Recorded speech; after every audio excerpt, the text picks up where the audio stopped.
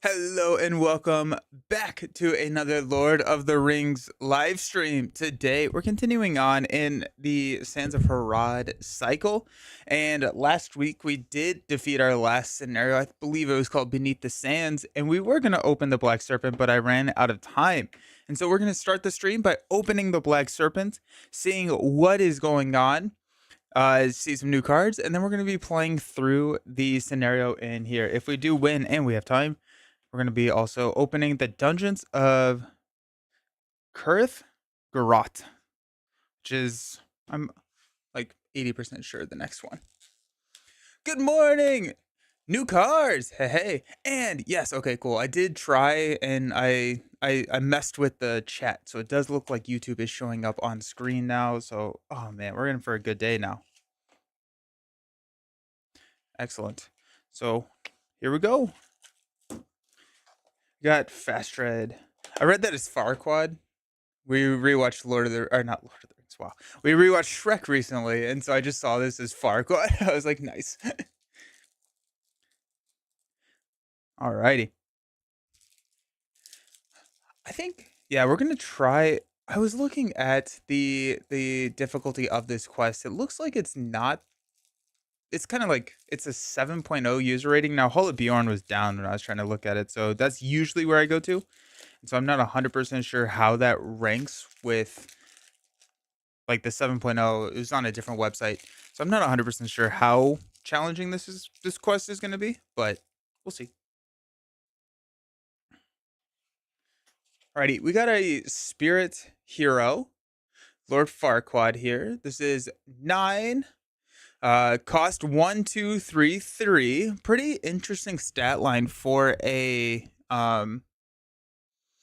spirit hero, right? Like really high defense, which is nice because typically we see higher willpower and lower defense, lower survivability on the spirit hero. So this is nice. After he defends an enemy attack, return it to the staging area to reduce your threat by 2. That's interesting. I feel like I don't know, like that. I'm not 100% sure when that is going to be beneficial, right? Like a lot of the negative abilities for enemies come when they engage you. And if you send them back to the staging area, you're not going to be able to attack them until they attack again. Now, I could see a situation in where you have like a really weak enemy. Oh, it combos with Dune here. That makes a lot of sense. Yeah, where you can attack in the staging area. Alrighty, I like that. That's cool. That's really cool. Yeah. And also, if you have a like low threat, low attack enemy, you can just bounce them every round for 2 threat reduction, which is pretty cool.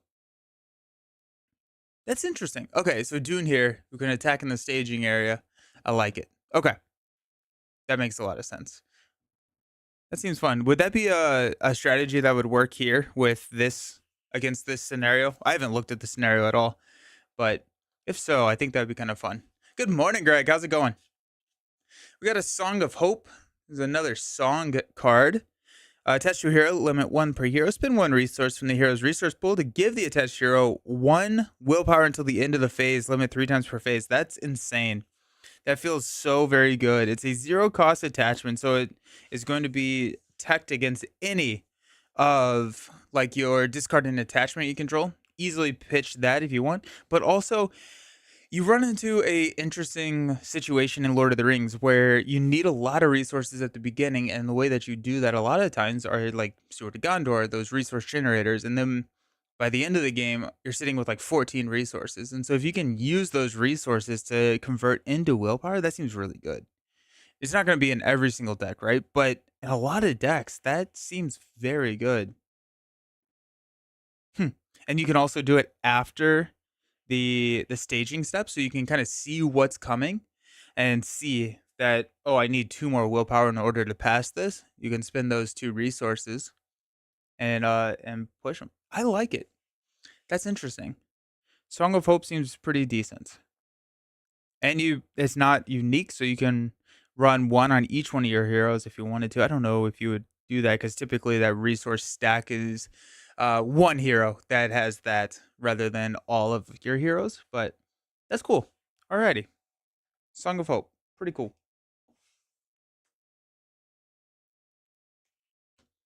Next up, we've got Burst Into Song. We are going on a song theme today.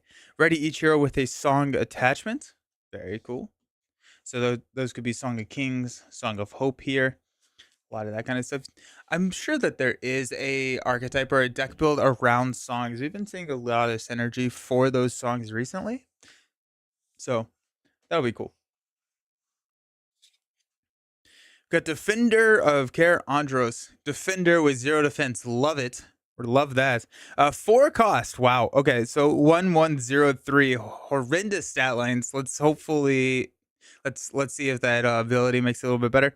Gets plus X defense, where X is the tens digit of your threat. There you go. Okay. That was a valid response. After they declare as a defender, deal 1 damage to the attacking enemy. Now that's cool. So if you have a 4, it's a 4 defense. Or a 40 threat. It's a 4 defense. So that gets that I like Valor. Valor is just so scary for me. Just from a play style, Valor just makes me scared. But I like that. And then the Valor response becomes a Gondorian Spearman, which is pretty cool. So it gets to ping that damage. We've got a lot of tactics allies that are really good at defending. Beasto! 29 months for the most beautiful game. Thank you for the subscription. 29 months is insane. That's awesome. Thank you. Thank you so very much. I just realized that my graphic on this Lord of the Rings is my old logo. That's fun. Welcome. How you doing? Yeah, we're getting a lot of really good defenders.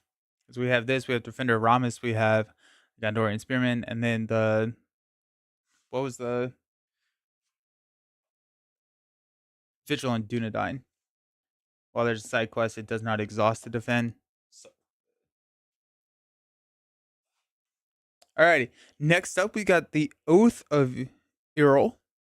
Play only if you control a unique character with the Rohan trait and another unique character with the Gondor trait. At the beginning of the combat phase, you resolve the step in which you attack enemies before resolving enemy attacks. That's cool. That's cool.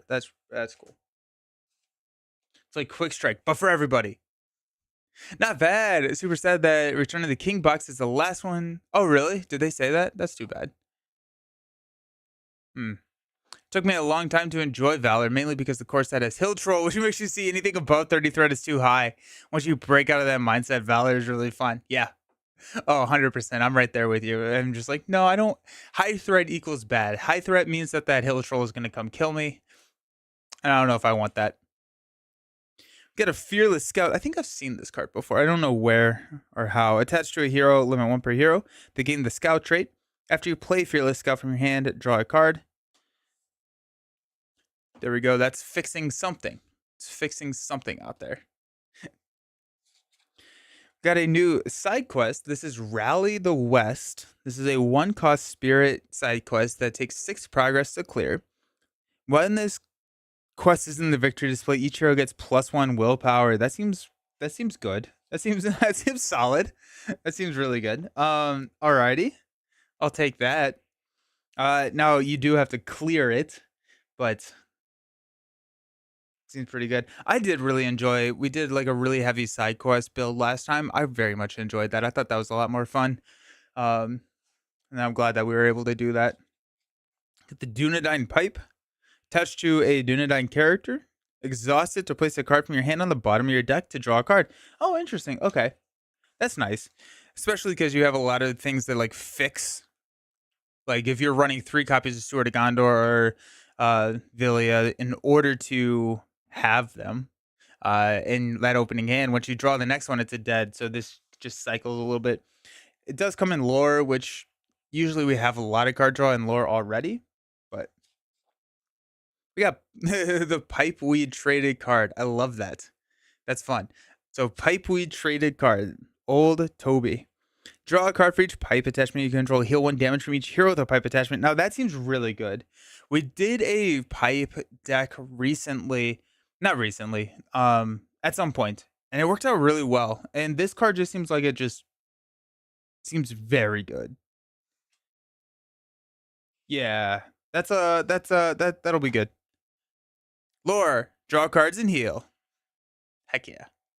Then the final card we got here is the Southern Refugee. We can exhaust this to reduce the cost of the next Harad ally you play this phase by 1. Now that's cool, especially because they are so expensive. But okay, so you got a little bit of reduction, and this is not a unique card. So you can have 3 of these, exhaust all 3 of them, and then play a Harad ally for 3 less, which seems pretty good. Now you are giving up like 3 willpower if you're doing that, but those Harad allies are very good. Nice. I like the pack. I think the pack is really interesting. I think this is cool. We'll have to figure out Valor at some point in our lives. I think the pipe synergy is going to be Is going to be cool, and I like this idea with Dune here. Thanks for calling that out, Jared. That's cool. Yeah, I think it's a pretty solid pack.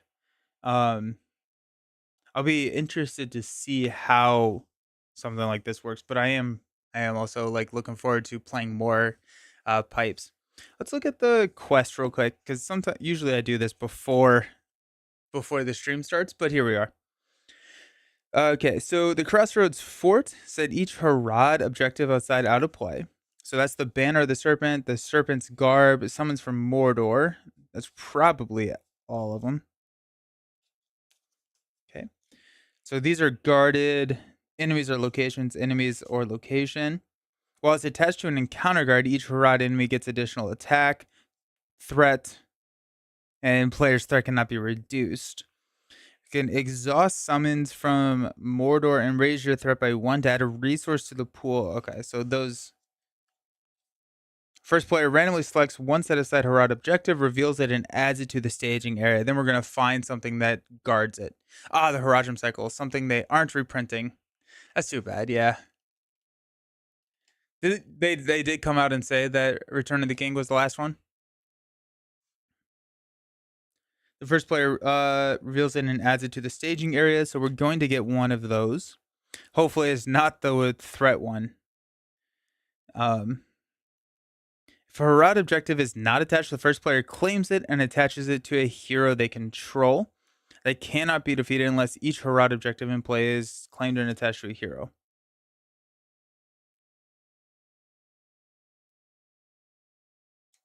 What is Black Serpent? The Black Serpent... Oh, geez. Okay, so the Black Serpent is a 0218, engages on 50, cannot leave the staging area or take damage. Then X is the stage number of the first quest. So they get additional threat, attack, and defense based on the stage number. So in turn 1, they're going to be 1 threat. Oh, the article said Return of the King is last. That's too bad. That's too bad. And they announced that they input a line in the article saying it was the last reprinted box. That's too bad. Or here's to hoping that it's the last reprinted box and they're going to be doing new content. Probably not, but worth a shot. Okay, so the Black Serpent is going to be hanging out in the staging area. And we have to claim a Harad objective in order to progress. Once we do progress, I'm going to shuffle the encounter card, discard pile. We select another objective, reveal it. And if it's not attached, the first player claims it, attaches it to a hero. The Black Serpent is considered to be engaged with each player who controls a Harad objective.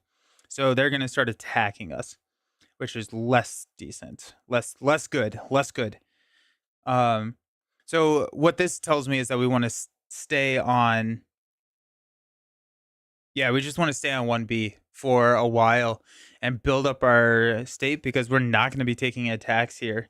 At the end of the encounter phase, either remove X progress from the main quest or it makes an attack against the player. Honestly, we'll just let it remove that that willpower there, or the progress place there. And then we'll just wait and blitz through. I don't see any reason that we would need to stay here or need to push through quickly. Randomly select one set aside objective, yada yada yada. Then reveal 1 encounter card per player. That's mean. Okay. If a Harad objective is not attached, the first player claims it and attaches to a hero they control. While there's at least 6 progress tokens on the stage, Black Serpent loses the text, cannot leave the staging area. Yep. Cannot be defeated unless each Harad objective is attached to a hero. The players defeat the stage, they win the game. Make sure that these are not like restricted or anything. Alrighty. Shadow effects. Attacking enemy gets +1 attack for each Harad objective the players control. That can be devastating. We got 3 of those.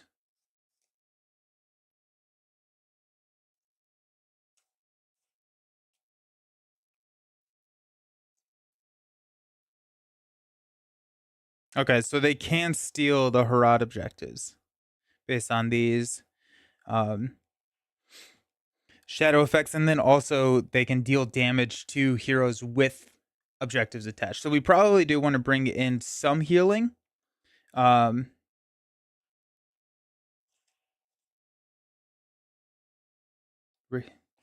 this artwork is brutal.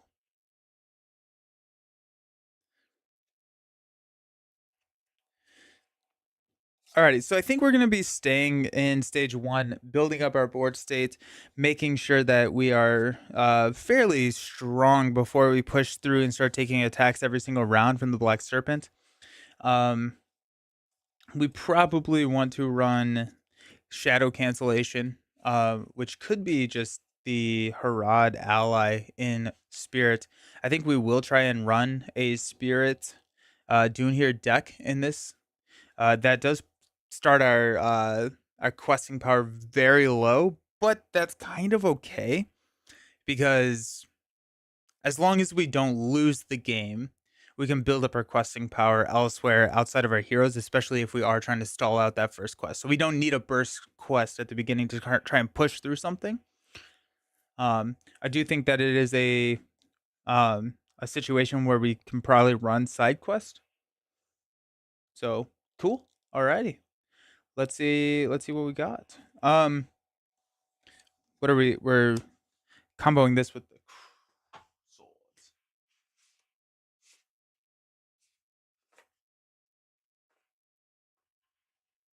Got that. And we get to sleeve some stuff.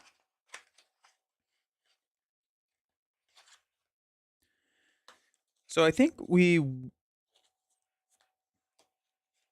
probably want a lore hero. I'm thinking a lore hero would probably be the complement to Dunhir.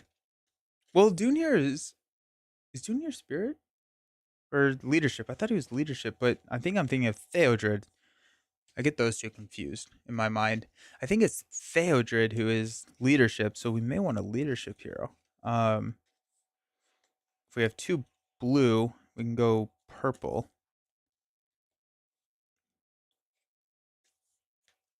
And it's like 2 blue heroes that are not doing what I typically think of blue heroes doing, which is high willpower.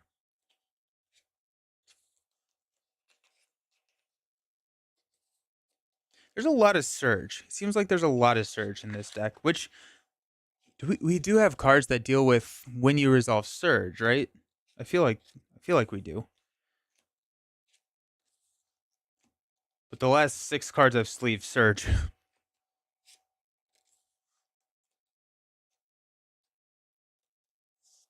When a objective becomes detached, does it automatically become guarded again? I assumed it would, or else that encounter card does not make any sense. Guarded X is a new version of the guarded keyword. When a card with guarded X is revealed, instead of revealing the next card of the encounter deck, discard cards until you get a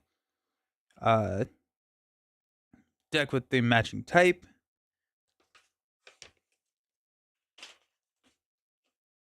So must choose either raise each player's threat by 3 or nope, that's not what I wanted.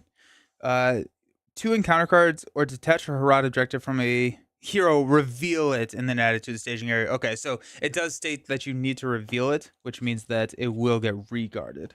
Okay, cool.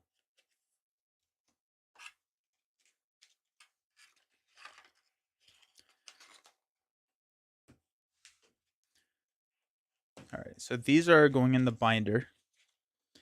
We'll probably try and run here. I think we're gonna drop tactics, and based on, I think all the cards that detach an objective tell you to attach it. I think there is a shadow effect that attaches it to the attacker. Yeah, nice.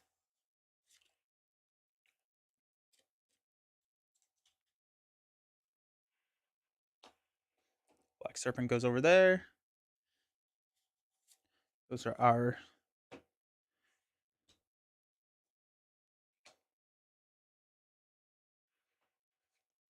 Alrighty, let's build a deck.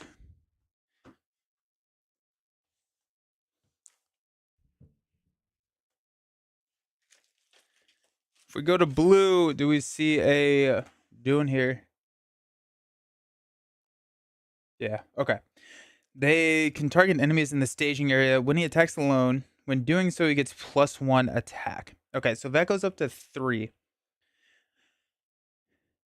Okay, so if we want to do that, we probably want ways to increase our attack because, right, we can't hit the archer. We can deal 1 damage to the soldier, 1 damage. Like a lot of the defense outweighs the ability or the increase of attack here and the ability to attack because he has to attack alone, which makes me wonder if we go down here to tactics, we do have like the spear and stuff like that, right? Where we go spear the mark, you get +2 attack if attacking an enemy in the staging area. So we have stuff like that. After the enemy participates in an attack that destroys an enemy, exhaust the Rohan Warhorse to ready the attached hero. So we do have ways that we can like beef up the attackers and defenders in tactics, but that does require us to go into tactics rather than leadership, um, which may not be the end of the world. The only concern there is just like willpower. Um, and we may not have that big of an issue because we do have all the blue allies at that point, and we can just kind of use the allies to quest out and like go with like the swordsman and stuff like that. But like I don't know, seems kind of fun actually. Go. We don't get any healing, which healing seems pretty decent, but that would go to lore instead of leadership. Why did I want to go to leadership? I don't remember why I decided that I wanted to do leadership. I think I was just thinking that Theodred was Dune here. I think I want to try it regardless. Um, the lineup I'm familiar with is Faster Dune here, Tactics Aowen, but you haven't opened Return of the King box yet. Yeah. If we go Tactics, we could go with um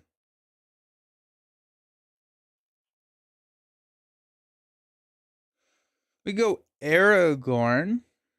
No, that has anti synergy with what we're doing. We could go Mary. Honestly, Mary is not bad.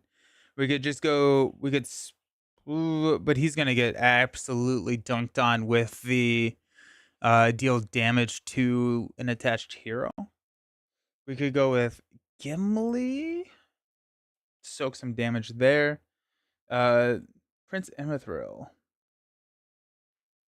We could go Prince Imithril. Starts us at 28.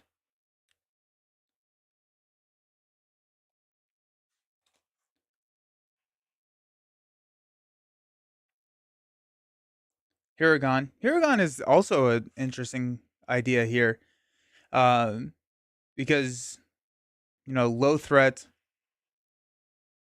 high-ish willpower, and after you quest successfully, play a tactics ally from your hand, reducing its cost by 1. You may raise your threat by 1 to give that ally +1 attack and +1 defense. It gives us a Gondor. Um, what about it feels like you want to run in tactics if you're running these strategies. So let's just go ahead and grab Dune here and we'll figure out a tactics hero. Because that sounds like fun.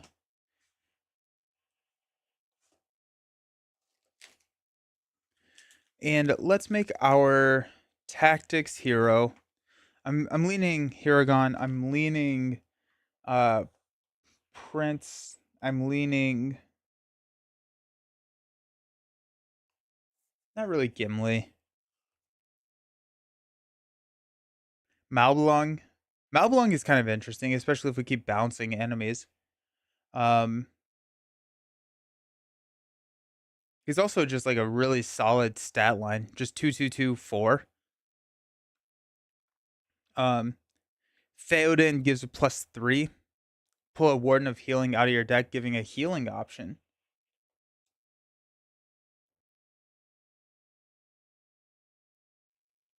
That's interesting. Spend one resource to search the top 5 cards of your deck for an ally. That's interesting. Then we have the card that we oh no, it's a lore card, isn't it? Yeah. Place a card from the bottom on the top.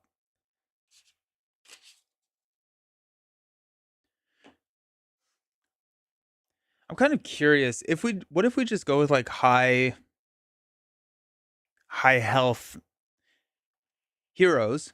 We have encounter card and treachery, or we have treachery cards and shadow card cancels since we're running in blue. We just like outlast the damage that they're going to be putting out. Maybe we don't need healing. Um,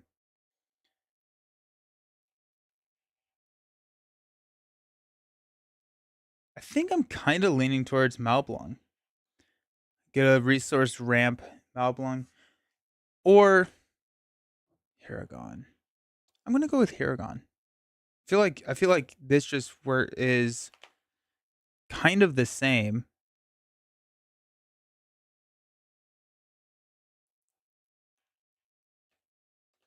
Let's go here. Just a little bit lower threat. So that puts us at 27 starting. Which is pretty nice. All right, let's find our attachments that we want. So we have Spear of the Mark. Let's grab 2 of those. We're also going to make sure that we grab a Bofer, which allows us to go find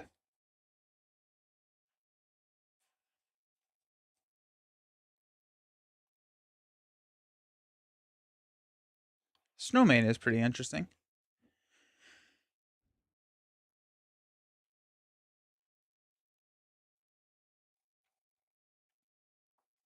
Alrighty, what was I looking for? Dunedain or Gondor character. Dunedain or Noldor character. Remnant of War is pretty good. I have to look for that one. What am I looking for? Spear of the Mark.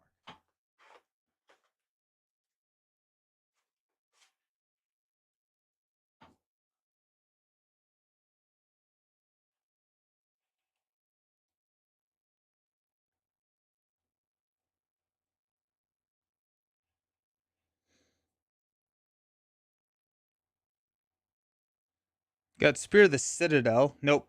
Can only be attached to a tactics character. Bummer.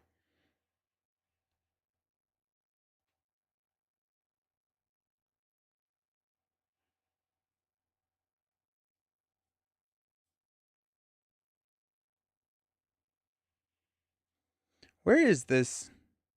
I guess we'll grab Sand and Fight while we're here, but where is this card?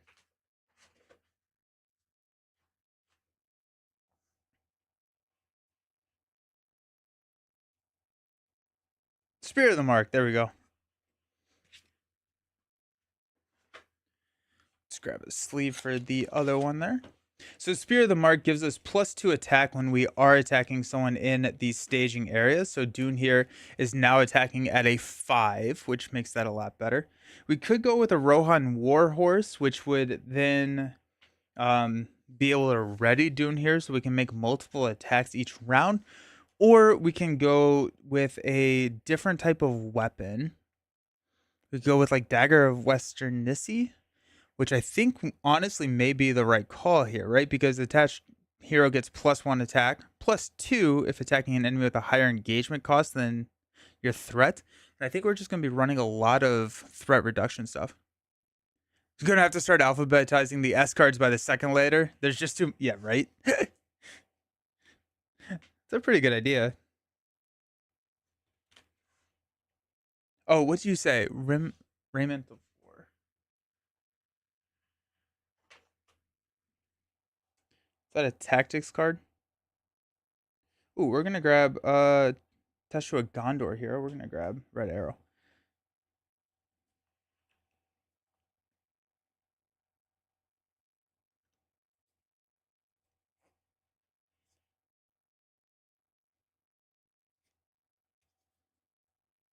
Raymond of War, attached to a warrior character. Counts as 2 restricted attachments. Gets +1 attack, +1 defense, and +2 hit points. Ooh, yeah. Okay, I like that. I like that. Counts as 2 restricted attachment. Is there anything that gives us additional restricted attachments in this game?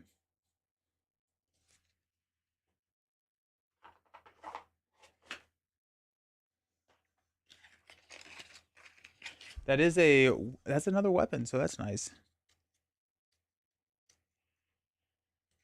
I did grab the red arrow.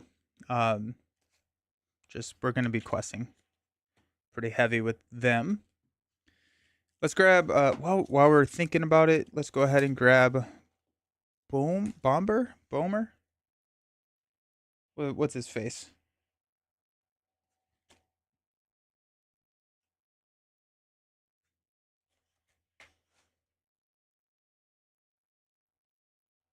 Bofer. Exhaust Beaufort to search the top 5 cards of your deck for a weapon attachment, and then add that card to your hand. Shuffle the other cards back into your deck. Let's grab 2 of them. It's a little expensive. There are 2 cards that give extra restricted slots, both in the last cycle of the game. Got it. Bummer. Boo.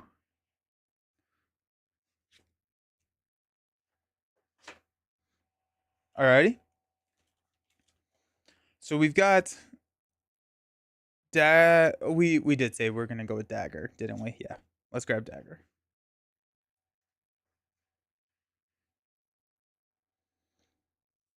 The Dunedain Hunter. Do we let's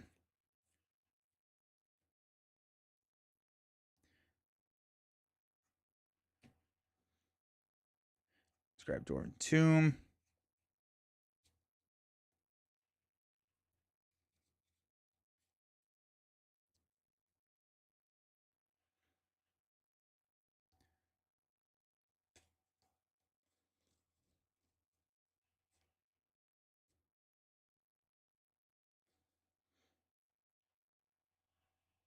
Let's grab a double back.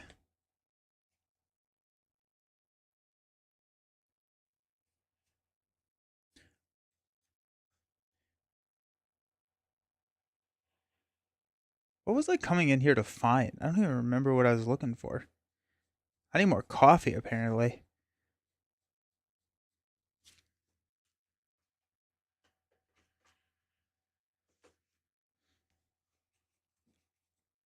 I'll find it eventually.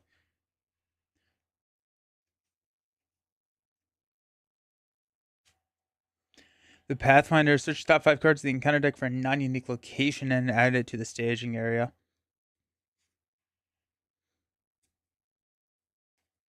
Dagger. That's what it was. Alrighty. Okay. Are there any new cards that we want to grab? We've got Rohan. At the beginning of the combat phase, you resolve the step in which an attack. You resolve attacks before they do. I don't actually know if that really works super well because we want to bounce the enemy, and so we can't bounce the enemy unless we attack after they do. So that's kind of funny. Burst into song. While this quest is in the victory display, each hero gets +1 willpower. I don't think we want that. We don't really have questing heroes this game. We do have the Southron Refugee. I think that could be kind of interesting. If we run like the Southron Refugee and then we only have 2. We have Yazin. We're definitely going to be running Yazin. Maybe we just run 2 of the refugees. Let's just run 2 of the refugees. They're just nice, like 2 drops.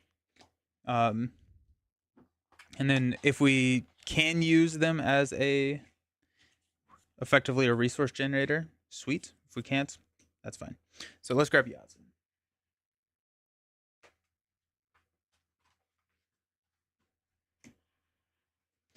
Then I think we need to just look at a lot more blue cards. We've been spending a lot of time in red. So let's find blue cards because that's where the majority of our resources are actually coming in to play. So let's find blue cards. We got this Bofer. um, First, I mean, Glorfindel is very, very good. Arwen is very good. Let's grab an Arwen. Arwen also is great because we're gonna grab Ancient Matham as well. Arwen is also great because we can use Arwen to bump up our defender here.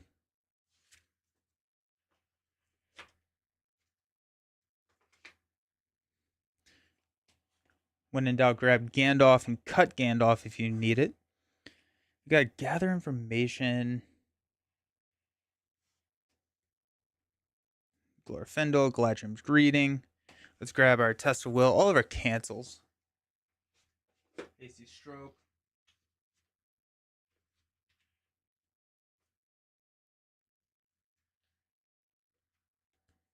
I love this game.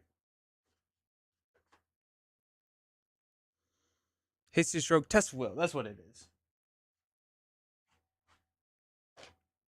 Then we'll see how many cards we've actually pulled out.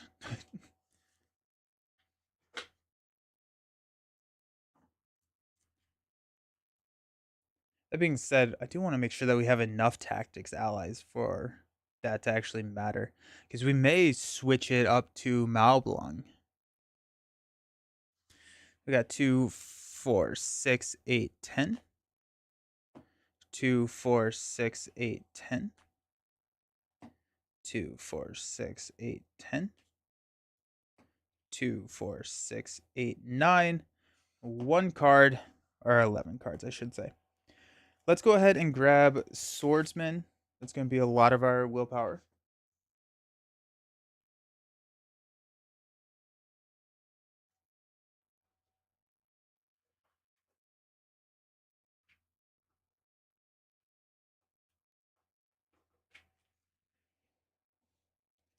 We might as well grab Knights,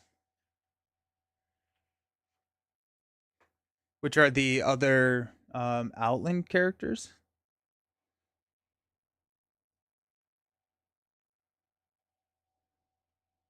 Non-unique enemy engaged with the player gets -1 attack. That could be nice, honestly.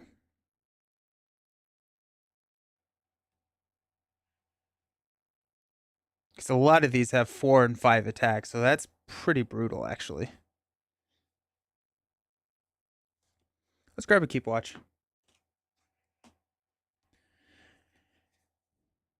Grab Knights.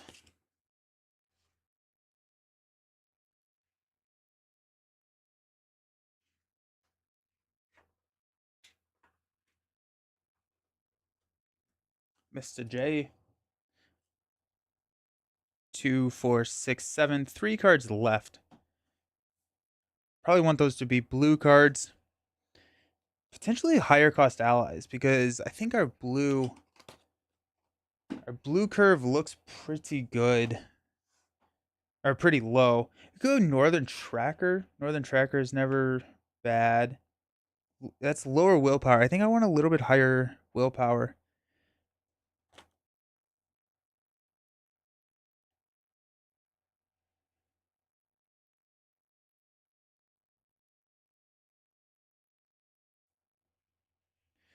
Spend a lore resource to exhaust, then each location in the staging area gets -1 willpower. That's not. I mean, like. Rider of Rohan. While the side quest is in the victory display, it does not exhaust the quest. We're going to grab 2 copies of Rider of Rohan.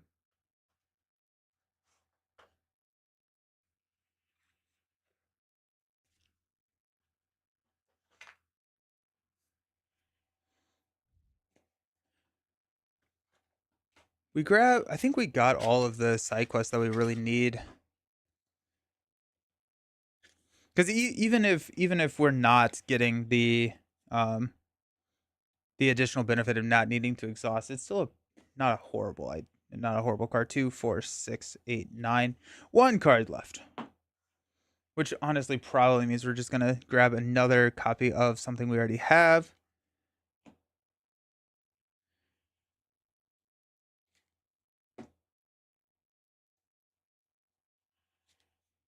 Yeah.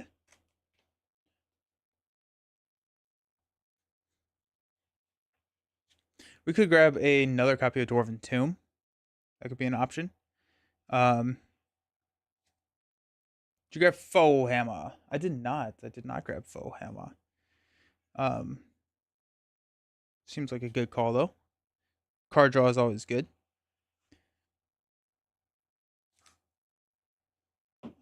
Foe Hammer.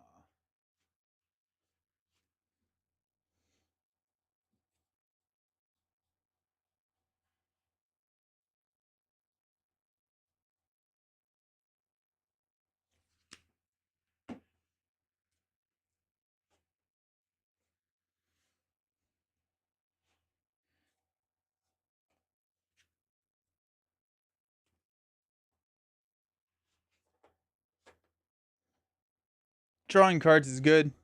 Let's cut out. Is there a tactics card we can cut out? We can probably cut out one of these defenders. I don't think we need all the. I don't think we need defenders. Yeah, we're gonna cut out one defender, grab Foe Hammer, and that's our 50. And then we'll modify if we need to. Just the great part about the game.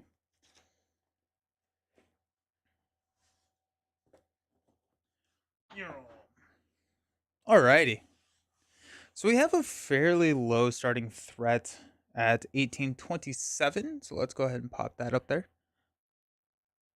Not even close. I went to 15. So 27 starting. We're gonna put the spirit friends together. We're gonna do our setup first because that's how you play the game. I just hope for a gentle first turn while you get up and running. Yeah. Yeah, we have a pretty low starting willpower. Which we may go ahead and just like quest with Dune here to start us out. Tank with Fast Trade. And it kind of all depends on what objectives we're gonna get. The nice thing is we can like drop this. If we draw into a swordsman, we can drop it turn 1 because we are running 2 spirit heroes. So I think that's probably what we're going to be looking for in the mulligan is something like a ether swordsman would be really nice to see. Of course, any of the weapons that get us up and running will be nice, though I don't necessarily know if we need those immediately. But we'll definitely see. So we got Dune here, Fast Trade, and Huragon. We get 6 cards to start us out. Hey, Canadian Mustache, how's it going? Hope your Wednesday is going super well. What do we got? What do we got here? We've got Ancient Matham. We got Bofur. That's pretty solid. We got Knights of the Swan, Jubiar, Gandalf, and a swordsman. Honestly, I like it. I like it a lot. We can drop the swordsman turn 1. We have Ancient Matham for card draw. If we do quest successfully, we can get a free Knights of the Swan onto the table, and then we have just a huge quest. Yeah, very thematic deck with him getting aid. Yeah, that's very true. And then we'll be able to get Jubiar up pretty quickly because we're running the Biosphere. And if we don't, he is kind of like a nice to have defender later in the game. And then Bofur is gets all of our weapons. I'm gonna keep that hand. It's been a busy week. Otherwise, I'm good. Glad to hear it. Hopefully the chaos calms down. A turkey BLT in a stream. Good day in the making. Heck yeah. Heck yeah. Nice. That's awesome. Alrighty. Setup. Set each Harad objective aside out of play. Add the Black Serpent to the staging area. Shuffle the encounter deck. The first player randomly selects one set aside Harad objective and reveals it. Top is going to be 1, 2, 3, 4, 5, 6. 5, 6. I'll put those right there. And we've got Summons from Mordor. This is guarded by a location. While it is attached to the encounter card, each player's threat cannot be reduced. Honestly, this is when we want to draw this. We can reduce our threat later, and we have a lot of ways to do that. But our current opening hand does not have anything other than like Gandalf. But like, I'm okay with that. Exhaust. As an action, we can exhaust the marker and raise your threat by 1 to add a resource to the attached hero's resource pool. Probably looking at throwing that on. Actually, that could be a very tactical decision. I'm not gonna lie. I'm thinking that we'll have a okay resource ramp in Spirit with the 2 heroes, and we don't have a ton of Spirit cards in there, but we do have a lot of recursion and Send Fight. I could see that going on Paragon though. This is guarded by a location. Do we shuffle these back in once we discard? Nope.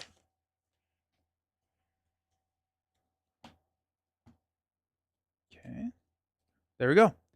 So this is the Roofless Tower. While a Roofless Tower is in the staging area, gains force. When a player plays an event, either remove 1 progress from the main quest or cancel the effects of the event.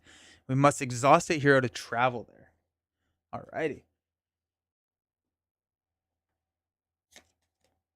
If a Harad objective is not attached, the first player claims it and attaches it to a hero they control. We cannot defeat this unless we control all the Harad objectives. The Black Serpent. At the end of the encounter phase, either remove X progress from the main quest or they're going to make an attack against the first player. And they are currently at a 1, 3, 2. And that will increase by 1 for every single stage that we push through. Yeah, okay, so starting out, we are showing 3 in this staging area, which is kind of tough, but here we are. Alrighty. Y'all ready? Let's do it. We're going to draw a card, which is a dagger. I love that, honestly. I'm going to pass out some money.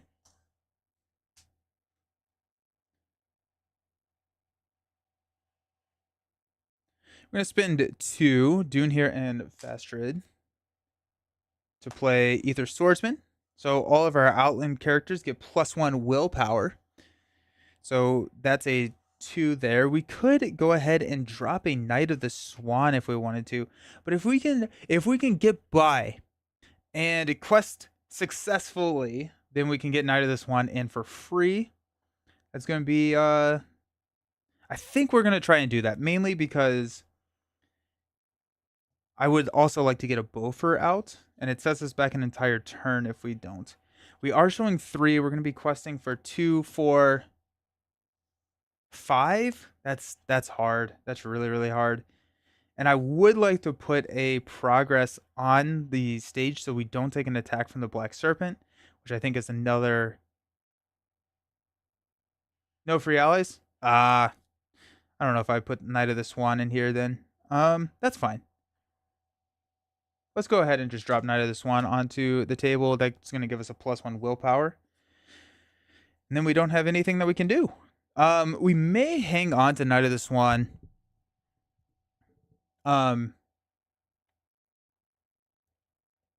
To defend against an attack. If we do not place any progress, then the Black Serpent is going to attack. And if we travel here, we're definitely going to have progress there. But we may keep Fastrid out, who Fastrid can also defend. The attack. But if we flip an enemy, and we want to keep this ready just in case we need to exhaust to flip here. So let's go ahead and go 2, 4, 5, showing 3.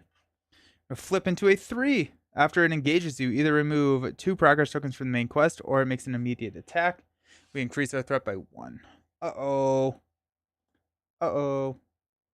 Alright. The Black Serpent is going to make an immediate attack. We're gonna block with Knight of the Swan. Gets +1 for each objective. There goes the Swan.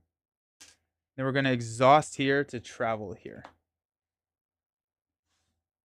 All right, let's stand up, increase our threat, and I'm thinking that we may need more questing than what we currently have. Pass out some money.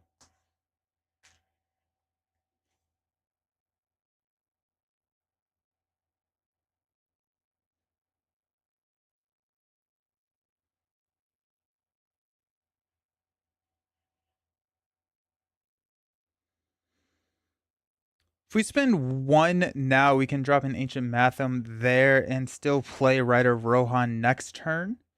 If we don't really save anything. Ancient Matham, I'm not clearing this round, so there's no real reason for us to put that out. We can use the 1 resource here to drop a dagger. Which, if we drop a dagger, we can actually have Dune here attack for 5 here, which would deal 3 damage, and then next round, I think we're gonna do that. I think at the slowing down the ability to get Bofur out, which is going to help our questing, we can potentially just take him out before he engages us with Dune here. I think we're going to hang on to these resources just in terms of flexibility. We are going to take an attack. We're going to block with Fastrid. And so oh my gosh, we're showing 4. We're only questing for 4. I don't think we have enough willpower here. And that means that we're probably going to raise our threat and potentially need to engage here. First player discard cards from the top of the encounter deck until an enemy is discarded and puts that enemy into play. Engage with them. Uh-oh. Oh no.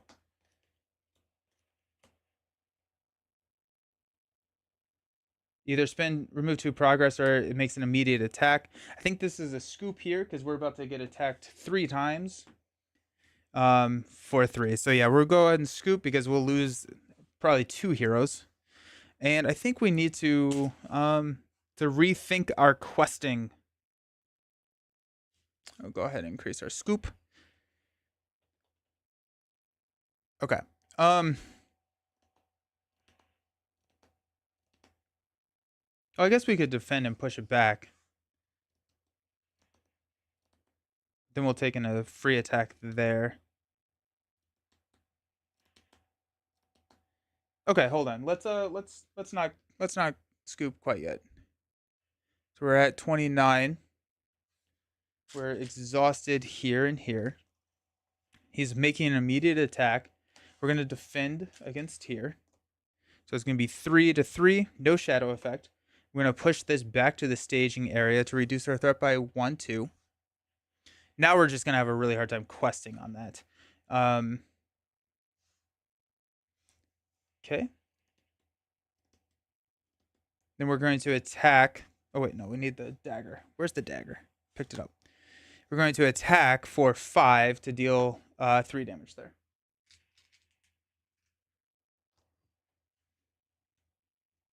We could play Gandalf, actually.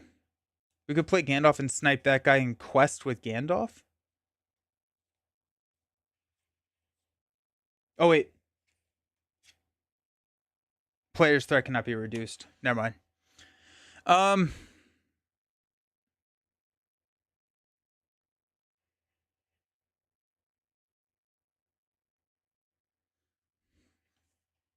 Okay.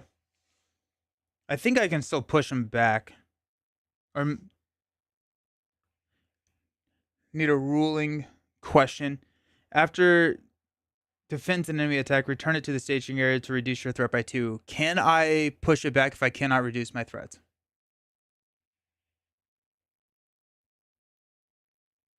I think so. If not, let me know. All right.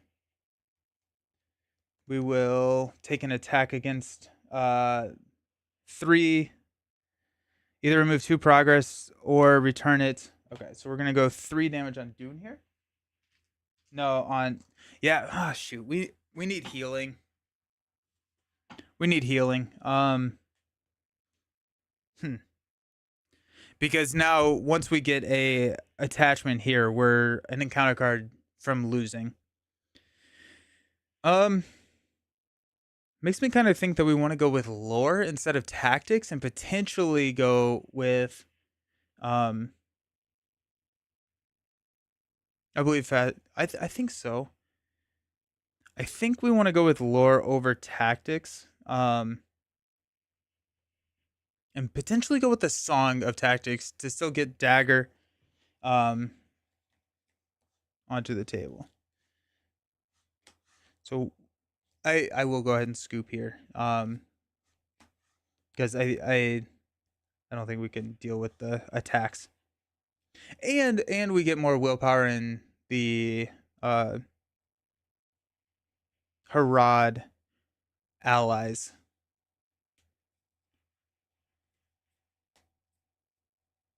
I want it to work though.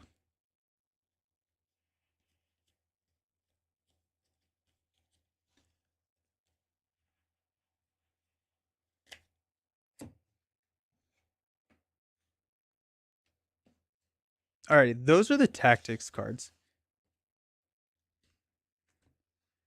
Good awareness to make adjustment. Yeah. I think we're just we're not getting it. We don't need Knights of the Swan. We don't need Foe Hammer. Don't need Defender. No Defender. No Red Arrow. Dagger is really nice to have. Spear is amazing to have. Dagger. We don't need Bofur. We don't need Keep Watch. Remnant of War is nice to have. Yazin is nice, but I think we're going to pass on Yazin. Remnant of War, Spear of the Mark. I think those are worth. I probably want to brute force it 20 times. Yeah. I think I would want to try and get these into play. I feel like it's good. Potentially not Rayman of War, but my buddy made his very first Marvel Champions deck on CDP. I'm so proud. Nice. That's awesome. What did they build?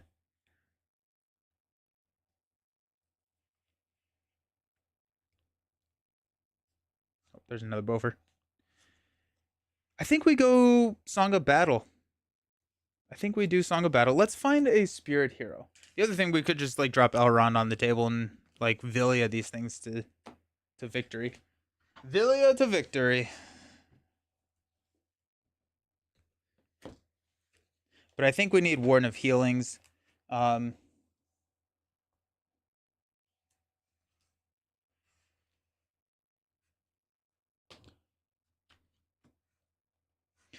Glorfindel heals. Probably don't want Glorfindel though. We go Pippin.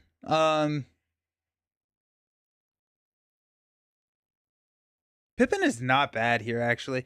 Low health is kind of bad.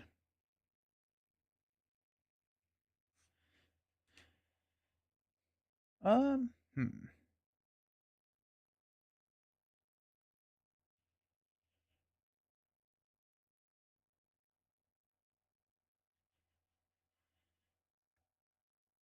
Treebeard. It's kind of interesting. Air Store is kind of interesting. Iron Man Justice, all energy. That's sick. That's awesome. Nice. Nice. We have Grima. Could be kind of interesting. Can raise our threat to reduce our card cost. Treebeard is great for early willpower. That's kind of what I'm thinking. Um, these are not restricted. Yeah, so we can attach them. Oops, sorry about that. I think Treebeard is kind of interesting. 13 willpower is pretty high, or 13 threat is pretty high. Um,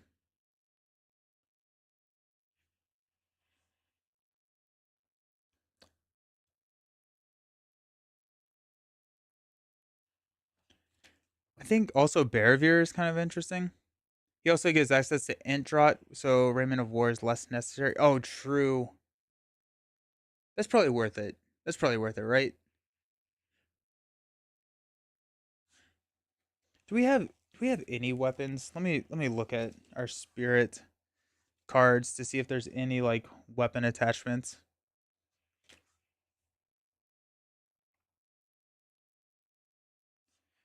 that we could some potentially get rid of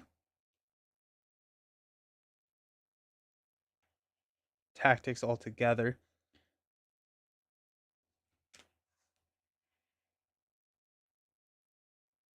Attached to Sylvan Hero. Not no. Go Fireside Song. Rohan, reduce the cost to play this after the attached hero declares an attacker, exhaust it to add the hero's willpower to its attack. It's not super great. What we got? Friendly Robot. I recently bought into this game. I'm having trouble with deck building. I keep ending up with a handful of dead cards. Any advice? For reference, I have Core, Fellowship, Gondor, and Rohan. Uh, the Gondor and Rohan starter decks. Is that what you have? And if you do, have you played just the starter decks? And are you still having the issue with just the starter decks?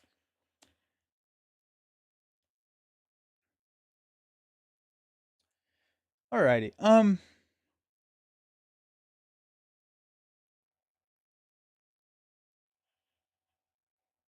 I think let's go with Treebeard.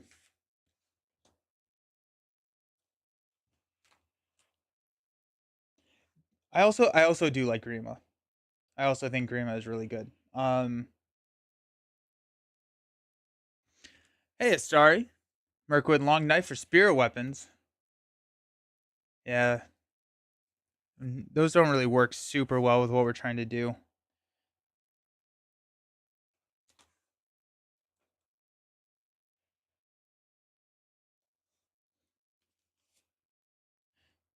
Okay. Let's see what we got. We have Master of the Forge who can help us find our weapons. Okay, so we got 2, 4, 6, 8, 10, 11 cards that we are adding. Where's Int Drought?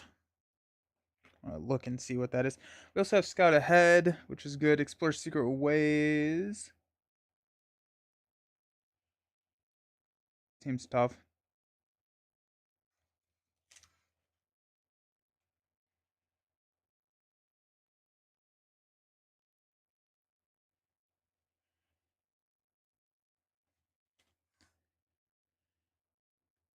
Uh, gets +2 hit points. Yeah. Okay. So we're gonna toss these. It's gonna be 13 cards that we add. Yeah. Lord of the Rings is great. Cards too expensive to play are not useful. Yeah. I think the a lot of the gameplay of Lord of the Rings is thinking 2 to 3 turns ahead and not necessarily depleting your resources. Whereas, like in Marvel Champions, if you don't use all of your resources, that's a bad thing, right? And this one, it's very strategic in how do you hang on to resources, or do you hang on to resources to play the higher impact cards later in like 2 to 3 turns, or do you need the immediate benefit now to play the cards that you can pay for now? And so a lot of that just comes with like repetitions and experience with the game. When you have dead cards in hand, analyze your board state and think about what you wish you had. Then swap those dead cards. Oh, that's a really good. Yeah, that's a really good piece of advice, Chad. Good call.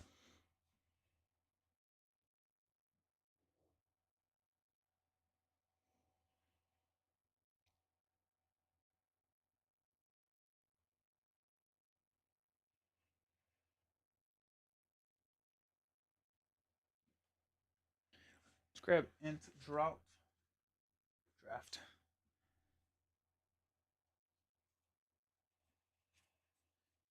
Get some health. Elrond, choose one, heal all damage from a hero. Discard one condition attachment, or each player draws a card. I'd probably try and keep the cost of our lore stuff down.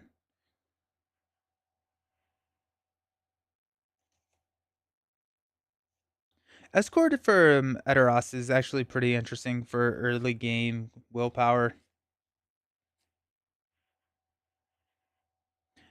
East Road Ranger is pretty cool.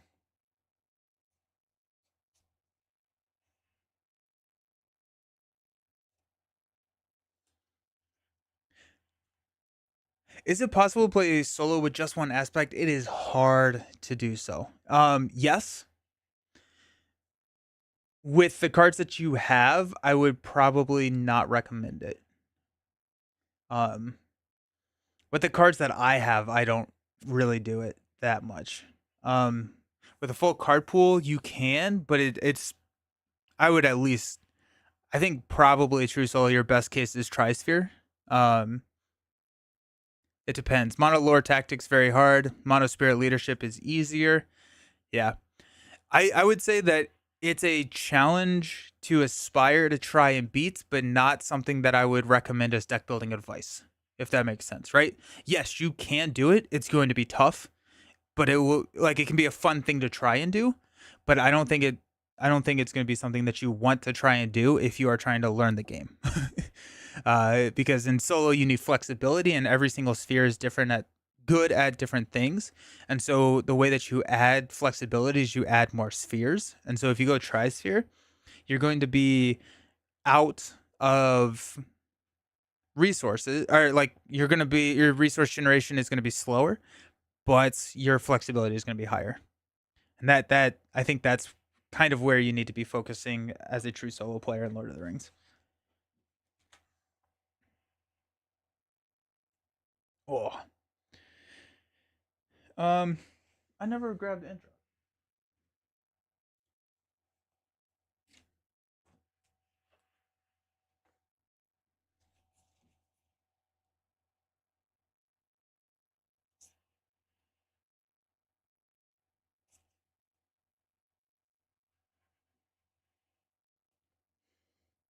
Attached to the active location, they get +1 quest point after it leaves play. First player puts an ally into play from their hand. Elfstone is pretty interesting.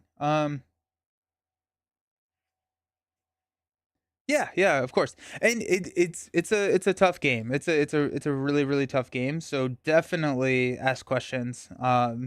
People are I th- I think people are really excited to help. I am really excited to help. But it's a tough one. You got int mode, play only if you control at least one int character's top 5 cards for any number of int cards and add them to your hand. Shuffle the other cards back into your deck.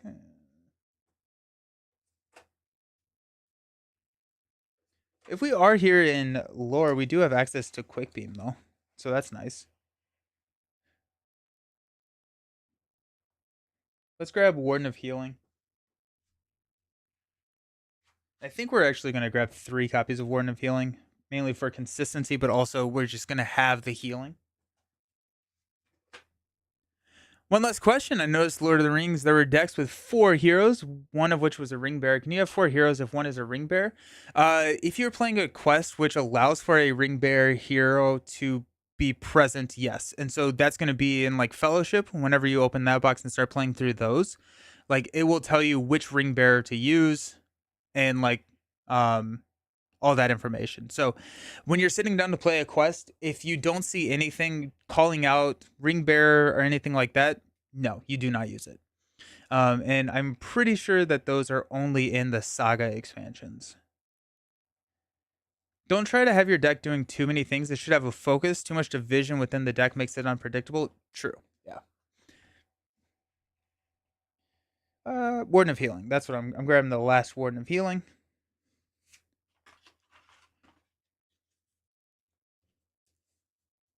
No green. Green. The Fellowship hero from the Saga quest does not count against your hero limit. A contract came out in the final cycle, which allowed for a 4th non-Fellowship. Oh, interesting. Huh.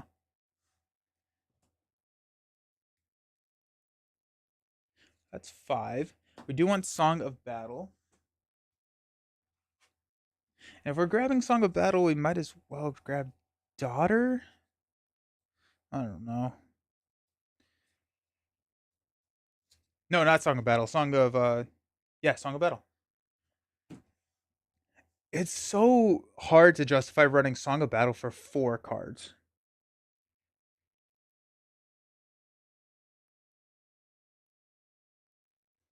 But I also I am trying to do this.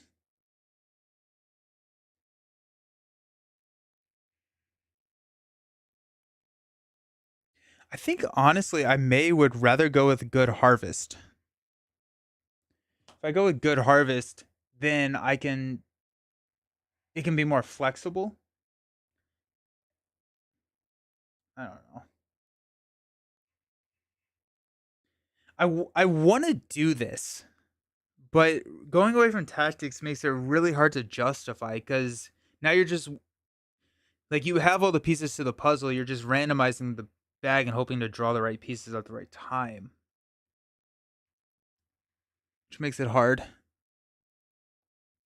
I find in Arkham Horror and Marvel Champions better to focus on one thing, maybe two. So maybe I'm taking that strategy. Hmm. Let's try it. We're having fun here. Let's see what we can do, and then we'll back off if it's not working.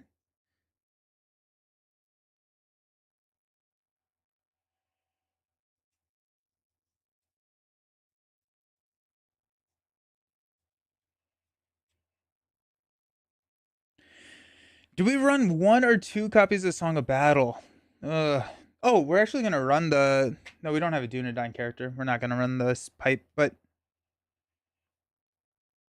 Sylvan Refugee is probably not a good call here.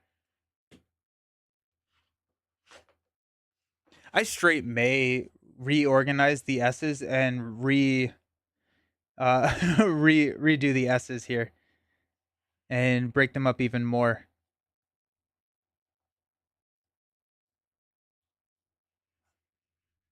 That not Faster is a lot better once you get a few more cards. So if it doesn't work, you can try it again in the future. Okay, cool. That's good to know. You can mix Song and Good Harvest. I could, yes. Song of Battle. There we go.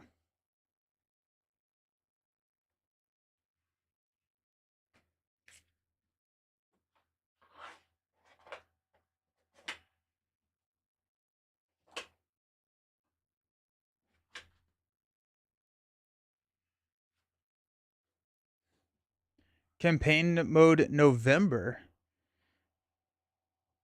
Yeah, I need to. I need to. I keep saying that I want to. No, I do keep wanting to play the. Ooh, I'm gonna go with Gladriel's Handmaiden. Those are nice early questers. Pop back or start back the two-handed playthroughs. I've just like time has been so elusive recently. It's been tough. We want the hand. Not the Handmaiden. What am I looking for in G? Good Harvest.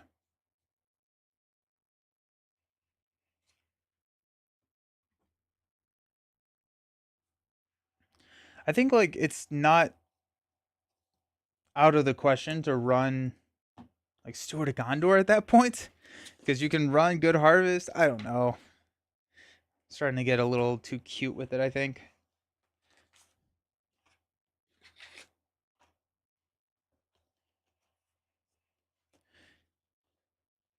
So Good Harvest says name a sphere until the end of the phase. You can spend resources of any sphere when playing for cards with the attached sphere. Alrighty. So we took out 2, 4, 6, 8, 10, 12, 13 cards. Currently we have 2, 4, 6, 8, 10, 12 cards added. Yeah. I feel like we didn't even like add. Which means that the lore stuff. Take out Gladriel's Handmaiden for now.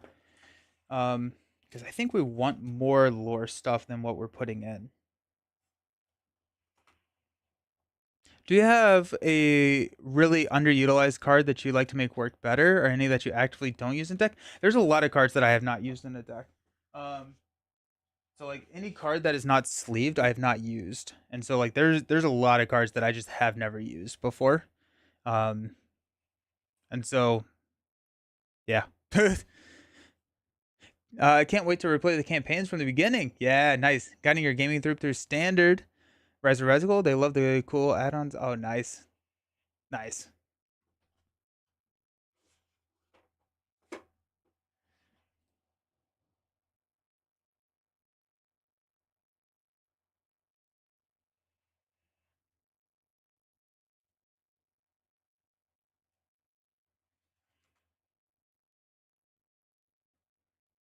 Um, we're gonna go with Master of the Forge. I think that there's way more attachments than than the River the or Master of the Forge over Rivendell Minstrel. Mainly, we're just gonna get a lot more value out of him, I think, because we have all of the attachments to grab.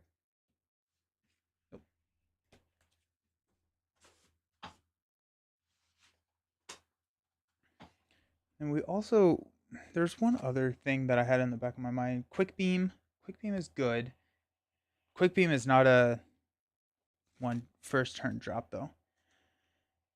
Um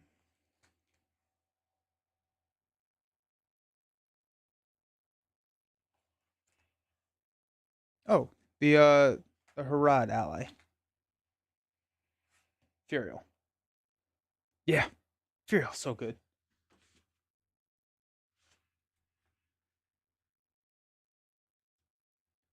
Any game with deck building tends to just have certain cards that aren't as strong. I do like how Lord of the Rings can make certain weaker cards work if you find a good synergy. Yeah, I also think that Lord of the Rings does a good job of Lord of the Rings does a good job of adding um like specific encounters that make more obscure cards better. If that makes sense. I don't understand why Hero Gandalf is good. It's Hero Gandalf. Uh, you can play any card, any aspect with Hero Gandalf. High threat is good. You want this. You want the pipe and his staff.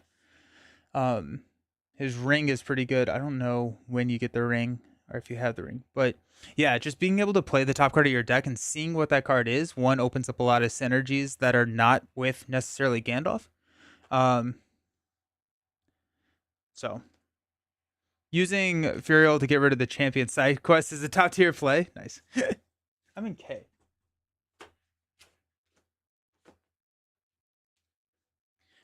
Um, Gandalf also has really good stats. So that's nice.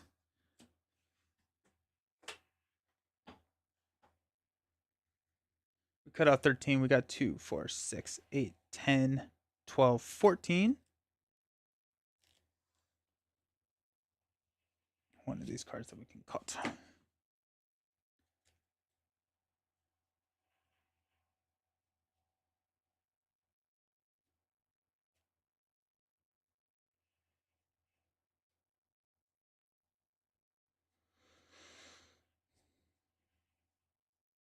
We'll cut out a Glorfindel.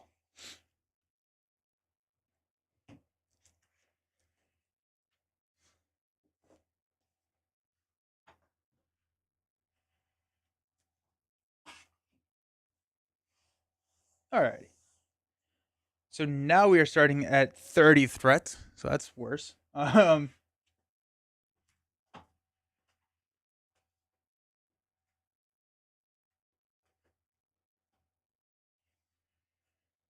Last time I played this quest, I switched to lore specifically to get rid of that stupid side quest that seemed glued to the top of the encounter deck. What is the side quest? When revealed, discard cards until a Harad enemy is discarded. Add that enemy to the staging area and place a resource token on it. That enemy is the champion. While the stage is in play, the champion gets +2 to all their stats, immune to player card effects. The main stage cannot. Oh, geez. Okay. Champion cannot take damage unless there are 4 progress tokens here. The stage. Oh, geez. Yeah, that's a whole nother. Yeah. Gandalf basically increases your hand size by 1, which in of itself is amazing. Then he doesn't need a resource match to play that card once per phase, which is really huge. With Shadowfax, he's a beast. Yeah. Um, then if you can use cards that the other thing is, do you have um Noldor or the elves? Because Elrond with Gandalf is stupid. With Villia, where you can play the top card of your deck for free, and so if you can manipulate the top card of your deck or see what that top card is, that gets really really good as well. Bye. Alrighty, let's see what we got in our opening hand.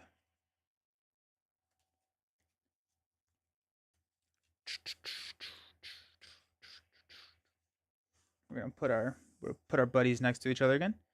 Treebeard is going to be really nice to get through that early quest, which makes me want to kind of mulligan for a side quest, which we have.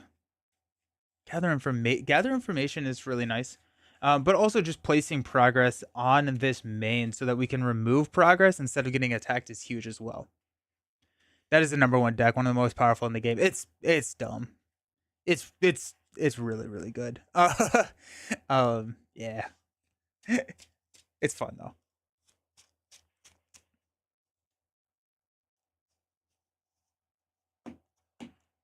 Alrighty. We got 3, 6. Should have used Gandalf as your 3rd hero. You could play tactics and lore cards. I was thinking about that. I was thinking about throwing Gandalf. Yeah. I'm gonna try him again. I want to build a deck with Gandalf, Sam, and Frodo. That would be fun. Which honestly, like we may just, depending on how this works, we may just toss like we may go with Gandalf and then we'll see how Gandalf plays. We got in drought turn 1, Dwarven Tune, Spear of the Mark, Hasty Stroke, Dagger, and a Dagger. This is a mulligan for me. We have 3 dead cards in our hand without an ability to get the cards that we need to play them. What would our top card have been? Ancient Matham. Yeah. The Drought was our draft. The draft was nice to see, but not worth it. We also didn't have any allies, and so pretty quick mulligan for me.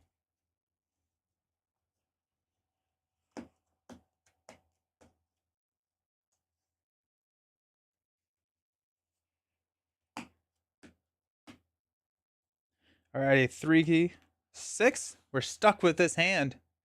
Hopefully it's a little bit better.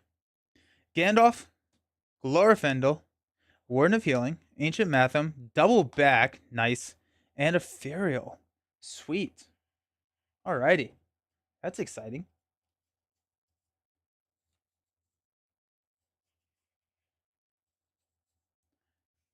Shuffle up. We're going to reveal one of these.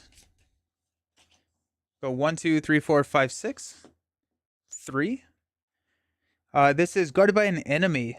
Attached encounter card gets +2 threat and is immune to player card effects.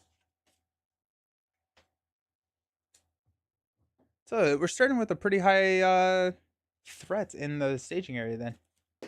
I discard until we get an enemy. Oh, it's an archery enemy too. Boo! After it engages, you either remove 2 progress tokens from the main quest or discard an ally you control. I hate that. Okay. So we have to take care of them quickly. I don't have the elves yet. I will play Elrond with Gandalf and Galadriel. It's a very good deck. We get to draw 1 card, which is another Gandalf. Alrighty, we got Gandalf for days. Let's throw a double back out there. We're not gonna quest on it, but it's worth just having. We can exhaust this and raise your threat by 1 to give a Harad enemy in the staging area -2 threat until the end of the stage okay. We don't have a play. We could play Gandalf next round.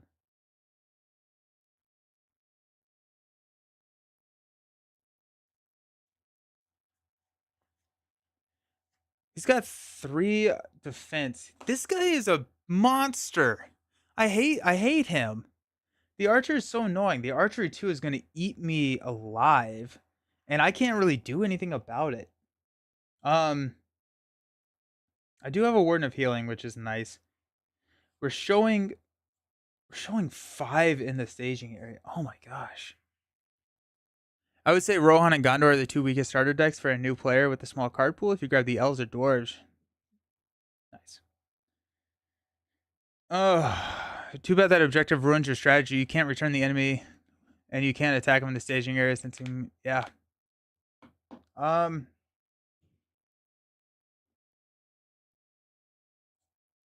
What I may do here is I may just take a huge hit to my threat, not quest at all here. Take a huge hit, but then we're gonna get attacked by a black serpent.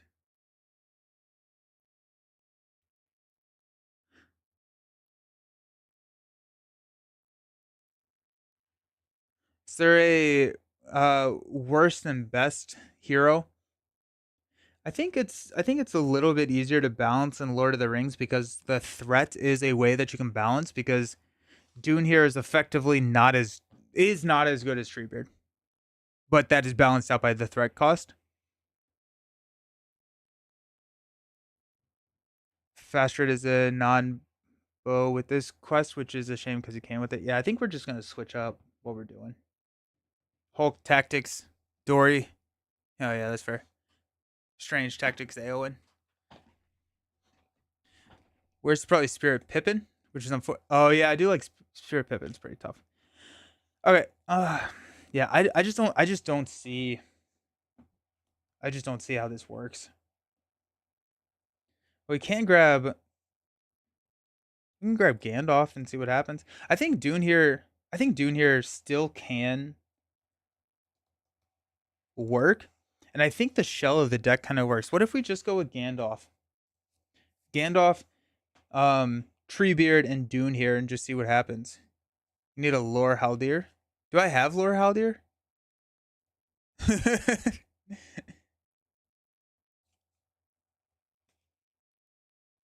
And if we go with Gandalf, we can get rid of the songs. We can get rid of Good Harvest. We don't need... But what's our defensive strategy at that point? I think we're just completely rebuilding. I kind of want to go with Gandalf just because Friendly Robots talking about Gandalf. Oh, let's do the Harad. Let's do the Harad hero. We haven't done that yet. Your high threat will most likely turn off Dune here. True. Yeah. Let's go with the Harad. And just let's build some fun stuff there. What if we go Outlands and Harad? That seems kind of fun. That actually seems really fun. Lore Haldir will always be the right route.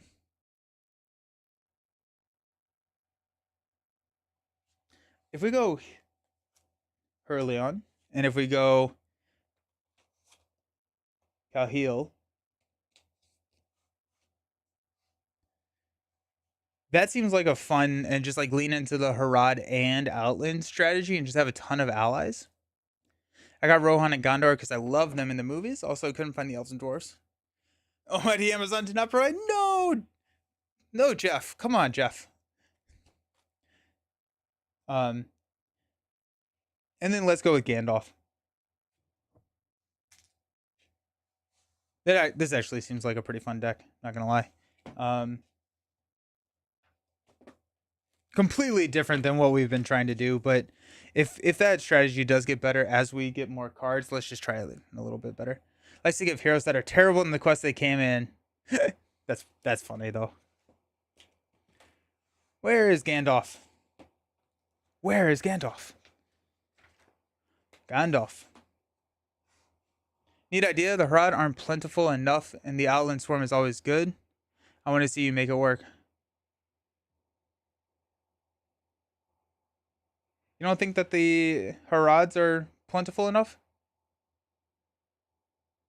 Oh, he had no control over what hero came in the pack? That's crazy.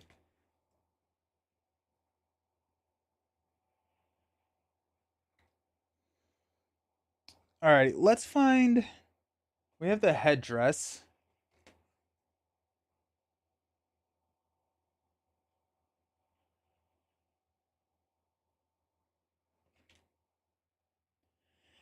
Each Harad character gets +1 willpower. Let's do that.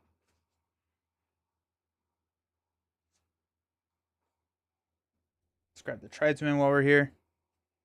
Headdress. When are you getting Villain Theory into Lord of the Rings? I have tried. I know that he's played. But I successfully got him sucked down the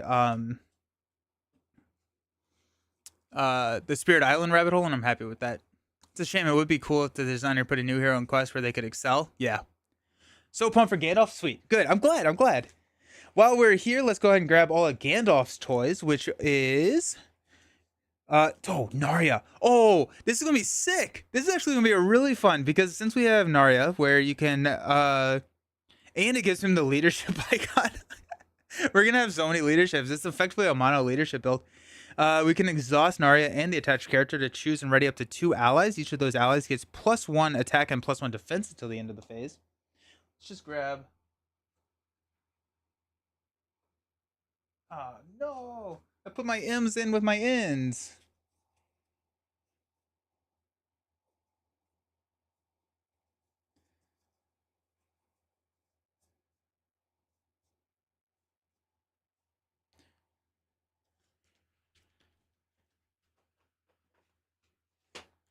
Alrighty. Okay. Narya. Where you at?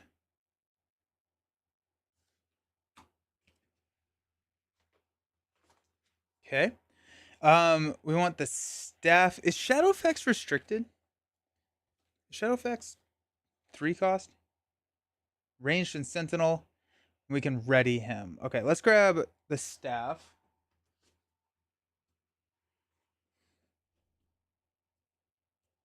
Then Wizard's Pipe. Is Wizard's Pipe restricted? No. Okay. Cool. Now the worst part about Gandalf is you can't play the Gandalf ally.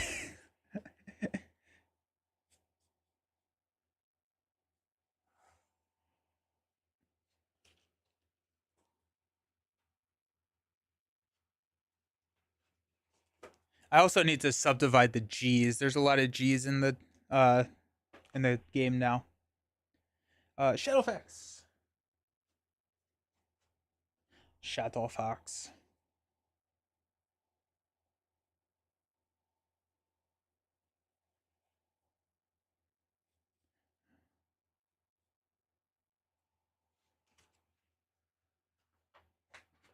And Wizard's Pipe. And that's the Voltron Gandalf. So we got Wizard's Pipe, Ninja, Shadowfax, the staff. Grab that Flame of Anora. Flame.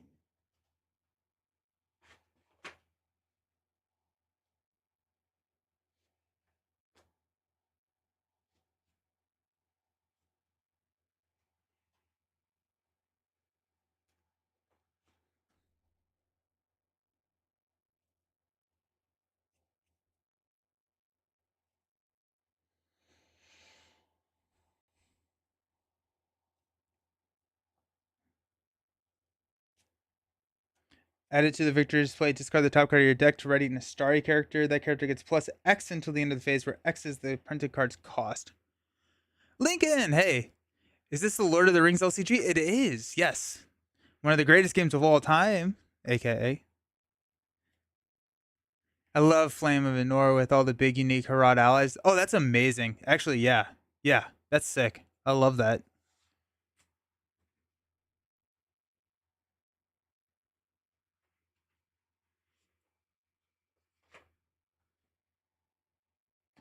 Nice. That's awesome. That's really, really cool. We're going to go through and grab our Harad and our Outlands. And then, because we definitely want those. And so let's grab those and then we'll kind of see what else we have to construct our deck around. I try to put these together. Sometimes that does not work. Got 4 long. While you control Allens that belong to 4 different spheres, ready him at the beginning of each phase. Let's grab 2 of him. Let's grab the warriors.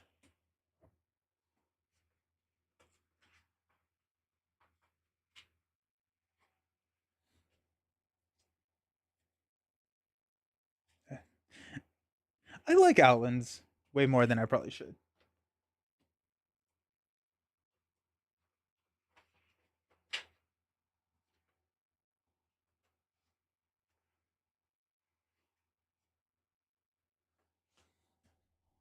Aren't the Haradrim bad guys? No.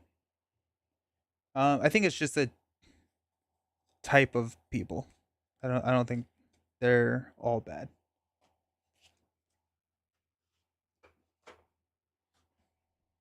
Like there are some bad, there are some good. Um Harad here. Okay. Nick Fury is gonna have the same yep, exactly, right? We have Sin for Aid. Let's go ahead and grab a Sin for Aid. We're gonna get a free ally when we do that. Definitely want to do that. Prepare for battle.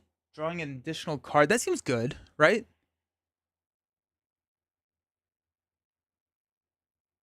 The enemy. His sense of duty was no less than yours, I dream. You wonder what his name was, where he came from, and what it really is evil at heart. What lies or threats led him this long march from home? If he would not rather have stayed there in peace, war will make corpses of us all. Nice.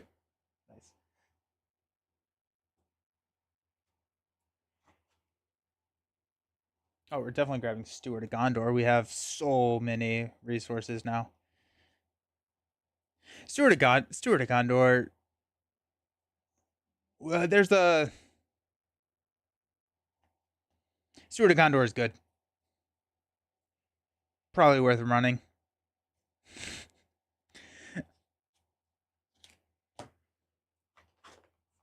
Okay, I am a huge fan of subdividing these now.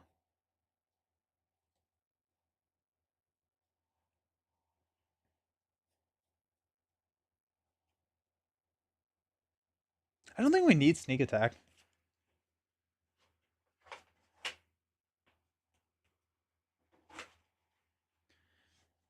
Send for aid. Screw it. I'm gonna grab this one.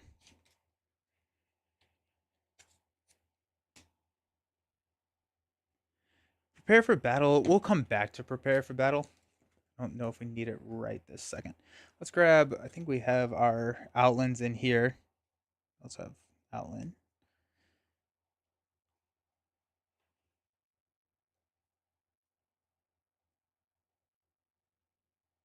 Probably still want Warden of Healing, honestly.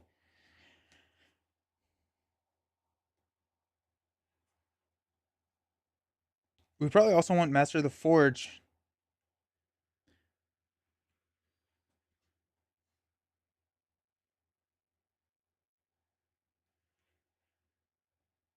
Gladion's Greeting. We probably also want some threat reduction.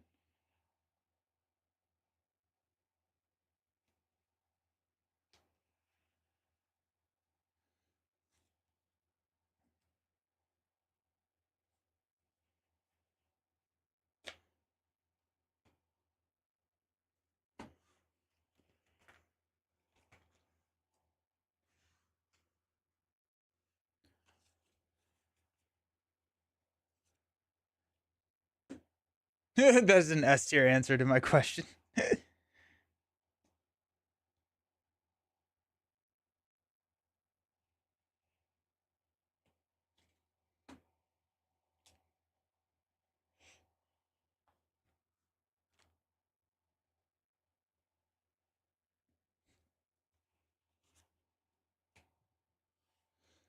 We get all the herdsmen there. We got none of the herdsmen.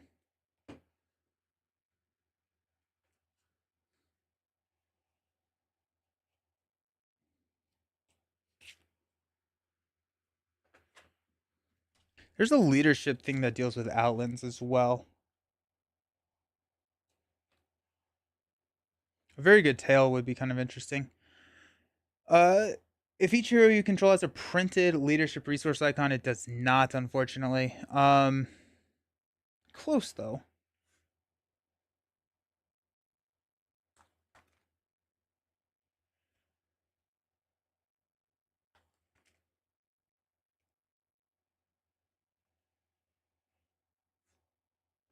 Maybe we don't have something that deals with outlands. The attached character is declared an attacker. Gets +3 for this attack after the spear is nice. I don't know if we need it. We have a lot of damage with Gandalf. All right, so we got 2, 4, 6, 8, 10. 2, 4, 6, 8, 10. 2, 4, 6, 8, 10. 2, 4, 6, 8, 10. 2, 4. Okay, so we have 6 cards left. I think Stargazer is just so incredibly good. We don't have any cancels. So a Test of Will could be pretty good. We can't really play unless it's the top card of our deck, so that gets a little tough to play. Um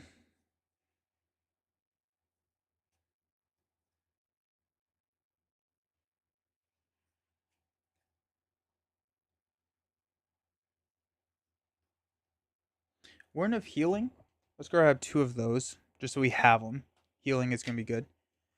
I believe the Southrons and Easterlings were conquered by Sauron and fed a bunch of propaganda that Gondorians were we're savage barbarians that just wanted to kill them all. Or I'm confusing them what they thought about Gondorians and what men of Dunland thought of Rohan. I haven't read the books in a hot second. I started rereading and then I don't know, I probably got distracted by something. That's my life. I started and then I got distracted.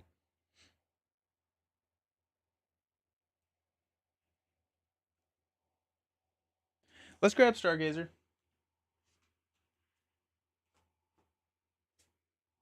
Gandalf and Stargazer are amazing. Is that 10? 2, 4, 6, 8. So we got 2 cards left. Probably the Harad ally.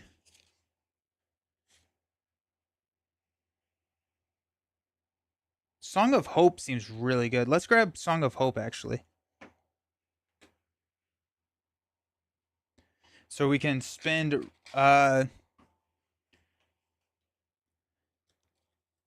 resources from the attached heroes pool to give them plus X willpower, where X is the number of resources spent.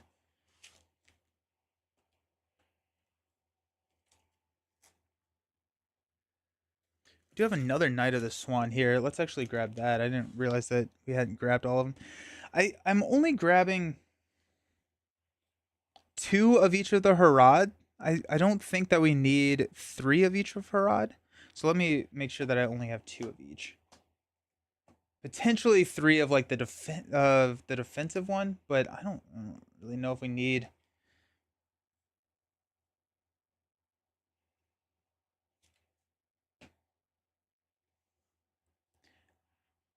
Oh, we have the tribesmen, of course, but that's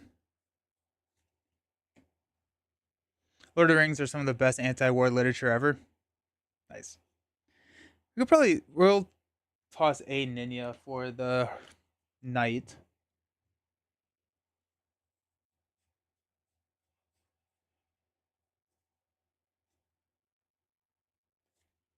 Alrighty, I'm good with that. That feels pretty good. 3x Harad are good for the headdress. That's true.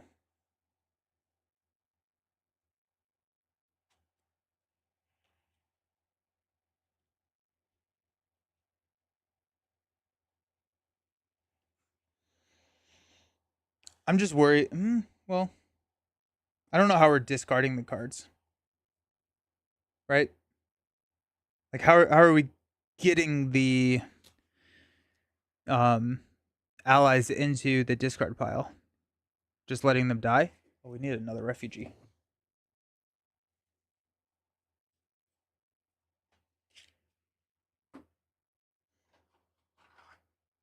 Oh wait, he discards the allies? Oh, yeah. Good call. Good call. Good call. Yes. Okay. So that's gonna add 3 cards to the deck. That's not too bad. 3 cards to the deck. We can find three cuts.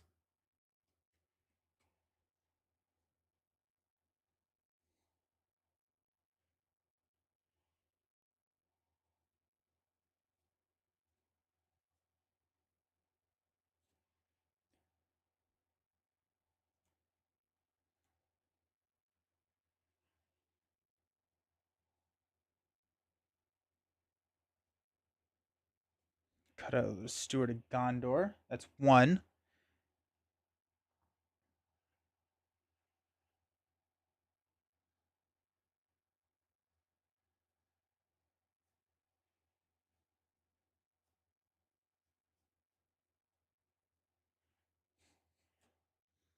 I love Test of Will.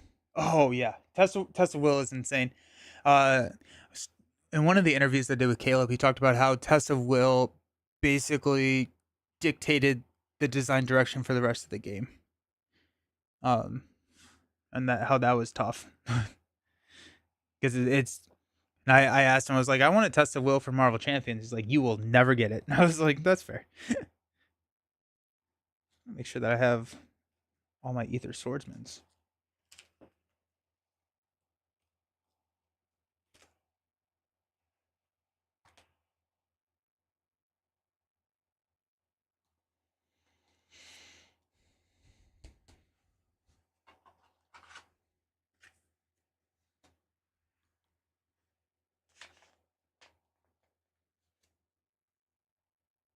Mr. J.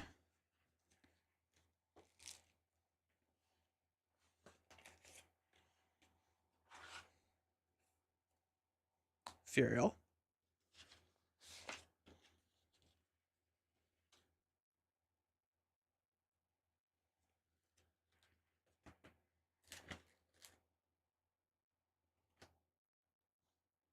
Yazin.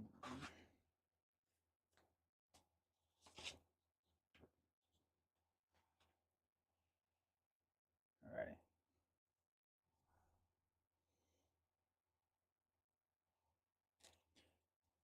2, 4, 6, 8, 10. 2, 4, 6, 8, 10. 2, 4, 6, 8, 10. 2, 4, 6, 8, 10. 2, 4, 6, 8, 10. All right, so we're looking for 3 cards to cut out. I don't play a Test of Will anymore since I find the game more fun to take the effects on the chin and pick up the pieces than canceling. Makes the game harder but more satisfying. Nice.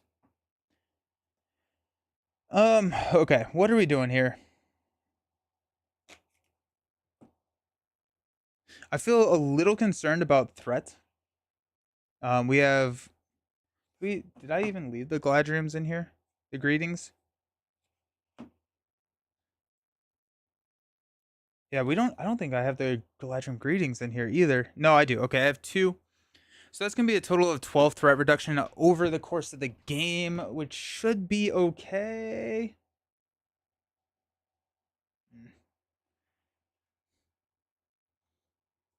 What cards are we gonna cut for those extra? I like Send for Aid.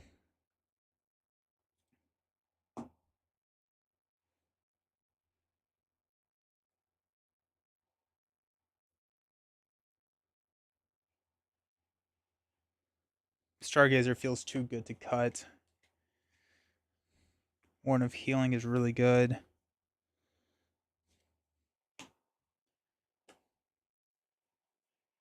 We cut out a Forlong?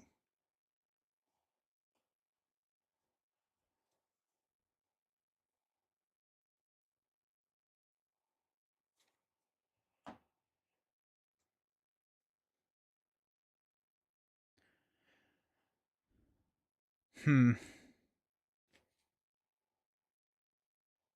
trying to find 2 cards to cut. If anything, I'm gonna go here. Or actually probably here. We could run 52. I don't like doing that.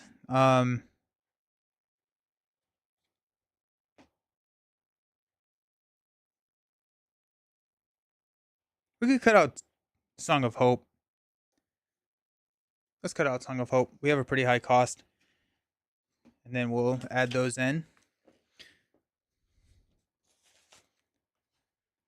Here we go. Alrighty, I'm hoping that we are able to manage threat. I think that's going to be the biggest question mark for me is how is threat going to be dealt with.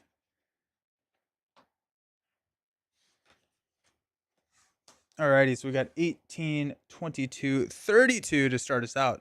Oof. That's a high starting threat.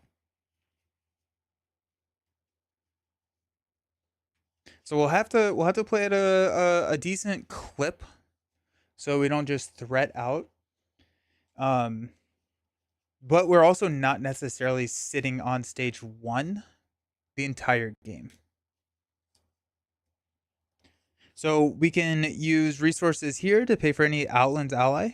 We can use resources here to play for any Harad, and we can use Gandalf to pay for allies off the top of our deck. I like how much the designers are willing to do interviews with these guys.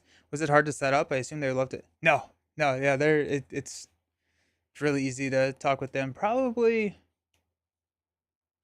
I mean, like of the larger publishers, I think FFG is probably the easiest to work with, and when it comes to getting access to talking with their designers, I've done a lot of interview shows from other, on other channels and past projects and stuff, and FFG just seemed really easy and open to doing. Stonemaier is also really easy to work with. I don't think that there are any publishers out there that are challenging to work with. But yes, FFG is great. They just do such a good job of supporting the community. Alrighty, these guys get shuffled back in. We got 6 cards. What are we looking for? We're looking for a lot, honestly, which is kind of nice, right? If we want everything, that means that we can probably make whatever work. I think Wizard's Pipe would be really good. We do play with this card face up, which is Knight of the Swan. We have Wizard's Pipe, Greeting, Flame, Warden of Healing, Knight, and Warrior. I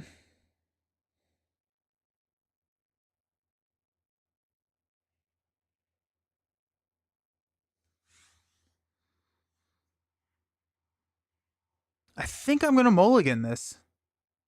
We can drop the Warrior. We have no Harad allies. I think Steward of Gondor is also going to be a really good pull, starting us out. So let's mulligan this.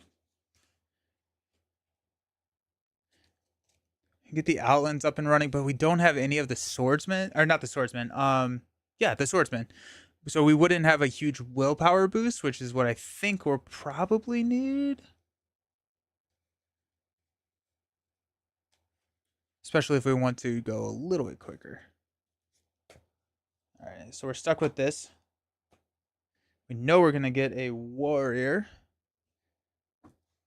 We got another warrior, Yazin. We got the headdress. That's nice. We got Knights of the Swan, Yazin, and okay, well there you go. That's nice. Yeah, that's a pretty decent hand right there. Still wish I had the Steward of Gondor, but here we are. Alrighty. 1, 2, 3, 4, 5, 6. 1, 2. This is guarded by an enemy. No, don't do it. Don't do it. Don't do the archery thing. Not sure which of my new decks to try in Marvel Champions: Spider-Ham Taunt, Black Widow Float, and Angel Aerial Leadership. Ooh. Black Widow Float seems really fun. Dance of Death. Sick. Alright, let's find an enemy. Oh good, it's the same one. Alrighty. Well that bodes well for us. So we'll draw a warrior. And we've got a herdsman on the top. Alrighty. Pass out some money. Spider-Ham taunt is bananas, yeah.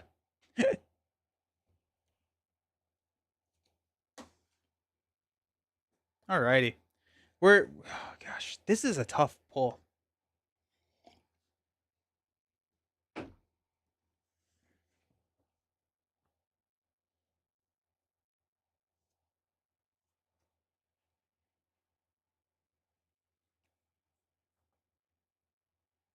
Let's go ahead and use Gandalf to play the herdsman. We got a Stargazer. That's big. We're going to draw into the Stargazer, which is very annoying, actually. Oops. Here we are, though.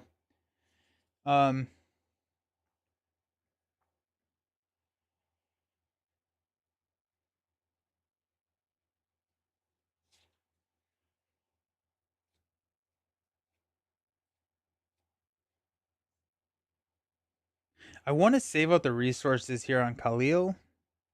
So, do we go Knight of the Swan? Or do we save for a warrior next turn?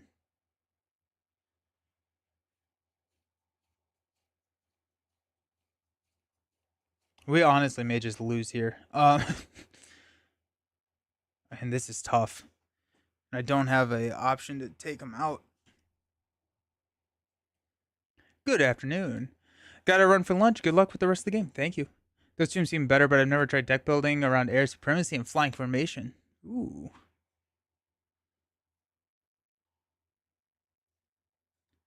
Not looking great though. Yeah, no, it's tough. We're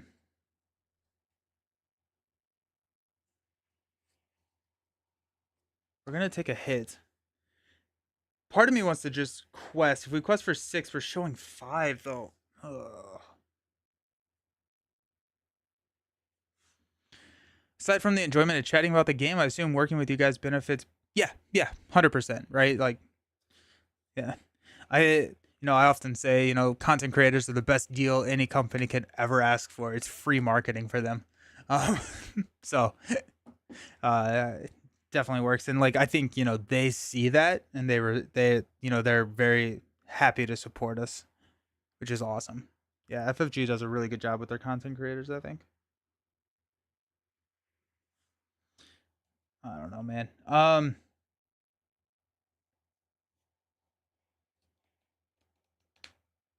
right, let's just see how this goes. This is probably gonna be a scoop. We're actually at 2 scoops. We're gonna go for 6, showing 5, flip into a 3. I'm gonna scoop at that point. We lose that game. We're about to take 2 attacks undefended. Alrighty. That's not great. I don't think I think this combo I don't really have a good counter to that. Speedrun L, yeah, right. I don't think I have a good counter to that. I think like archery 2, discarding an ally when they engage you, and starting 5 threat in the staging area before staging is just brutal. And this is a slower deck. No, not really. I mean, it builds at an okay clip. It's not great to start out. Haldir in for Gandalf out. You got to deal with that archer. Flame would work, but then we would. I don't know how to take the attack of 4. I guess I could chump block.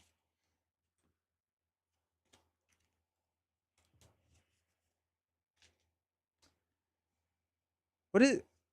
I don't. Who is Haldir?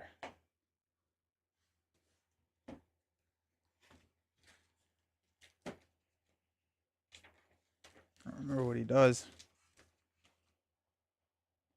If you have not engaged an enemy this round, exhaust him to declare him as an attacker and resolve an attack on an enemy not engaged with you. But I don't kill the archer for like 5 rounds then, right?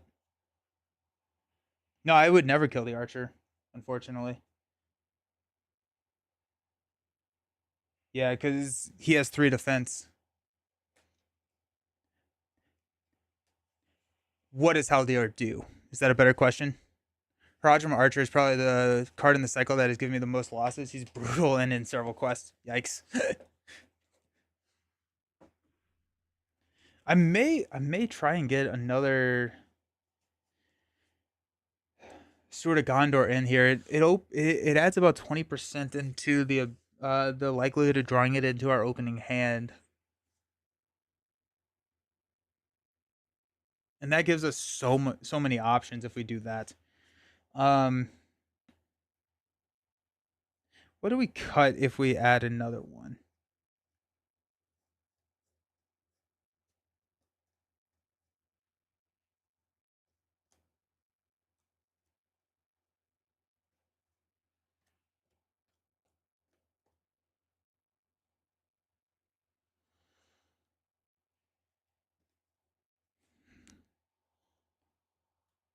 Would have to boost him, I guess, some bow items.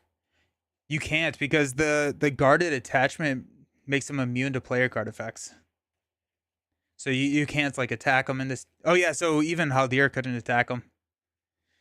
You have to engage him to take him out if he's guarding that objective.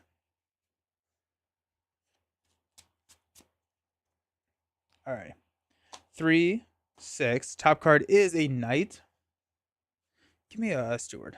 Send for aid, warden of healing, swordsman, the headdress. Honestly, not bad. I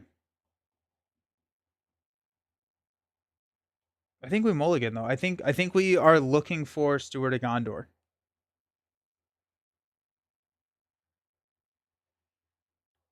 Yeah.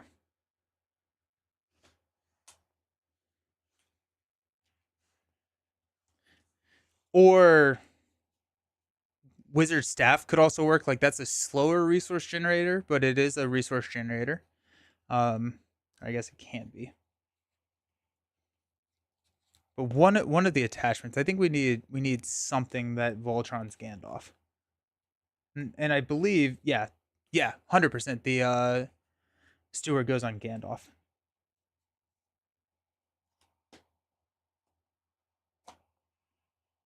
because he'll also have a leadership icon soon. Alrighty, we've got the headdress. Top card is Yazin. Swordsman, Stargazer, Swordsman, and Warrior. That's a bust hand right there. I guess we could play Warrior. We will draw, so there is a chance that the next card is pretty good, but here we are. Let's see what happens. Go 1, 2, 3, 4, 5, 6. It is the enemy again. Yikes.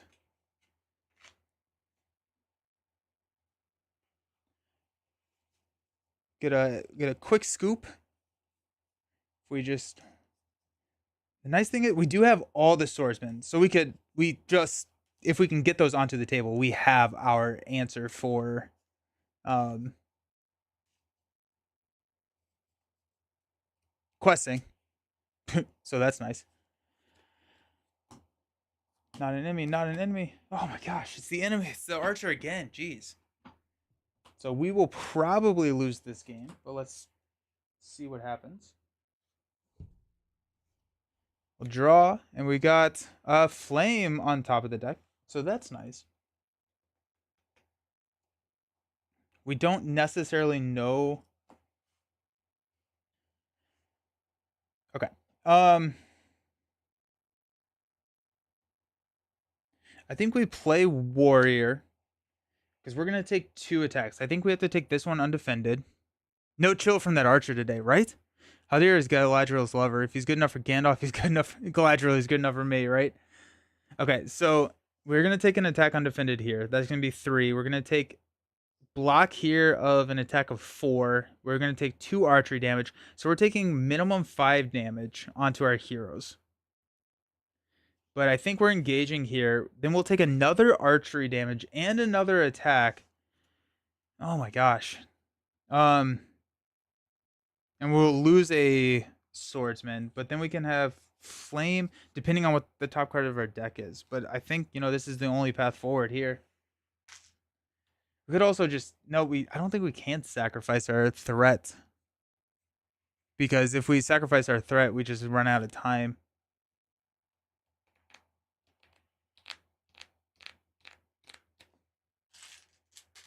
Alrighty. Quest for 6.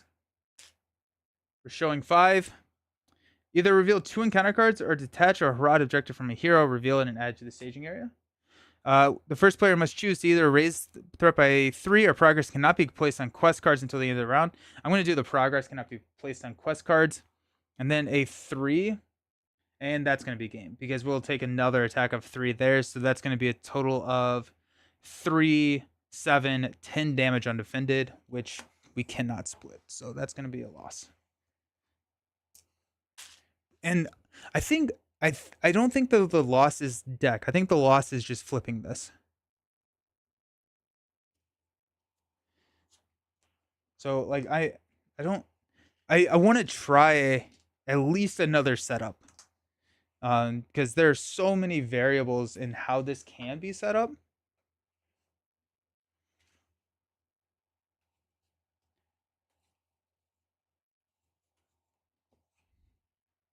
Because like I think any of these other ones is fine.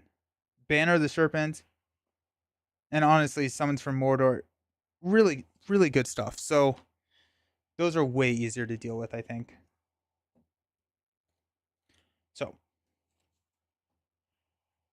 I think I am gonna go and try and get a sneak another steward in here.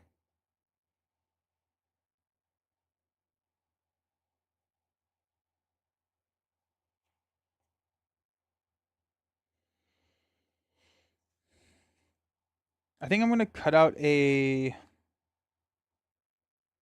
knight of the swan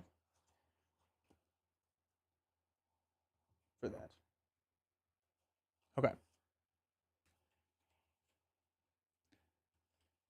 Now we're if we can get a steward, we feel so much better.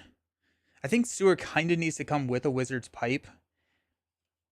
So that's my one ish concern is that I would really want a wizard's pipe with steward. Um, I think regardless it goes on Gandalf or a Stargazer. Stargazer could also work. Um, but Stargazer has to be played from the top of the deck, and so if you draw into Stargazer, it's a dead card until you get Wizard's Pipe. I want to play more than one round of this deck. Because I think that this deck gets really fun here in a second. All 3 objectives are bad in their own way, but Immune Archer is pretty bad. Alright, we got 3, 6. Top card is a Swordsman. So that's good. We can start out with the Swordsman in play. Furial Gandalf Staff, the Southron Refugee, Send for Aid, a Greeting, and a Headdress. Okay.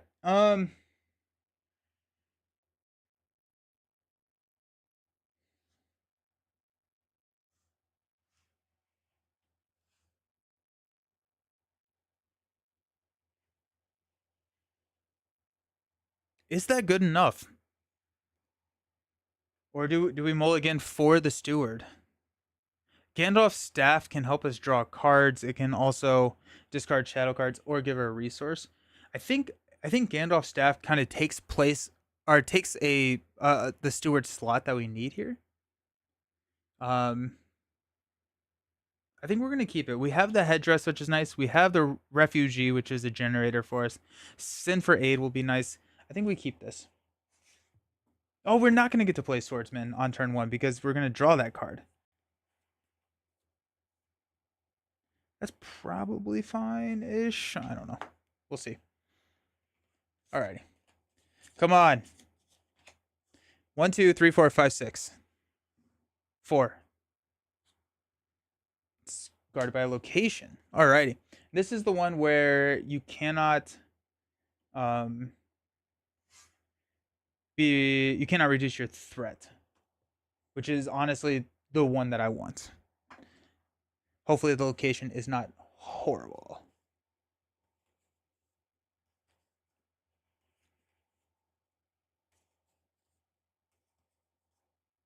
We can play Swordsman next turn, though, because I believe that the staff can give a resource to any hero's resource pool. So, yeah, I can pass that. The staff is actually probably a little bit better than Steward. Just because of the flexibility. I don't know. Steward's so good, though. All right, let's find a location. We got the Southbound Cave. While it's in the staging area, at the end of the round, remove all progress from each location in play, and we have to raise each player's threat by 1 to travel there. We're showing 4 in the staging area. I'm going to draw the Swordsman. Top card of the deck is now a 4-long. We could play a 4-long. I don't think that's worth it at this point. Alrighty. So I think what we do, we could actually play the Swordsman this round. Because we'll go 1-2 to play the Staff. Then we'll use the Staff to give a resource here and spend these 2 to play the Swordsman.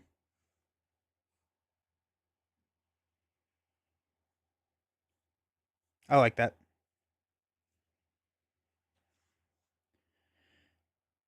I think we leave Khalil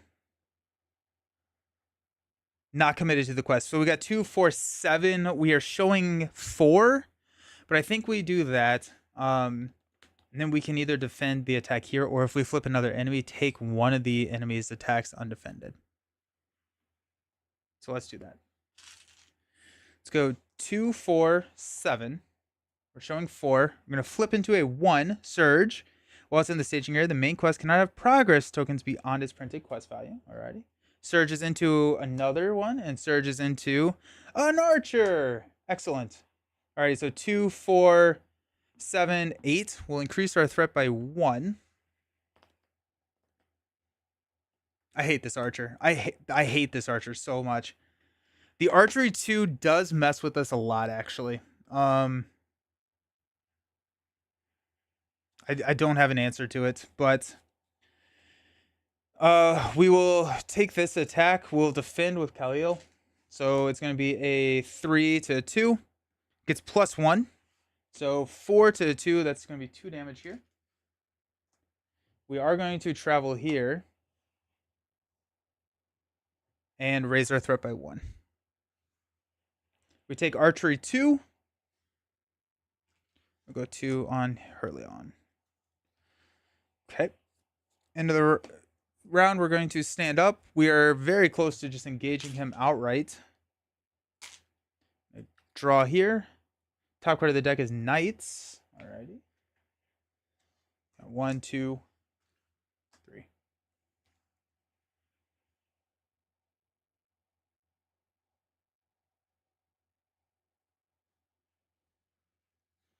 I off, but this was fun. Really wish. Have a good one. See ya.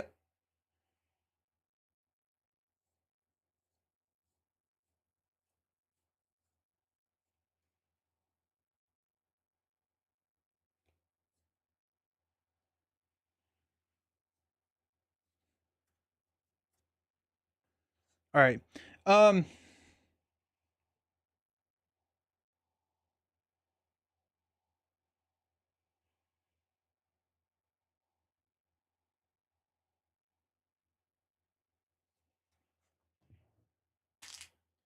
think I may draw a card to see what's under there.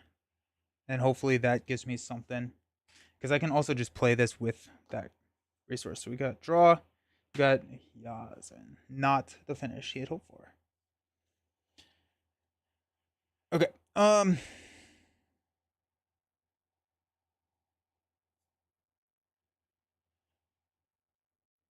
Oof.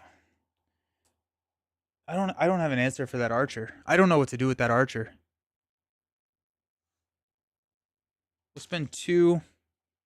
Or we'll spend 1 here to play the Knight. We'll spend 2 to play the Refugee. I don't know what to do with that Archer. Takes 7 attack to kill him. I can't just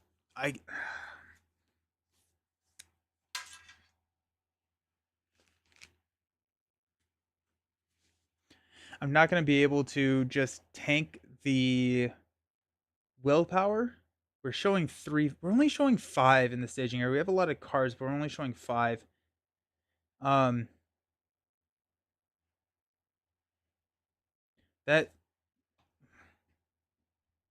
we'll have to discard an ally we control, which I just don't want to do that.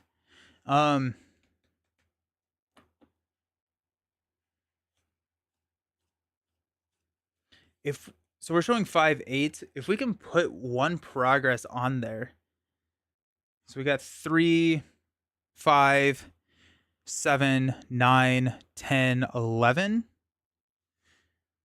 So if we quest all out, there's a chance that we can clear here.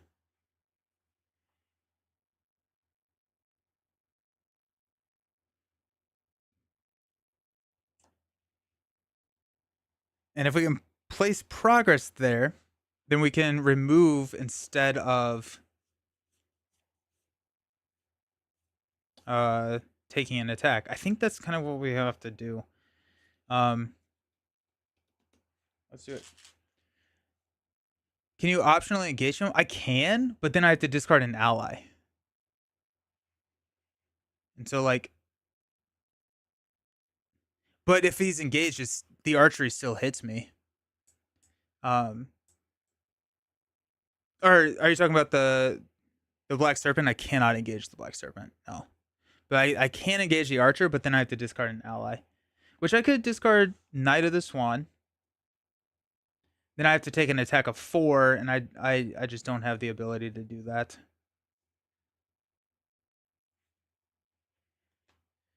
Let's just push all out and see what happens. We got 3, 4, 5, 6, 7, 8, 9, 10, 11. It's a 3. So that's 5, 6, 7, 8. We do not place any progress, so that'll be a scoop. Damn. Alrighty. I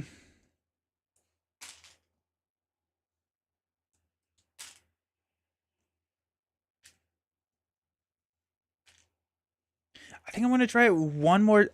I don't know. I think if I can get Steward of Gondor, I don't know. I really don't know.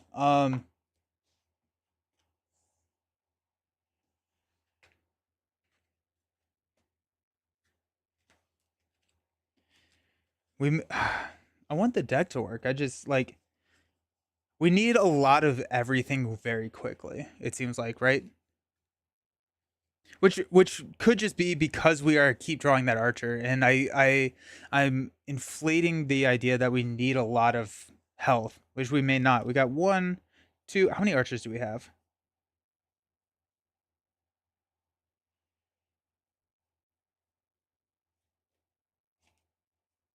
I guess we do have 4 of the archers, so it's a stupid amount of archers. It may be worth dropping Gandalf and going to Elrond. The deck doesn't change that much. Dropping Gandalf, going to Elrond, so we can sneak attack Gandalf and take out the archers.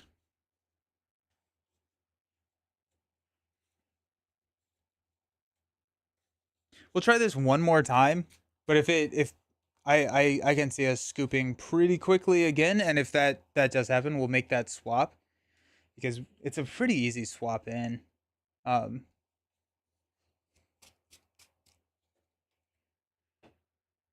Alrighty. It also reduces our threat a little bit, and Elrond could get the blue, or could get Spirit with Villia, so that's nice. Alrighty. Got 3, 6. Top card is Wizard's Pipe, which we will draw. That's nice. Got the headdress. We're really good at drawing that headdress. Furiel, Sinfraid, Ninja, Herdsman, and a Swordsman. I think we have to mulligan. The Herdsman is nice because it gives health. And Wizard's Pipe. Wizard's Pipe also works really well, though.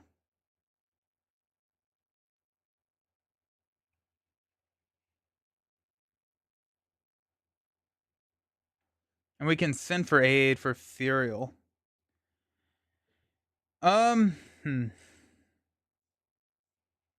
Let's keep it. No, let's mulligan. I think I need the generator. We have 3 Steward of Gondors in there. We have a fairly decent chance of hitting that Steward of Gondor. Well, maybe not, but Fingers crossed. We got this. Come on.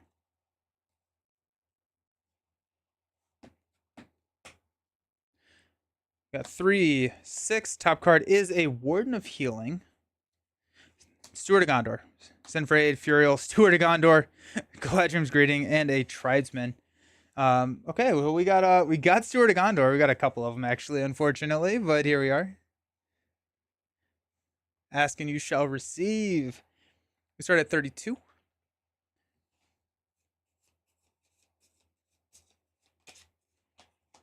One, two, three, four, five, six. It is a enemy or a location. While it is attached to an encounter card, each rod enemy gets +1 attack. Oof. Oh, that's not good. That's really bad. We got the Serpent Guard. After it engages you, either remove 2 progress or enemies engaged with you cannot take damage this round. Righty. We'll draw the Warden of Healing. Top card of the deck is a Refugee. We'll pass out some money. 1, 2, 3.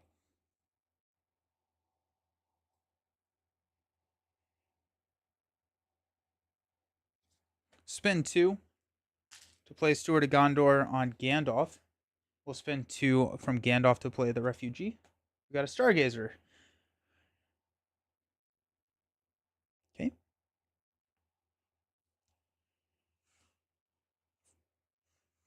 We are showing 3. I think we're going to try and push here. We're at 28, so this guy will engage us. He will attack us for 4. I think we'll block with the Refugee. I don't think that there's really a great option to not do that. And we'll say that they cannot take damage. So we're going to quest for 3, 6. We're showing 3. Either reveal 2 encounter cards. We have to do that. Dang it. Alrighty, that's a loss right there. Holy cow. Ugh. Demoralizing losses, because that's gonna be 4 attacks undefended. So, GG's. Let's swap Gandalf for Elrond.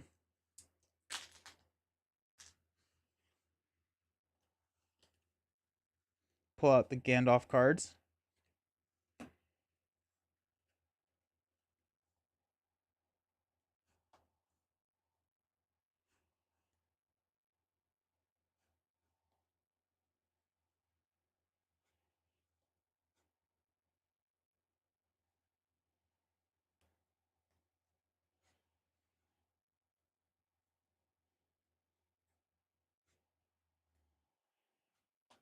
Alright, let's try this. So we'll swap Elrond in for Gandalf.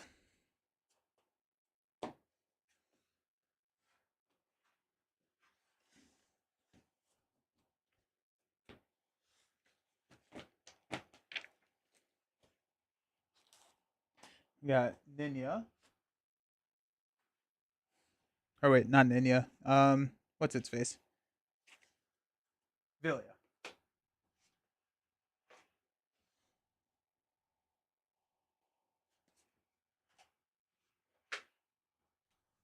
We're definitely grabbing 3 copies of Villia.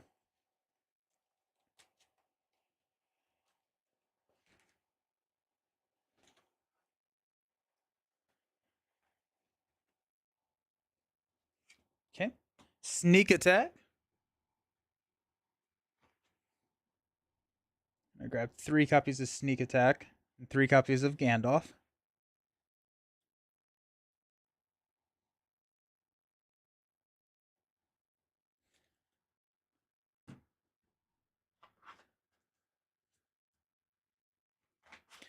I will say, I think my least favorite part about the game is that it does feel like I consistently revert back to some of the cards that were first printed in order to solve problems. Not that, I mean, like, that's, I don't think that that is a overly bad. It is my least favorite part, but that doesn't mean it's like too bad. But it's like sneak attack Gandalf, Steward of Gondor, Test of Will.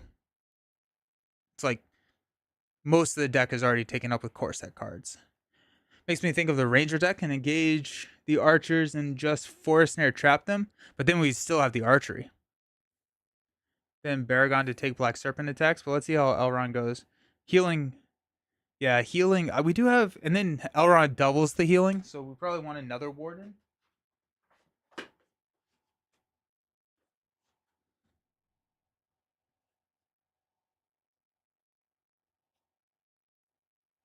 Gandalf. Gandalf.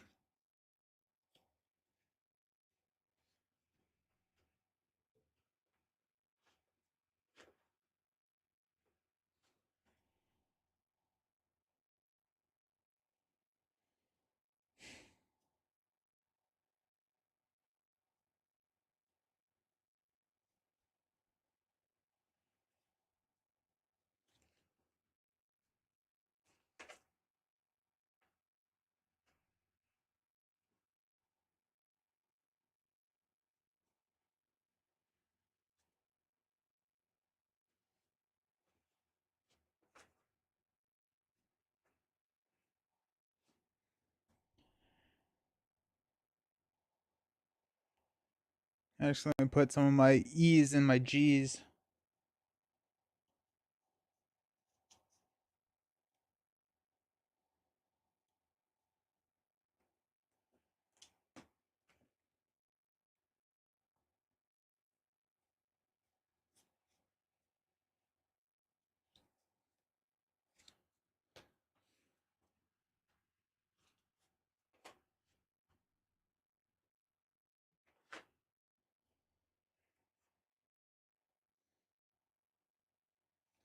Oh, I had Gandalf in this deck. That's why I can't find him.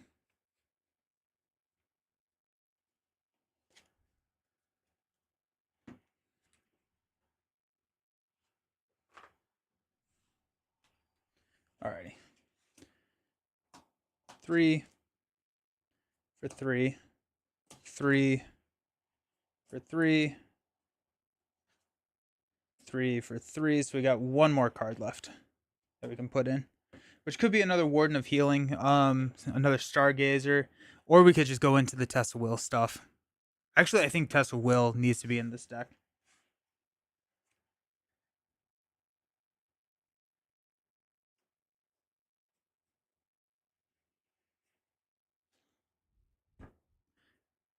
Yeah, Test of Will needs to be in the deck.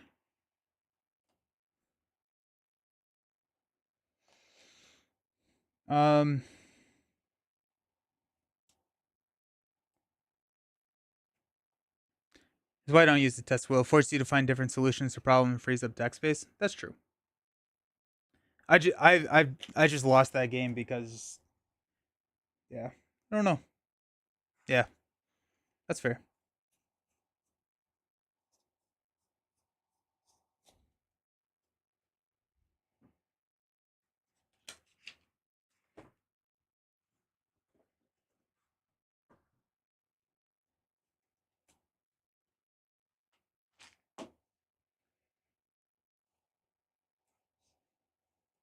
All right.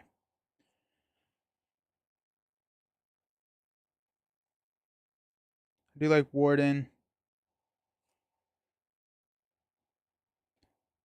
Trap trap card. There are others I would also use. Athelian Pit, Poison Stakes for sure. But see what happens with Elrond. 2, 4, 6, 8, 10. 2, 4, 6, 8, 10. 2, 4, 6, 8, 10. 2, 4, 6, 8, 10. 2, 4, 6, 8, 10. All right, so 2 cards. I think low starting threat is key to this quest. Avoid early attacks, heal archery, and attack into the staging area early game. So go back to Dune here.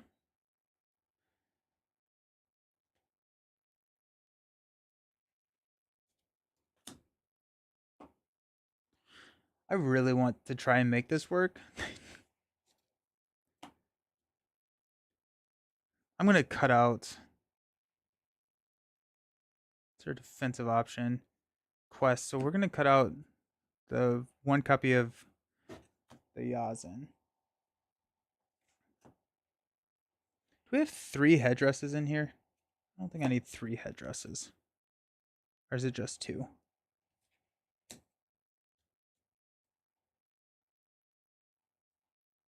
Do I have Yazin in this deck? I don't I don't even have Yazin in this deck.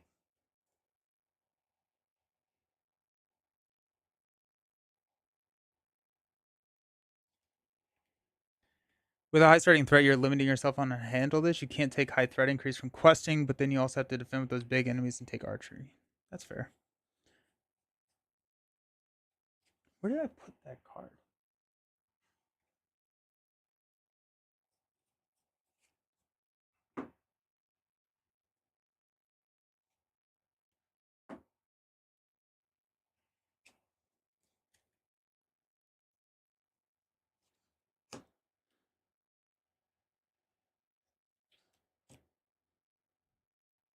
Oh, okay. There they are.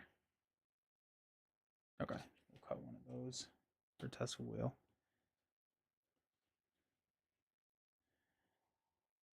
I think Villia is definitely a 3 of. I think Stewart is less of a 3 of. So we'll cut out. Stewart is really nice though.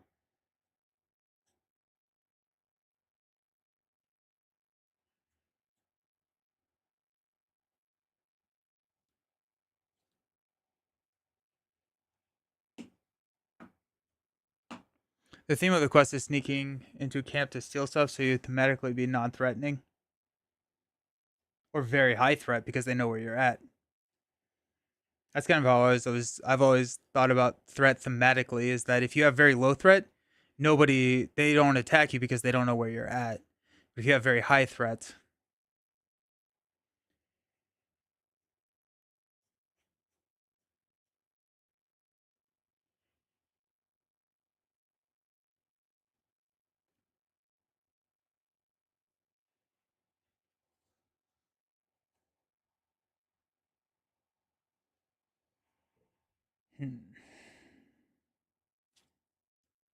I'll cut out a steward. Yeah, if this doesn't work, we'll it's already yeah, if this doesn't work, we'll probably revisit next week. And because if this doesn't work, it's a complete rebuild. We can go hobbits, right? Like that gives us a lot of options. Um, it's actually not a bad idea to go hobbits and just go secrecy stuff.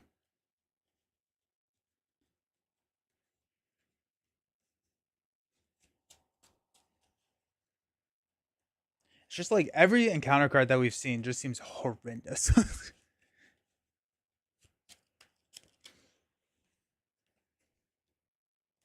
So we'll give this deck a couple of tries if we are scooping pretty early, and if not, we will come back next week and figure it out. Doing here would be a start. Get them either willpower or attack boost to take out archers. But still, if you're doing that, you're taking 8 damage before you can attack them, or before you can kill them.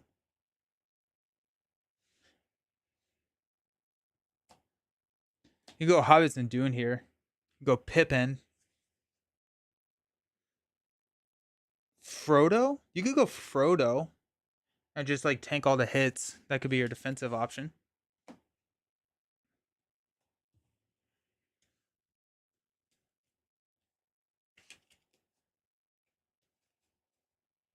And then you can go like Spear the Mark and Dagger of Westernisty. And then like you can attack into the staging area with Dune here. You have Mary, who is 2 quest power. Frodo is also 2 quest power. So questing is kind of an issue. Um, yeah. Um,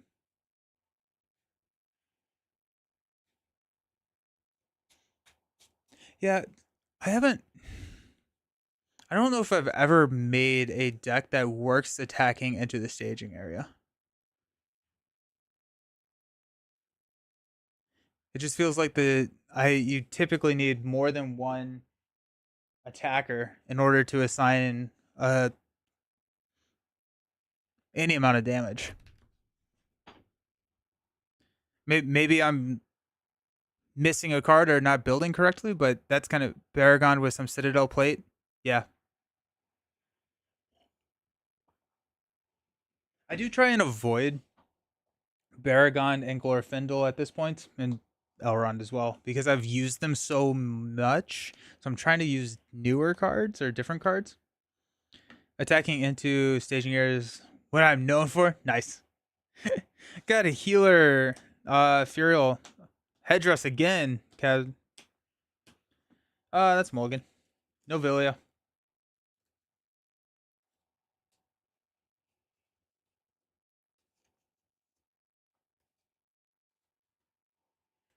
So like what?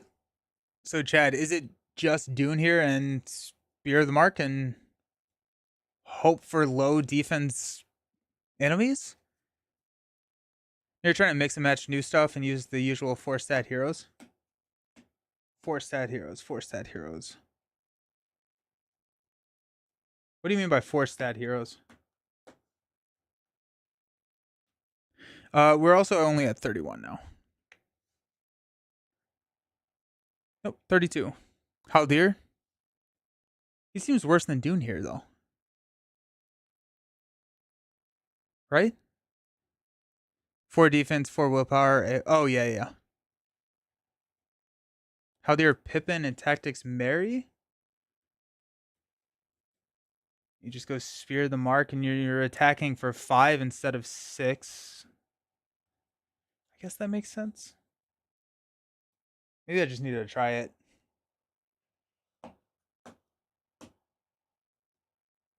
18, 31. Why is Haldir better than? Oh, so you're not even running Spirit or Leadership. Interesting. The refugee, Sin for Aid, Headdress again, of course. There's Stewards, so that's nice. Warden of Healing and another refugee. In this quest with Archery, I would swap something for one of the Hobbits.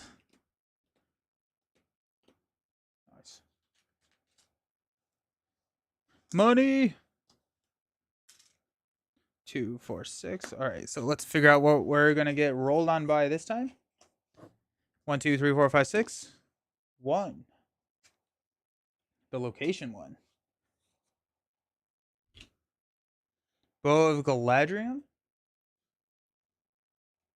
Hands upon the bow. Okay, so those are just ones I don't know.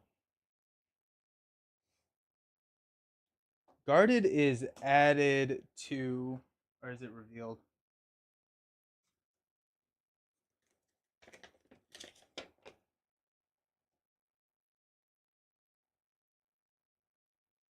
Added to the staging area. Sweet. 6 scoops. Woohoo! While it's in the staging area, the main quest cannot have progress tokens beyond its printed value. Honestly, that's a really good flip for us right now. We're only showing 2. We're gonna draw into a Gandalf. I don't get to see that. Guess I'll shuffle that. That's unfortunate. That was Villia. This game is hard. Yeah. To be fair, we've also played like 6 rounds. Like we just keep losing in round 1. Hail of Stones with some cheap 1-cost allies. The guarded enemies make it harder with this quest for sure. Alrighty, let's go 2 to drop a Sword of Gondor onto Elrond.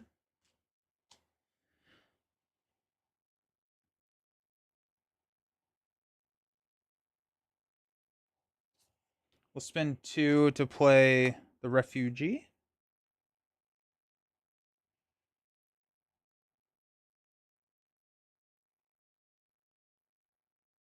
Or do we go with the Warden of Healing? Because then we could probably take that attack undefended.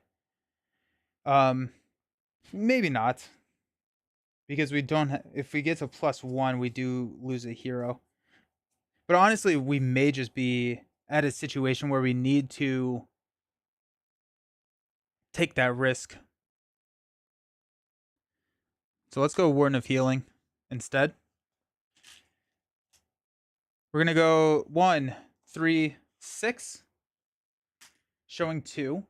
Flip into a 2. There's the archer. Okay, so we're 2, 4, so we add 2. Then we're gonna remove 1 instead of taking an attack here. We're going to travel here. We're going to take archery 2, which we will heal with the Warden of Healing. Okay. We do have a Gandalf. All right. Stand up. We got 32 threat. Gimli seems pretty good here. Soaks up the archery and hits back for a billion. Plus, immune enemies aren't immune to raw. That's true. Yeah. Ooh, that's interesting. Draw into another Warden of Healing. We don't get to look at the top card. So I lost my Villia last time. Give out money. I straight may just throw Gandalf out here and snipe that thing.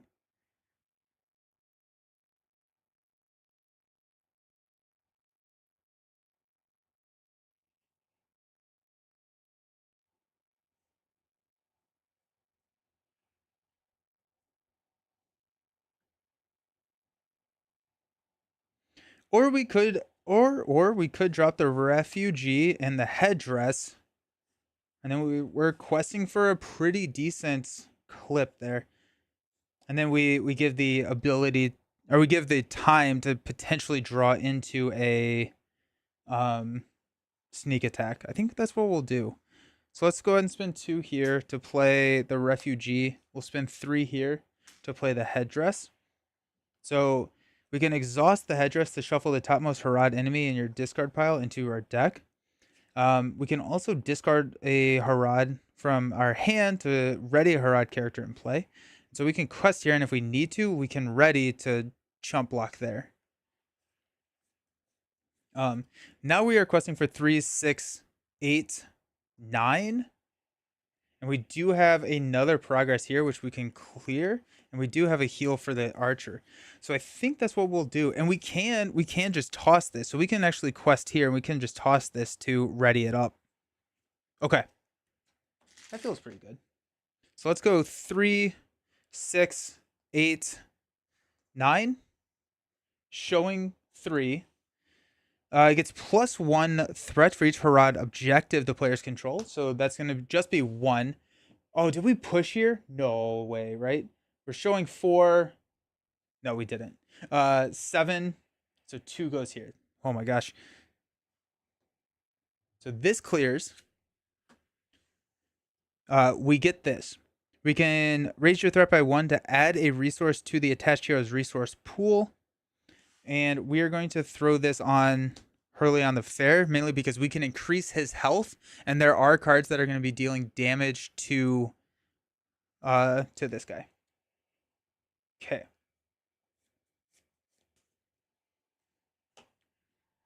We'll decrease that. We'll travel here.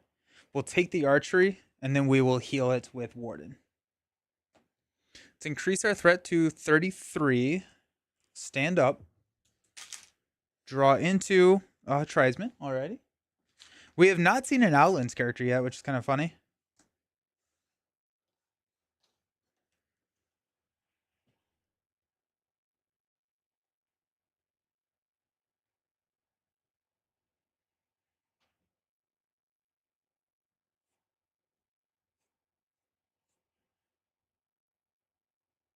Okay, I think I want to keep the refugee in my hand for the ability to ready him. So I think what we'll do is we'll go 1, 2 to play the Tribesman.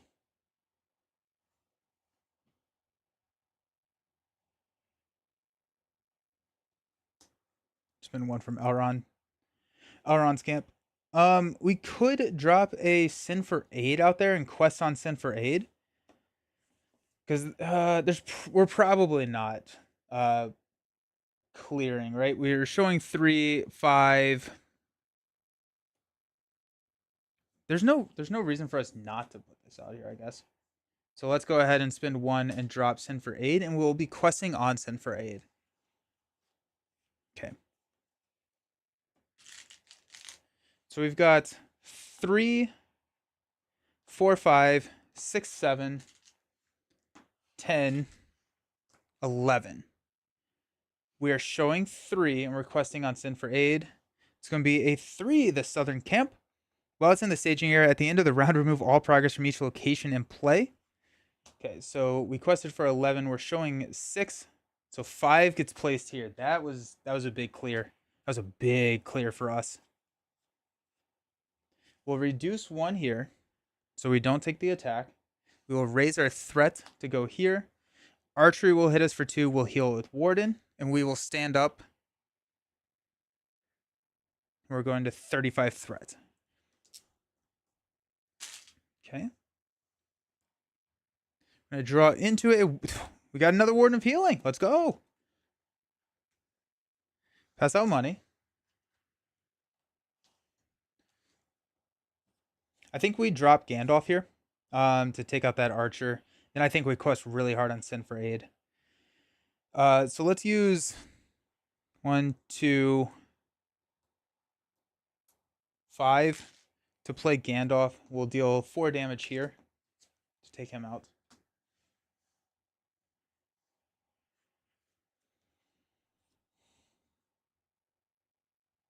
And then we're just going to hang on to the resources.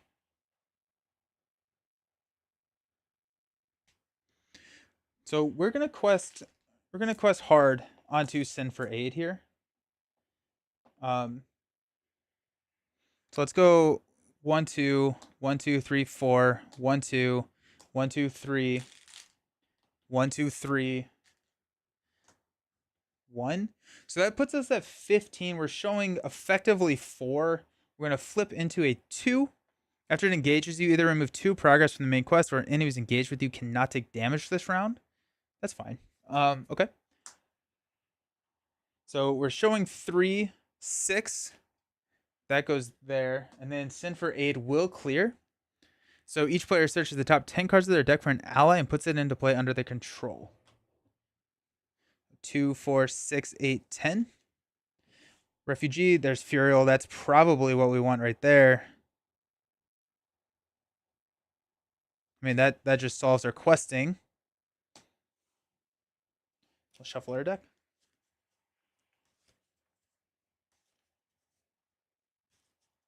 Okay. That felt good. That felt really, really good there.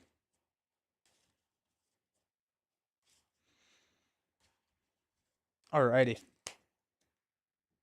Very happy there. We're going to remove this progress.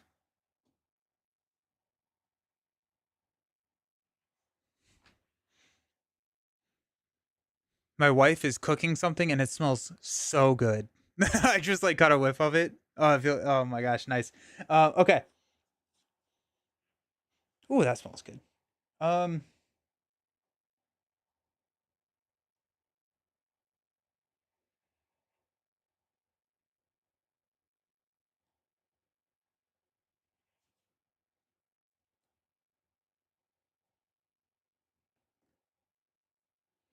I'm going to discard the refugee to ready Khalil. We're going to engage here. And he cannot. Oh, wait, I'm not going to do that. There's no reason to do that because he's not going to be able to take damage. I am going to defend with Furial. It's going to be 3. This attack destroys a character. It does not. And then we'll use Warden of Healing to heal the damage that was just placed. Okay. End of the round, Gandalf goes away. We're going to stand up. We're going to increase our threat to 36. I think at this point, we're almost just like ready to push. Oh, we got another Furial. Come on, team. I guess that is one that we can just pitch, though. Pass out some money.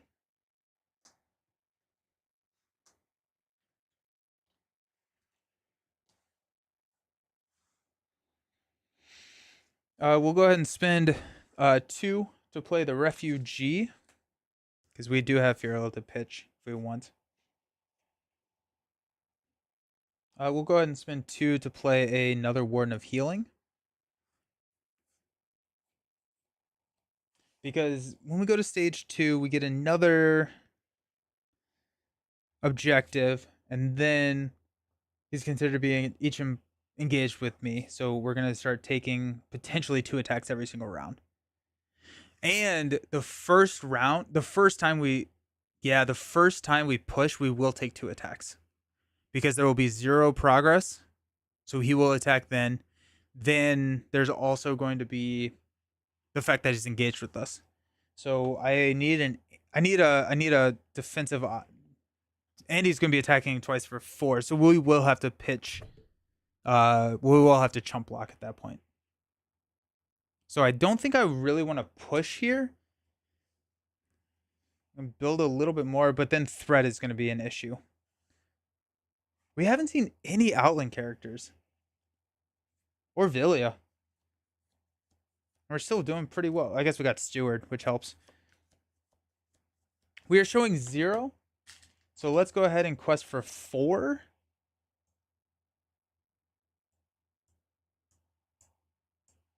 Five, 6. I think that's probably pretty good. Flip into Surge Doomed 1. When revealed, deal 1 damage to each hero with an objective attached. Here. And that surges into Roofless Tower. While it is in the staging area, gains force when a player plays an event. Remove 1 progress from the main quest. We have to exhaust a hero to travel there. So we quested for 6. We were showing 3, so we're going to place 3. We're going to remove 1 to prevent the attack. We're going to come here and exhaust Khalil to travel there. Okay. We got an attack here. We're going to block with Elrond. It's going to be 3/3, no shadow effect. And then we will attack back with 1, 2. Discard to ready here. I don't have any attack power. That's a little scary. So 2, 3, 4. We attack for 4. That's going to be 3 damage there. Refresh action. We're going to shuffle this back in. Okay. Oh, Hurleon was ready. So that's going to be another. That's going to be the 4th damage there. All right. Give me some Outlands. Let's start getting some Outlands out here. And then Warden of Healing will heal here. Or Gladrim's Greeting. Any threat reduction would be really nice right now. I guess Elrond could block the attack from the Black Serpent. And take 1 hit. Khalil could take another hit. Warden of Healings could heal them up to prevent that double attack. But we need a consistent defensive option. The end of the round, we will ready. Increase to 38. Draw into a Test of Will. That's nice. Pass out some money. I guess we'll go 2 for a Warden of Healing.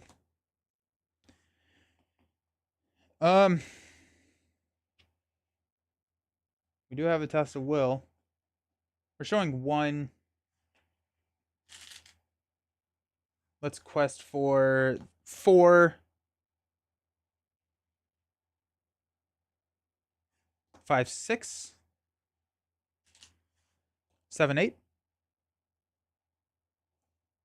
Flip into choose to either raise each player's threat by 3 or progress cannot be placed on quest cards until the end of the round. We'll go ahead and say progress cannot be placed. That will clear here, and then we'll remove 1 to prevent the attack. End of the round, we will increase our threat to 39. Draw into. Hey, Hertzman. Pass out money.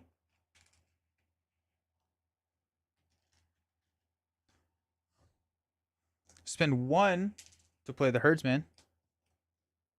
Give all of our Outland characters +1 hit point. We still have a Test of Will. We need card draw. If we push now, I made it back before you finished. It looks like it's going a bit better.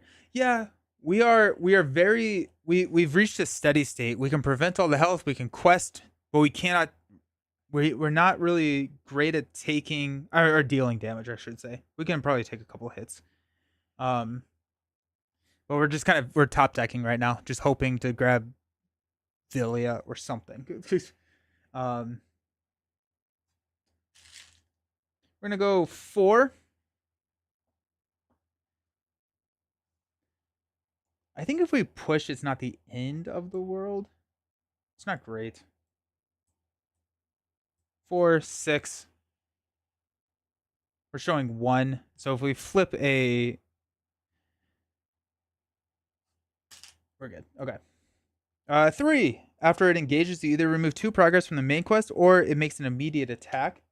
So that's going to be a total of 4. We quested for 6, so we will add, go up to 3. We will remove 1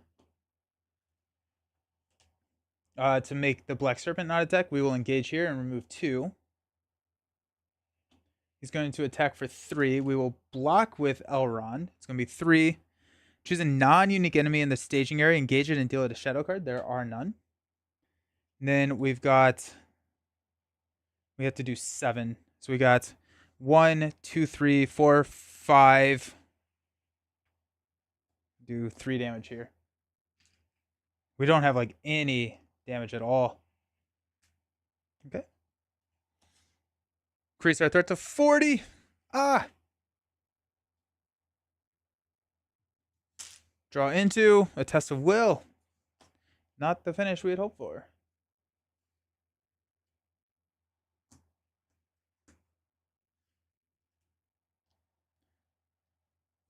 Alrighty.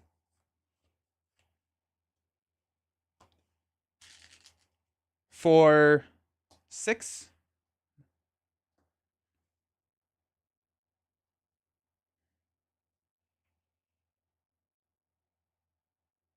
Yep.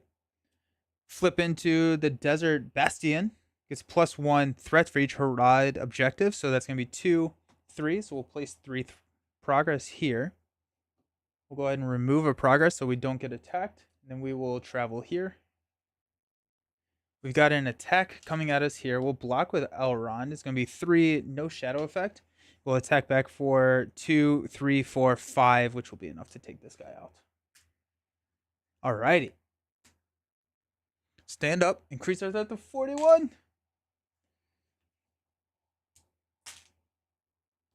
Another herdsman. Alrighty. I think at this point we just have to push because I don't think I can hold off and just hope for threat reduction. So spend 1 to play a herdsman. +2 hit points for all of my outland characters. Okay.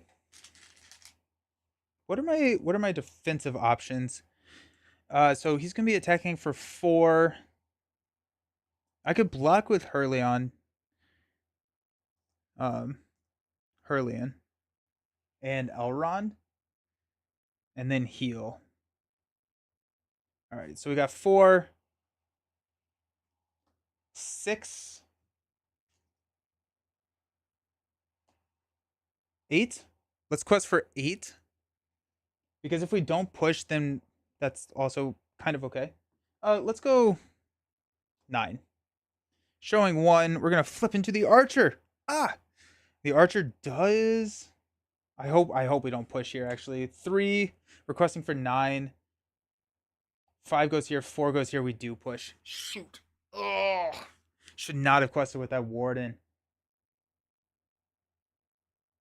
Okay, I think we have enough soak.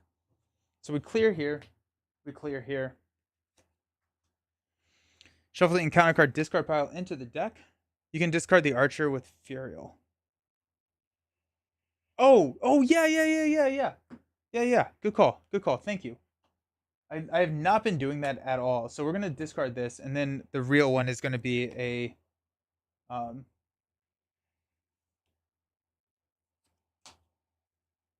soldier. Good call. I forgot about the response. Thank you. Okay, so request for 9. We're showing 4. So 5. I don't actually think I even did that math right though. So I think we were fine. Because I think I was bypassing the stage here. So we're showing 4. We place 5. No progress gets placed there. We're going to reduce that. We're going to engage. We'll take an immediate attack, which will be blocked by Elrond. It's going to be 3, no shadow effect. Then the real attack, we will block with Hurleon.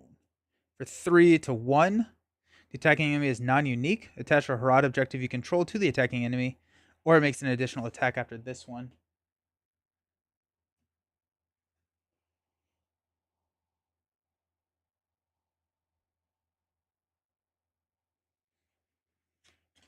Throw it on there. That's fine. And then I take 2 damage. We're going to attack for 2, 3, dealing at 1 damage. All right. Word of Healing will heal. And we'll stand up. 3, 4, 5. All righty. 42 threats. Come on, team. We're going to... Okay, there's a warrior, so that's nice. Pass out money. There's so much money. Go 2. Play warrior.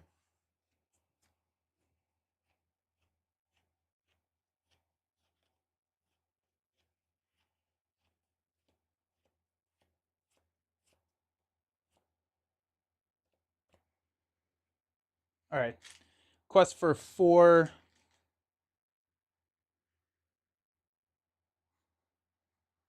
6. We're showing 1. Yeah.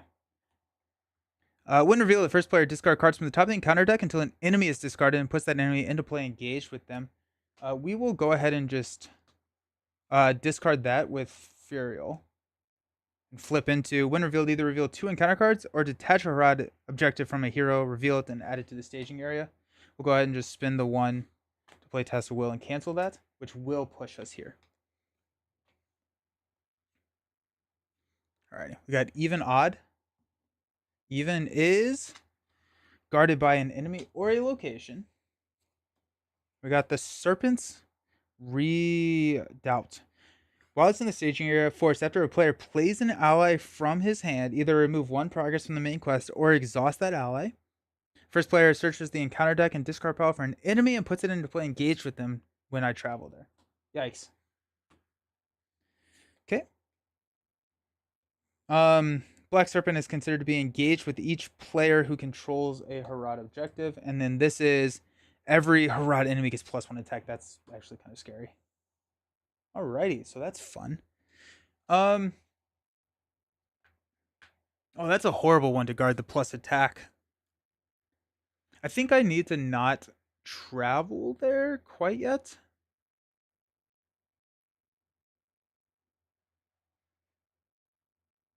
Oh, I actually can't. I can't travel because I don't have the objective there.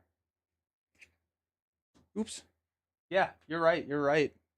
Thank you. So I'm at 6. Thank you. Thank you. Thank you. Thank you. We'll remove 1 so he doesn't attack. And then he will attack me. I will block with Elrond. It's going to be 3. Gets +1. If it destroys the character, remove all progress from the main quest. So we'll get 1 damage here. Warden of Healing will heal that damage. We'll attack for 2, 3, 4, 5, 6, which will be not enough. 1, 2, 3, 4, 5, 6. Deals 4. No, that deals 4 damage. We're good. He has 5 health. So that goes there, and we'll reattach that. We got it at the same time. Yeah, right? I was like, wait a second. Okay. 43 threats. Yeah. Give me a... Not that. Okay. Okay. We just have to push, and we have to... I don't know. We need threat reduction. Or we need card draw. That's what we need.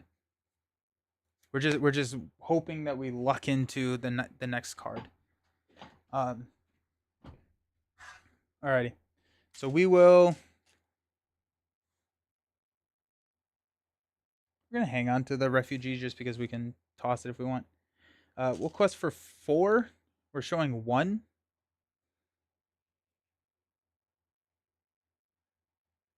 Quest with 5. Flip into when revealed, the first player discards cards from the top of the encounter deck until an enemy is discarded and puts that enemy into play engaged with them. Okay.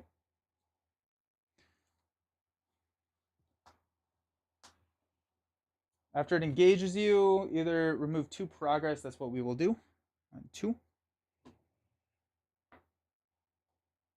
Then we quested for 6. We're showing 1, so we will place enough to push. Now we will do this.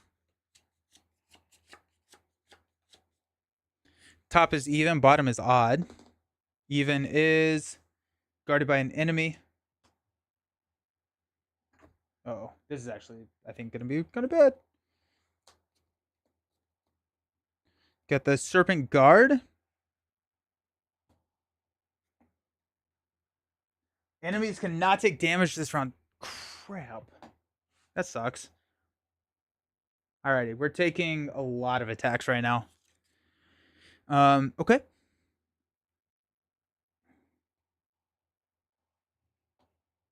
Okay, so he's going to attack us. For 4. We will block with Elrond. Either remove 2 progress or enemies cannot take damage. That's fine. They're not going to be taking damage regardless. So that's 1 damage on Elrond. Okay. Archery goes off. We've got 2 damage. We'll throw that on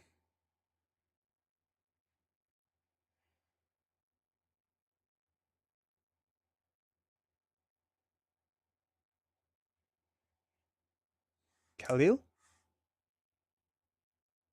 And this guy will engage, and we will deal out shadow cards and take 3 attacks. I don't think I was ready for that. Alrighty. What are we doing here?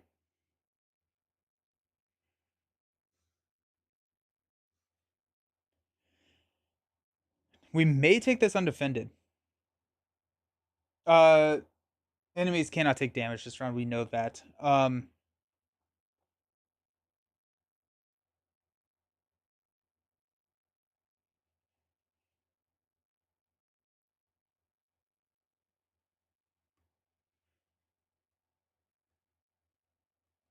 Hmm. Um, if we take that undefended, that's going to be 3. We have 6 health here. Let's take this one undefended. It's going to be 3. No shadow effect. So we'll go 3 damage here. Okay. We will block here. Either remove 2 progress or return it to the staging area. I hate that. Okay.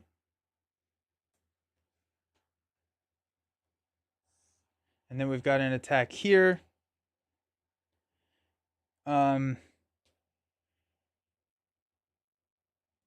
We're going to block with...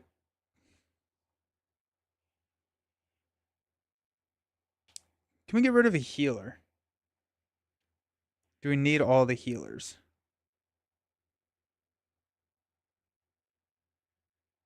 We'll block here. No shadow effect. This guy dies.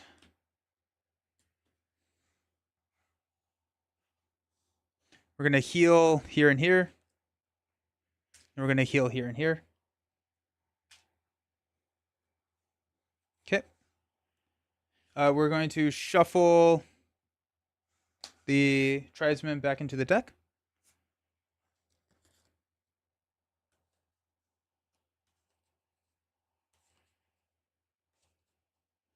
We're at 44 threats. We're going to draw into a Galadriel's Greeting. That's actually huge for us right now. That's awesome. We're going to use the 3 resources that we just got to play Galadriel's Greeting to reduce 1, 2, 3, 4, 5, 6 down to 38. Okay. That buys us some time. 2 to play a refugee. We're going to be taking... we're probably not taking double attack from the Black Serpent.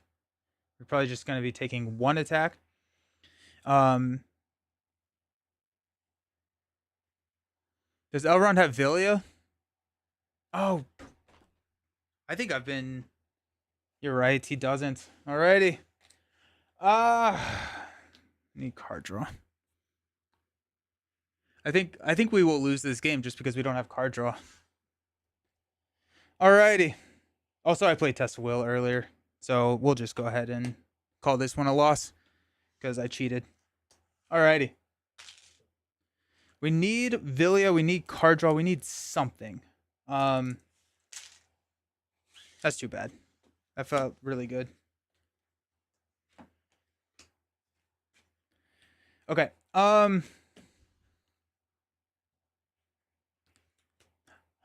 I was rolling, but I was rolling into nothing. Like I don't. I think I was gonna fall apart pretty quickly there. We're gonna try one more. I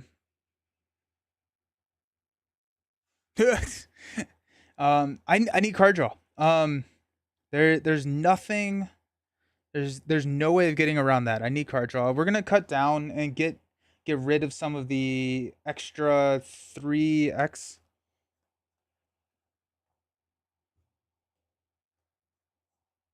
I don't know if we need. I need the Warden of Healing. I think it was just a fluke that I was able to draw into it so easily. Okay.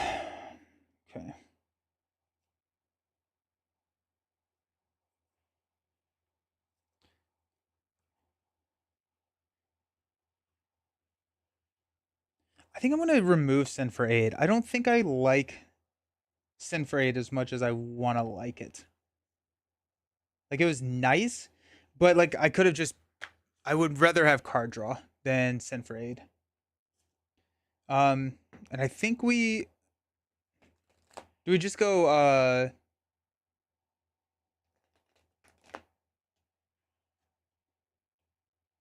What is that card?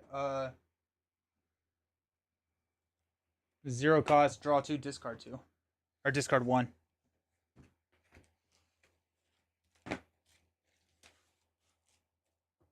Heed the Dream. Heed the Dream. I don't. What is Heed the Dream? We have. What Nelson, do you think it's worth the jump into? Yeah, absolutely. Going back and forth with purchasing the past few years since I love Champion so much, I think it is because they have done all the repackaged stuff. So I think it's a really good time to jump in. Valiant Sacrifice, Galeowen Ally, Lorient's Wealth. What is Lorient's Wealth?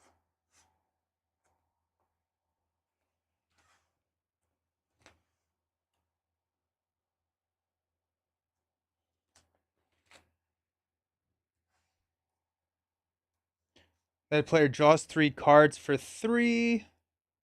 Card draw! Card draw! My wallet says no, but I will take your advice. Yeah. Yeah. I was thinking, is it Deep Knowledge? No, Deep Knowledge is Doom 2. I don't want that. Darian's Ruins is what I was thinking. Draw 2 cards, discard a card from your hand. That's kind of what I was thinking.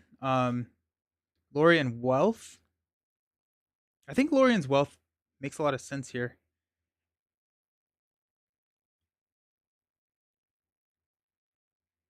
Valiant Sacrifice is +1 card, right? But I don't want to get rid of my allies. My allies, I think, are pretty big. Or is it after an ally lose play? It's not sack an ally, right?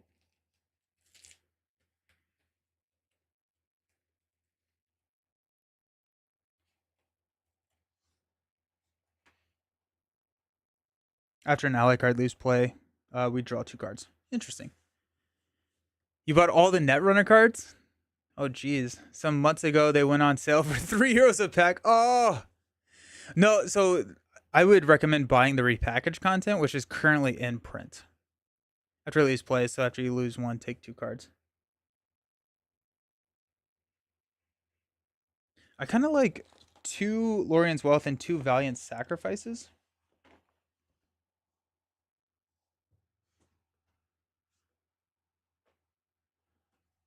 Heed the Dream is lore. Lets you search for a card from the top of your deck. Then you can play Leadership Resources to search the deck for any card.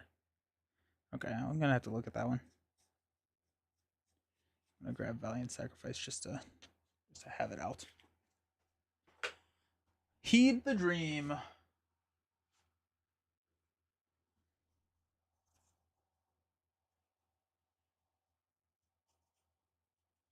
Heed the Dream. Do I have it? You said it's a lore card?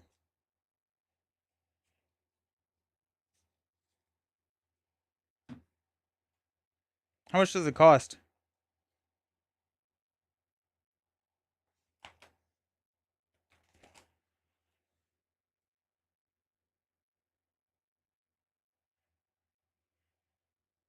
One cost. Heed the Dream.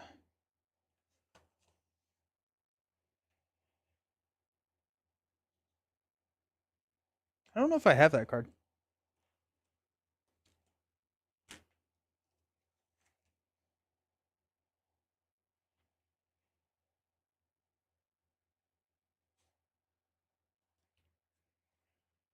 Yeah, I don't think I have it.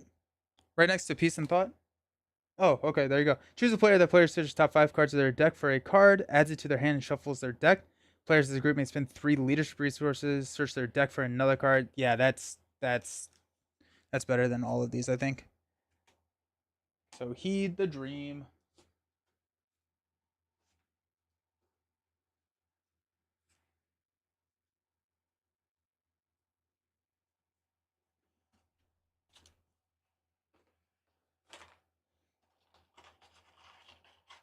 We had so many resources.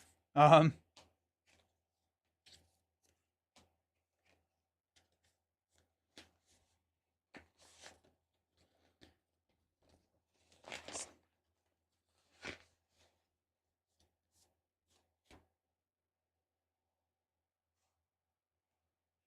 nice. Okay, so we'll cut these guys and add 3 heed the dreams, and just be cognizant that we are going to have an issue with finding the right cards, so we need to be pretty careful with our mulligans. Alrighty, cool. Alrighty. So at least our starting threat goes way down. So we're at what, 20 or 31? Alright.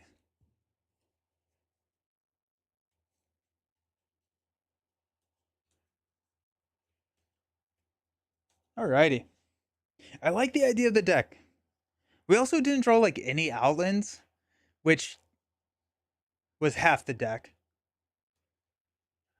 Yeah, Villia is so good. Which actually we probably want to go with Unexpected Courage. Because the defense and the willpower there was amazing.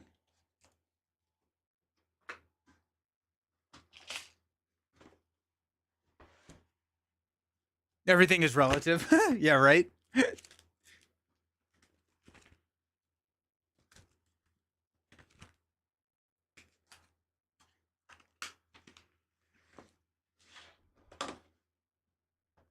So Unexpected Courage also works really good on Hurleon. Um, what are we cutting for that? Go one of the refugees.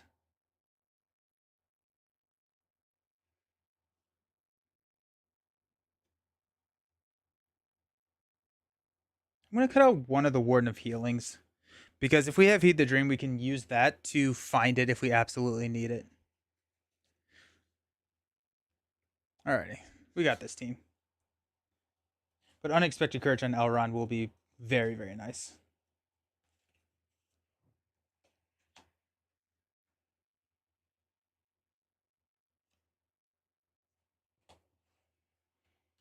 Alrighty.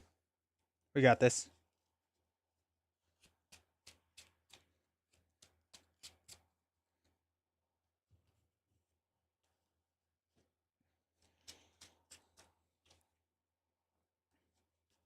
Give me Villia. What do we got? Got a swordsman. That's nice. Heed the Dream is nice. Another Heed the Dream. Villia, swordsman, and Galadriel's greeting. That's we're keeping that. Definitely keeping that one. That's pretty awesome.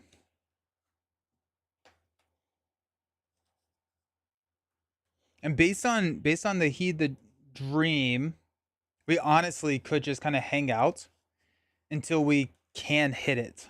I mean, it's 4 resources, which is a lot of resources.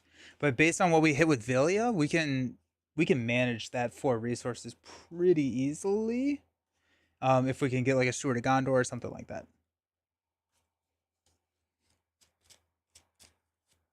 We may play one of them. I don't know. We'll see. We'll see. Alrighty. 1, 2, 3, 4, 5, 6. If we get this archer, I'm gonna hurt somebody. It's guarded by a location, so we're good there. And while it is in the staging area, at the end of the round, remove all progress from each location in play. We have to raise our threat by 1 to travel there. We're showing 4, so we're gonna have to figure out how to push through. We're gonna draw into a sneak attack. That's nice. We'll pass out money. I think there's a world in which we do not use Villia this round.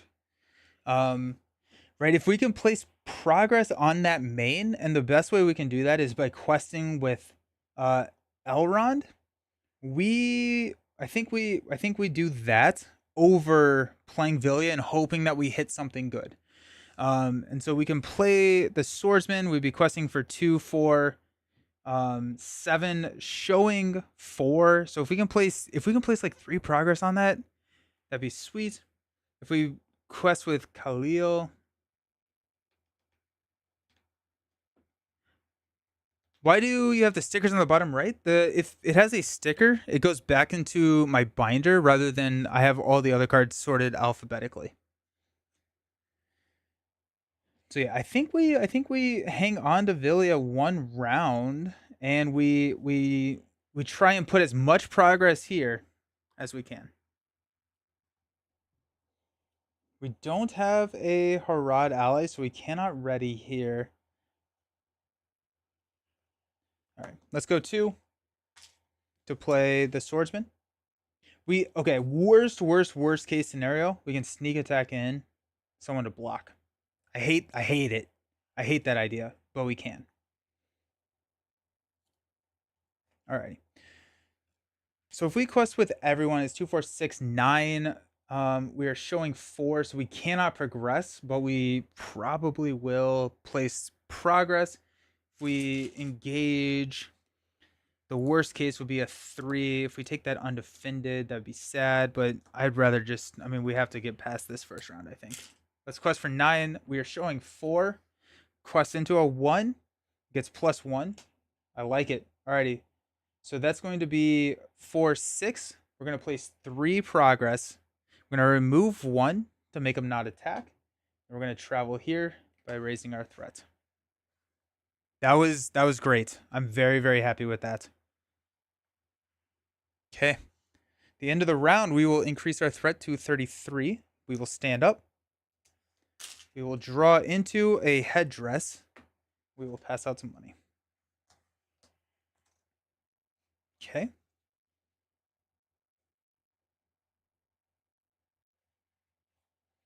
We'll spend 2 from here to play Villia. Let's go ahead and start taking some risk. We'll play. What a huge hit for Villia Furial. So that is +3 willpower on the table. That's big. That's big, big, big. Love that. Oh, that makes me so happy. I'm going to use 1 here to drop a herdsman. Oh, that feels so good. That feels like such a good hit. That's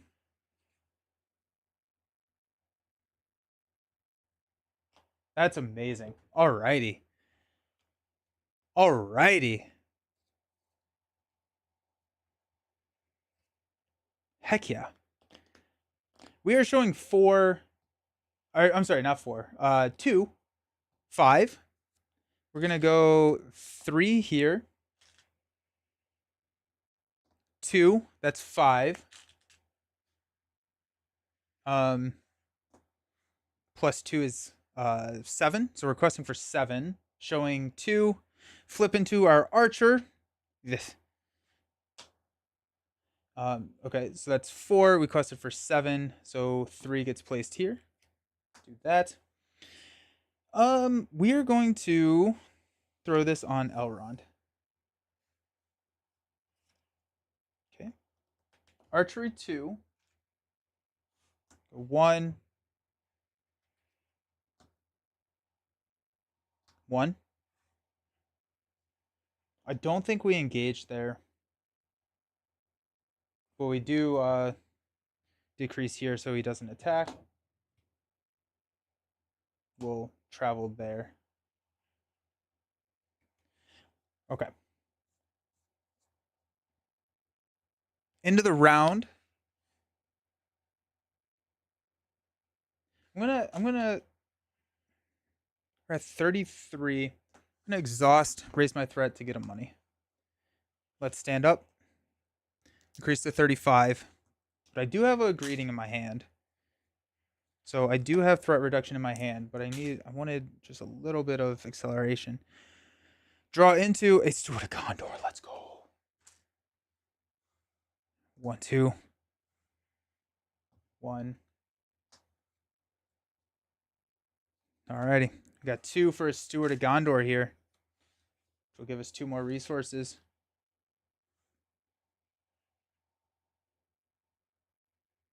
Nice.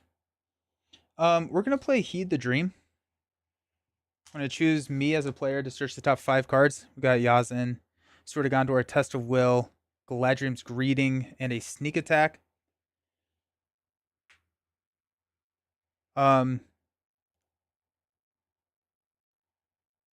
I need to remember this response. I should have just discarded that. That's on me. We're gonna take Yazin.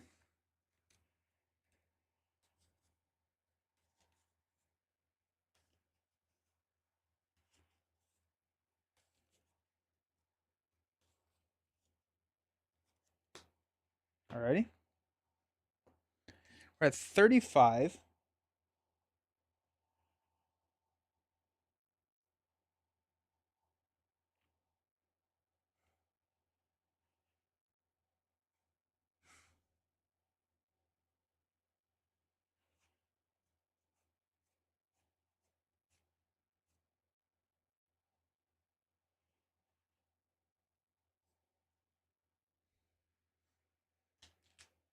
I'm gonna increase my threat and then spend 5 resources to play Yazin.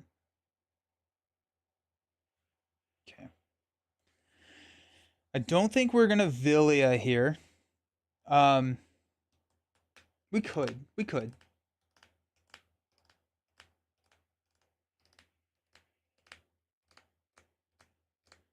I think we need to engage here. And can we take him out? We need to effectively do 6 damage, which can be Swordsman, Khalil.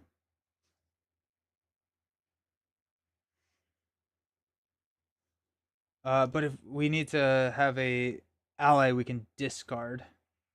We can discard the herdsman. We can block here. Those take out the archer. We can throw 2 damage on Furiel. We can discard the herdsman. If we do that, okay, I'm good with that. Okay, so we are going to quest with 3, 4, 5, showing 3.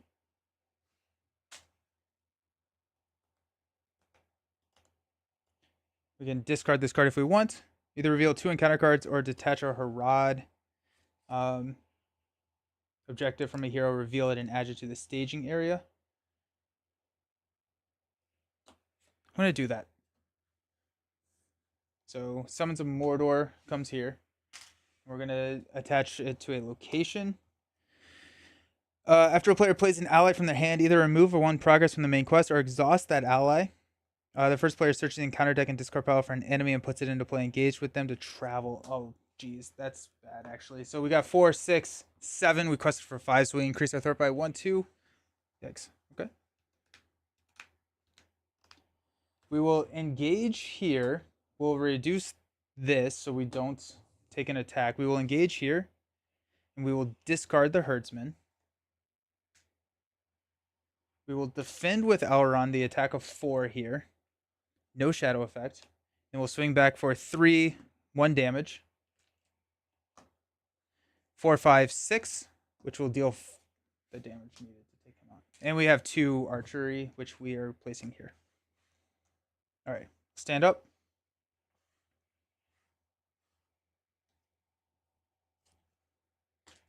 Increase our threat to 39. Pass out some money.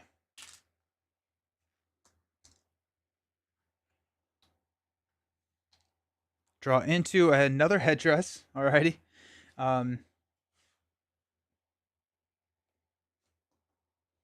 See what we get for Knight of the Swan. Alrighty.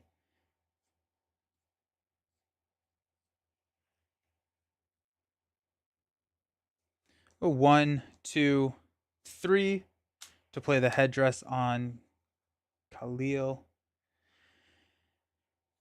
Okay. Okay.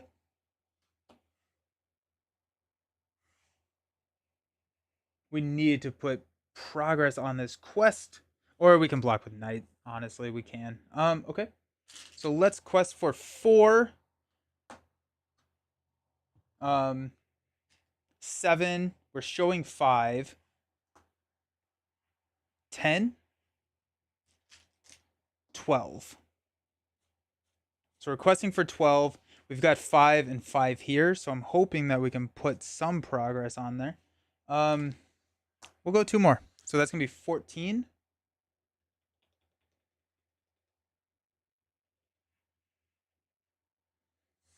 We got 14. We can block with Knight. We've got when revealed, the first player discards cards until we get an enemy. Puts that enemy into play, engaged with them.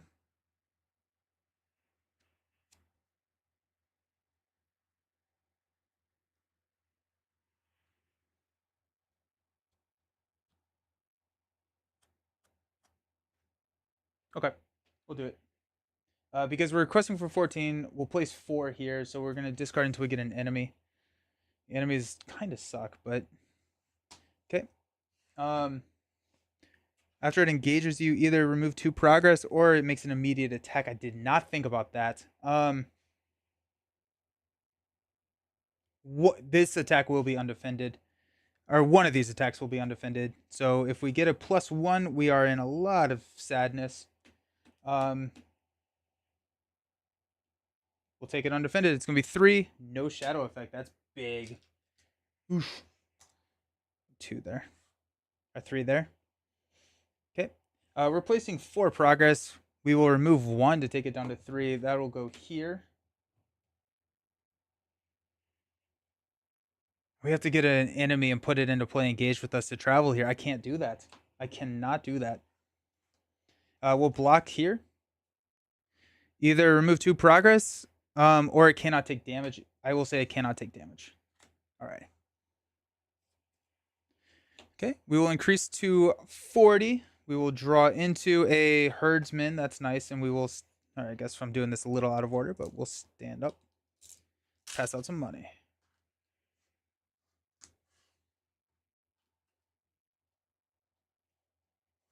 Okay. Okay.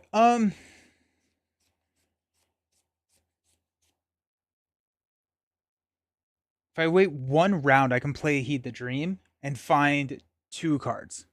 One of those is probably a Gandalf-ish, maybe. We do have a sneak attack.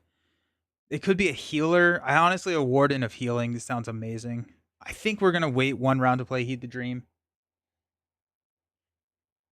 So if we wait a round, we'll go ahead and spend 1 here to play the Herdsman. He won't attack. We can block with Elrond, I think. is probably our best option.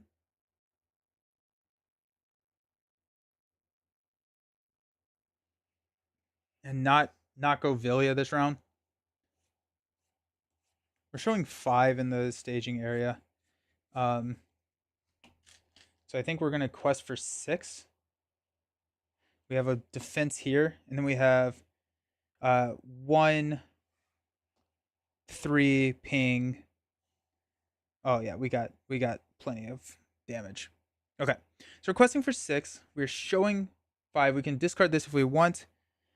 While it's in the staging area, at the end of each round, remove all progress from each location, and we raise our threat by 1 to travel here. That would put us at 8, and we quest for 6. That would increase our threat by 2, which is not super great. We're going to discard that, and we're going to get instead a roofless tower. While it's in the staging area, when a player plays an event, either remove 1 progress from the main quest or cancel the effects of that event. We have to exhaust a hero to travel there. And we are showing 6, so we increase our threat by 1. No, we quested for 6. Just kidding. We don't increase our threat. We have to exhaust a hero to travel there. Um,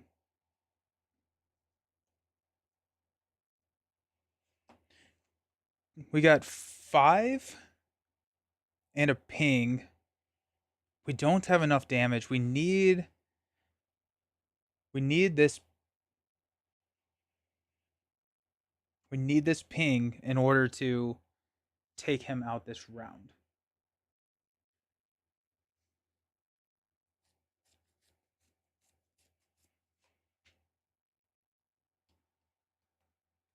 Or can I block here? Potentially 2 damage. He has 5 health. I think I block with Hurleon and then I can attack there. No, that does not work either. But I do need to travel here. We're going to exhaust Hurleon the Fair to do that. I'm going to remove one of these so we don't get attacked. Alright, cool. We are getting attacked here for 3. We're going to block with Elrond. It's +1 for each Harad objective. We control none of those, so we take no damage. We are going to attack for 3, 4, 5. And then deal 1 damage here, so that's going to be 4 damage. Nice thing is that we can ping a damage here. So if we can actually attack Yaz, we can attack a different character with the Yazin if we want to. Okay. We will increase our threat to 41. We will stand up. We will draw into another sneak attack. I probably get a Gandalf now, right? Like, yeah, I think we go Gandalf for what we're grabbing. Okay. We get all of that. All right, let's play Heed the Dream. So we're going to search the top 5 cards of our deck for a card. There's a healer. Okay, that's nice. And there's a Gandalf. I'm curious if this is just what we grab. If we just grab the healer and Gandalf by spending the resources that are needed. Because then we have a sneak attack. We can sneak attack to reduce threat. Or we can draw cards. But I think these are the 2 cards that we need most, especially since we have 2 sneak attacks in our hand. We're going to spend the...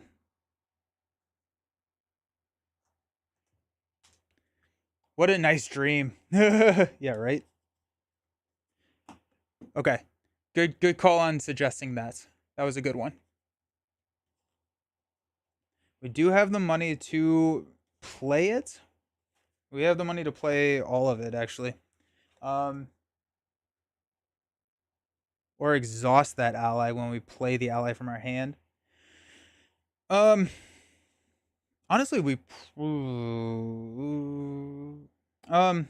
let's go 2 to play Warden of Healing. We'll remove 1 progress. Okay.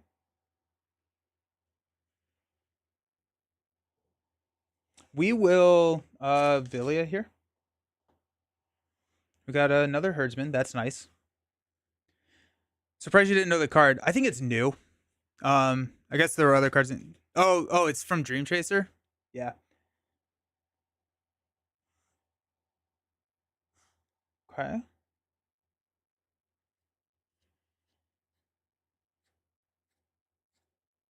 Let's just go ahead and exhaust healer to go 2 and 2. Spend 2 lore resources to ready Warden of Healing if we wanted to. I don't think that's worth it. We're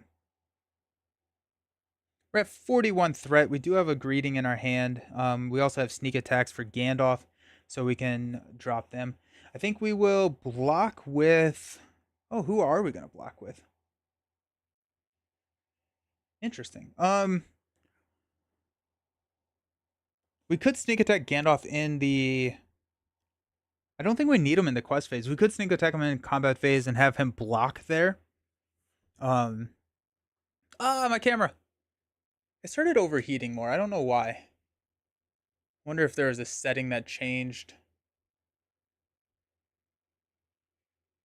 To be fair, there are a lot of good cards in Dream Chaser. Yeah, that's fair. Usually the camera doesn't start having issues until like hour 4.5 or 5. So that's, I don't know. Maybe it's just getting old. I do think we sneak attack him in uh the combat phase. We can deal with that there then.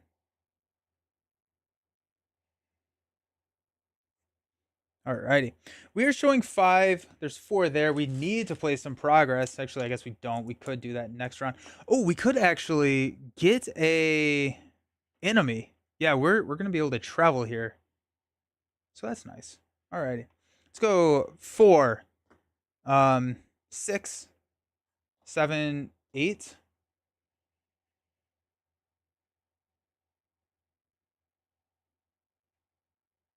11. We have a total buffer of 9. And if we're gonna sneak attack Gandalf in. Okay. 11 showing 5. First player must choose to either raise their threat by 3 or progress cannot be placed. We will raise our threat by 3. 1, 2, 3. And then we go 5, 9. We'll place 2 progress here. One of that does not happen because we'll prevent it here. We're going to travel here.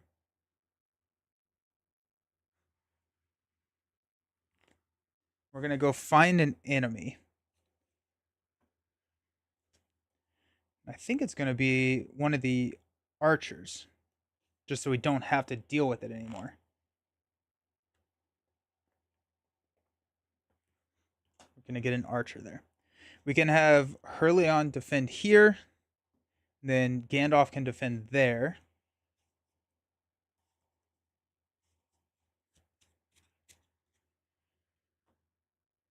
Let's throw 2 damage there for the archery.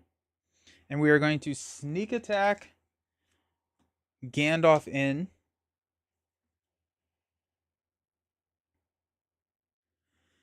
Okay, so we can draw cards, we can reduce threat, or we can deal 4 damage there. I think we'll be okay there, honestly.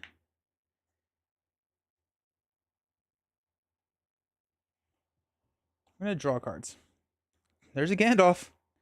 Test of Will and a Gladrium's Greeting. Glad we knew that was coming, right? Because if we had chosen threat reduction, we now have a lot of threat reduction in our hand. So that's good. Alrighty. Nice. We are going to defend this attack here. It's going to be 3 to 1.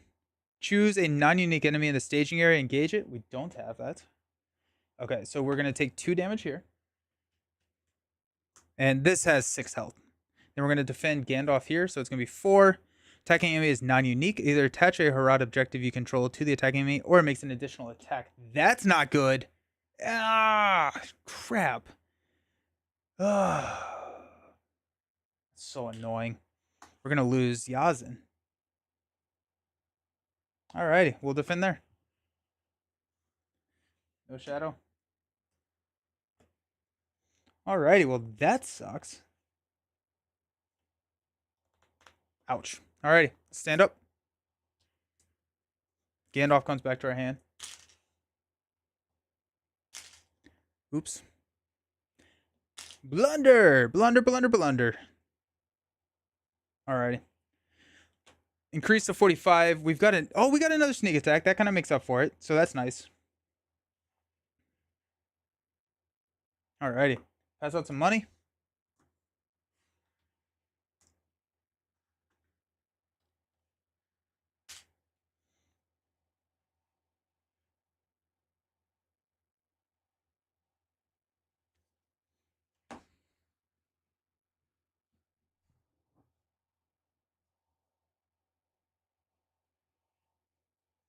I think we'll go around Villia here. See what happens. Knights of the Swan. Alrighty.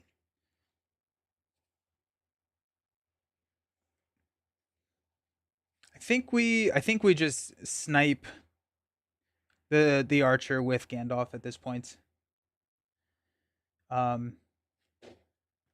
Healer. We'll go 2 and 2.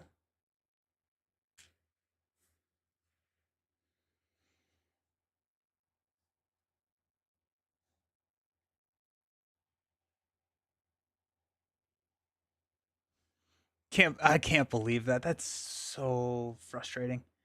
Let's grab that, I guess. Yeah. Let's spend 1. We'll place this is during the combat phase. Or the questing phase. We'll play Gandalf, we'll deal 4 damage here. We'll quest for 4. We're showing 1. Here's 4. That's 8. Take care of your archer nemesis. Yeah. 8 showing 1. I'm good with that. We're gonna flip in.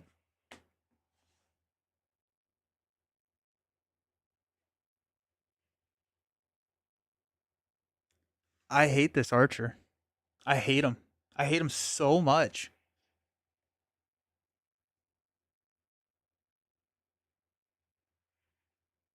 That's insane.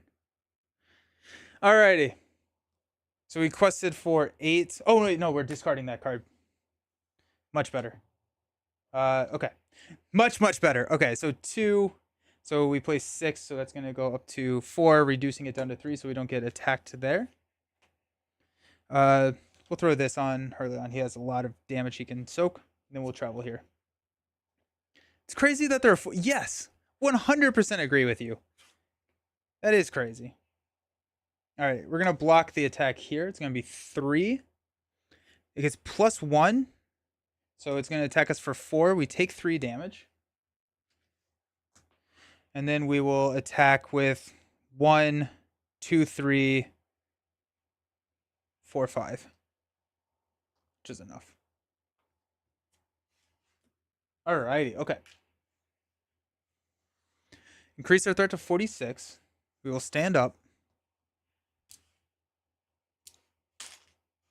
We'll draw into a Warden of Healing. That's awesome. Pass out money. Spend 2 to play a Warden of Healing. Use Warden of Healing to heal 2 and 2.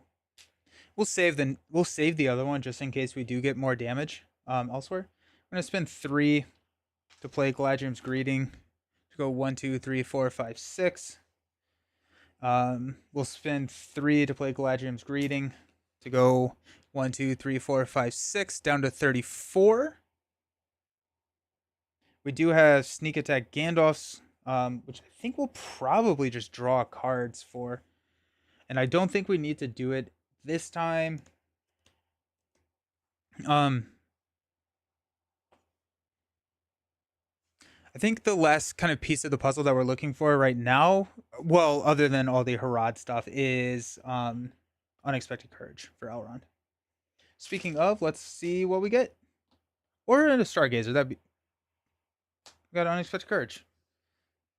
Let's ready Elrond. Alrighty, let's cook. Alrighty. That's pretty exciting. Let's go 4. I don't think there is a good reason to push.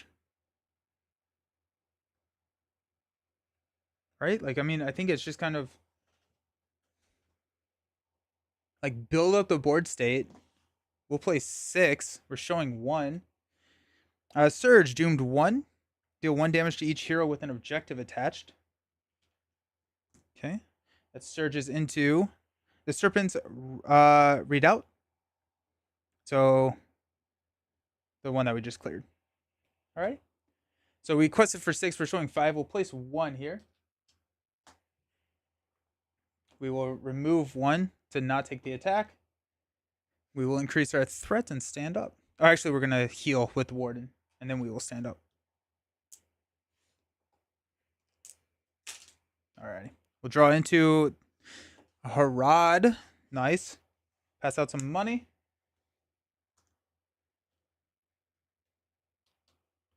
Let's see what gifts Unexpected Courage and Villia bring us. A warrior. Alrighty.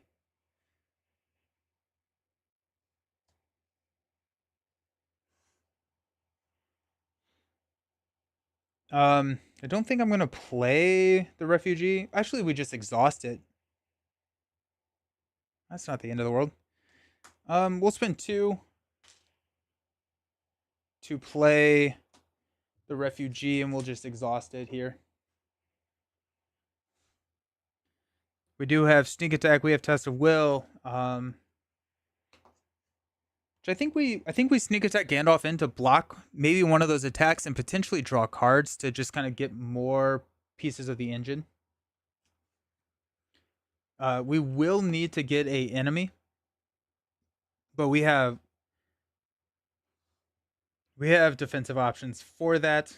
I think we'll travel and get that, and then we could defend here. Honestly, yeah, I think we'll get the enemy and we'll take care of it. So we are showing 5. We want to quest and get that clear. So let's go 4, 5, 6,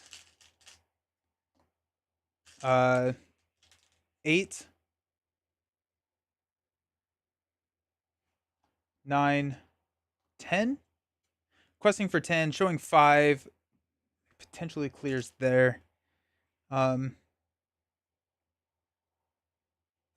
go 11. Flip into a... No, dang it. Come on. This is the Broken Courtyard.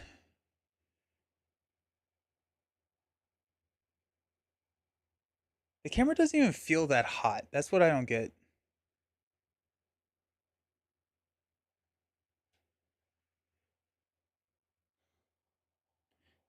This will surge.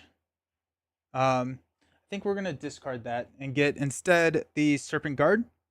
Either remove 2 progress from the main quest or enemies engaged with you cannot take damage this round. Alrighty.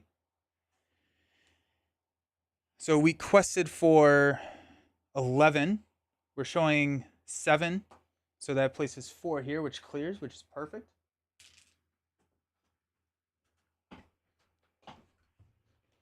We will travel here, and we're going to go get...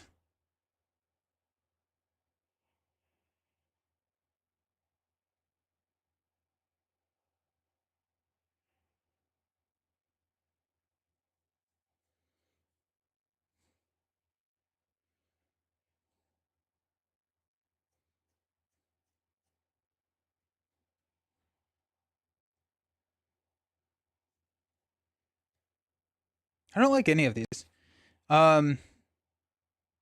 Just go there. We can remove 2 progress. We're just going to make it so that they cannot take damage this round. Enemies engaged with me cannot take damage. I'm going to remove 1 here so that we don't get attacked.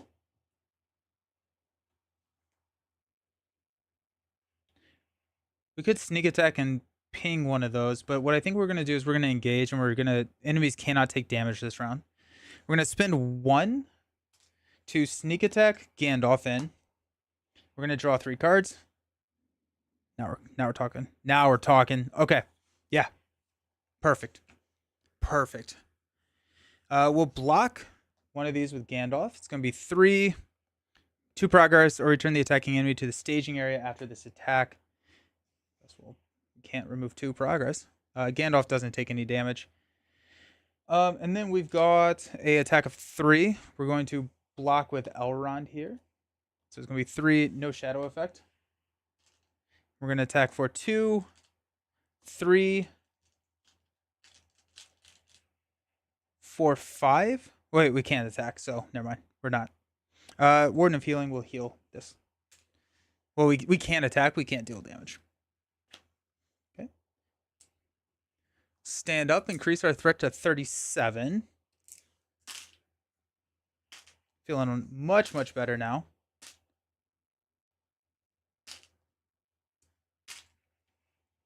Alrighty.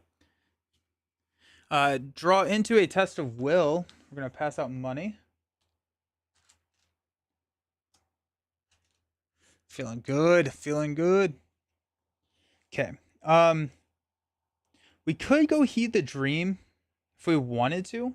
I don't actually know what we would get there. Like I don't know what we need.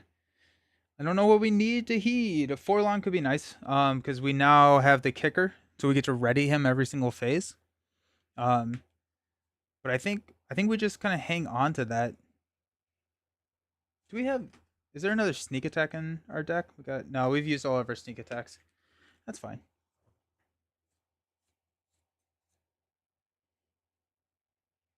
We could play Gandalf straight up and snipe there. Yeah, we have him now. We just drew him, so he's definitely getting played. But I think first we're gonna go Unexpected Courage of Villia. For Tribesman.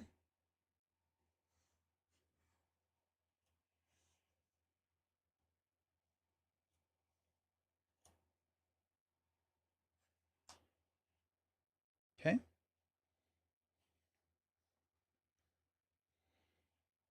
Let's go 3, 4, 5 to play Jubiar. Let's go 2, 4. Exhaust to play Yazin.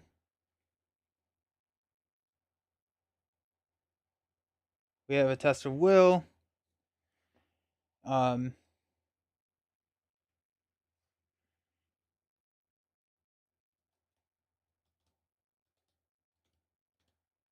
There's a chance that we don't get to deal damage. Yeah, I don't know what we would need to find, so I think I'm just gonna hang because like everything else is just like nice to haves, like just building up the outlands at this point. But we have all 3 of our main allies here.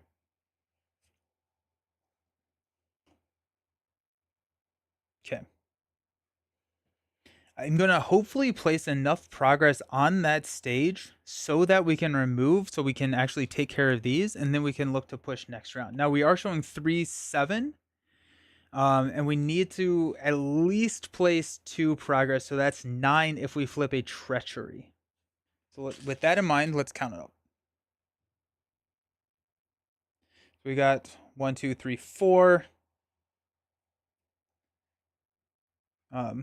1, 2, 1, 2, 1, 2. Just get those tribesmen to prevent a disaster killing Jubiar, I guess. Oh yeah, yeah.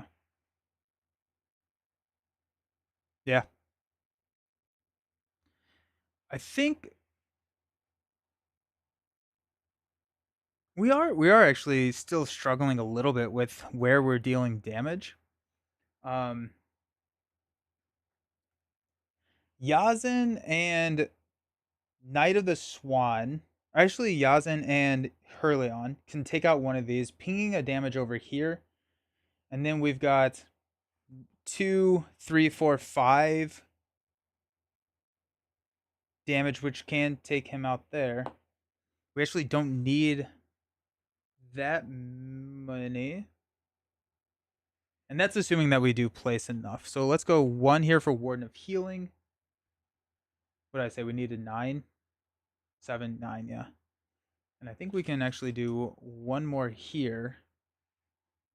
And we have enough to take both of them out. Top card is a Serpent Guard. I think we discard this.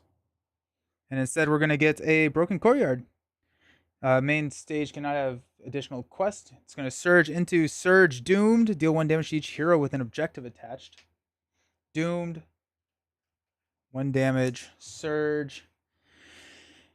Roofless Tower. It's in the staging area when a player plays an event. Remove 1 progress from the main. You have to exhaust a hero to travel. Alrighty.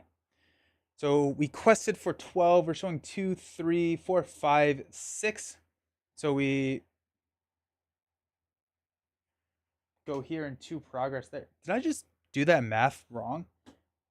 So we will, I guess we'll keep 1 there.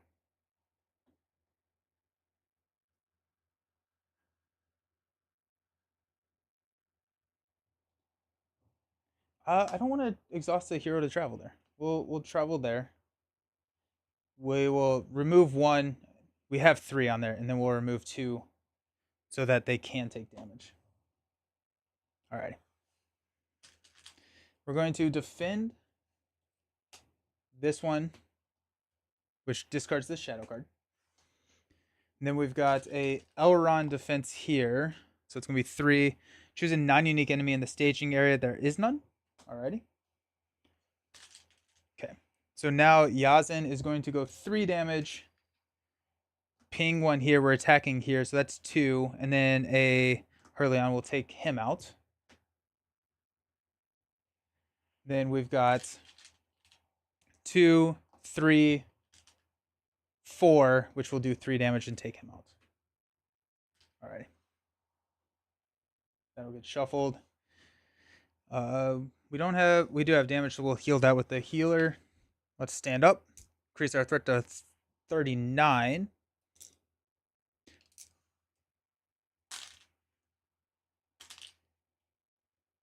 And at this point, we are ready to push, I think. All right.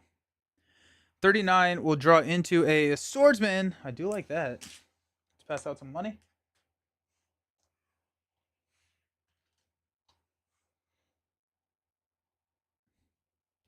We'll spend 2 from Hurleon to play a swordsman.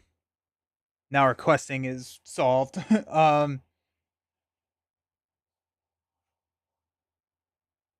I honestly think we just save Gandalf's. Oh, he's not actually that hard to hit. Okay. Actually, I think warriors could be nice because we can actually defend with Hurleon. Let's see what Villian Unexpected Courage bring us. Another refugee. Alrighty. Dang it. I'm sorry.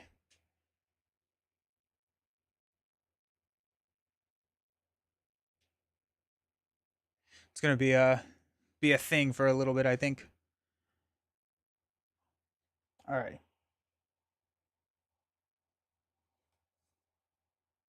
Camera is tired. Yes.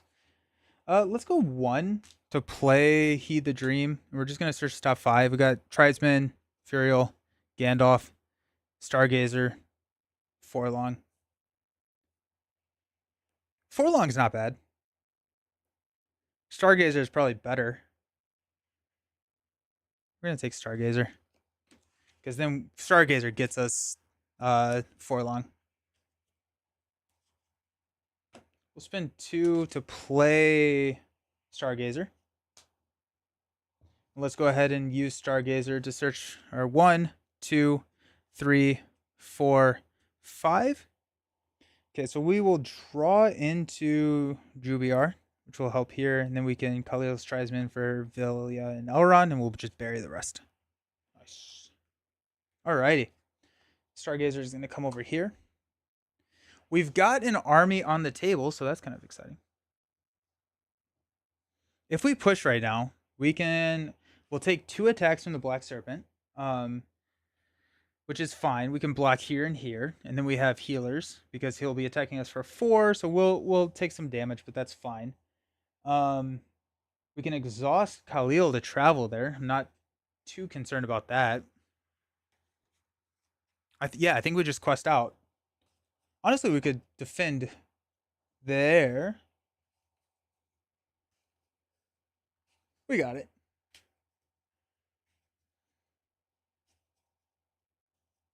So you can exhaust the tribesmen after shadow cards have been shown, right? Like you can, and you can do it after staging because it's just an action. So that's good to know. All right, we do have Test of Wills in our hand. So we are showing three. There's three here. We need to quest for 6, 12. So we got 3, 6. 1, 2, 3. Oh, no, we're at 12. Well, let's go down to 6. 1, 2. 1, 2. 1, 2, 3, 4. That puts us at 14. We do get to discard whatever we see. I'm just gonna go 1, 2, and kind of guarantee it. We got the Southron Captain. We're gonna discard that. I don't think I want to deal with that. Don't let them escape. At the end of the round, discard all progress from the main quest. After this quest is chosen as the current quest, reveal an encounter card. Oh, I hate that. I hate that so much. Alrighty. So we quested for 16, and we are showing. We easily push. Alrighty. Shuffle the encounter deck discard pile into the encounter deck. We're gonna get another Harad objective. Don't let them escape. Kind of sucks.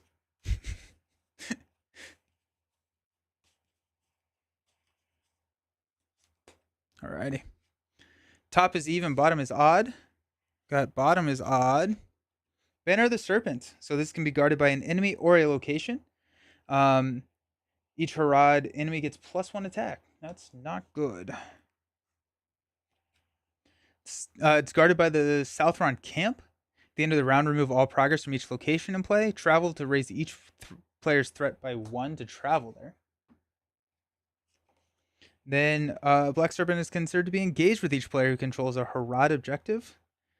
Alrighty. So we are getting attacked by the Black Serpent right now. We'll defend with Elrond. Is there any reason to defend with Elrond? No, we'll defend with Jubiar. So he's attacking for... Dang it.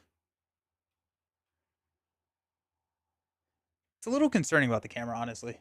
Because it does not feel hot. I guess it feels a little warm, but like... It shouldn't overheat.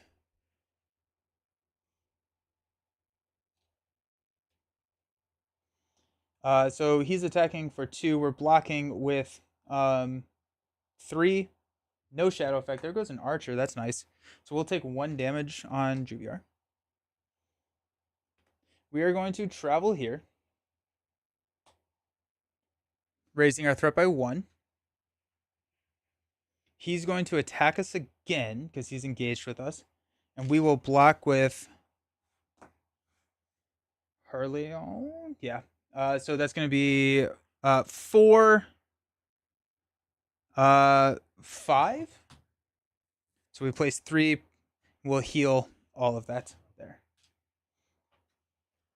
All right.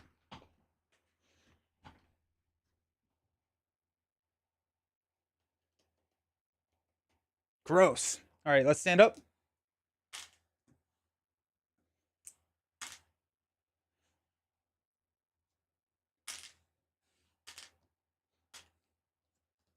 Got a lot of cool stuff. Go up to 41. We're going to draw here. We're going to pass out some money.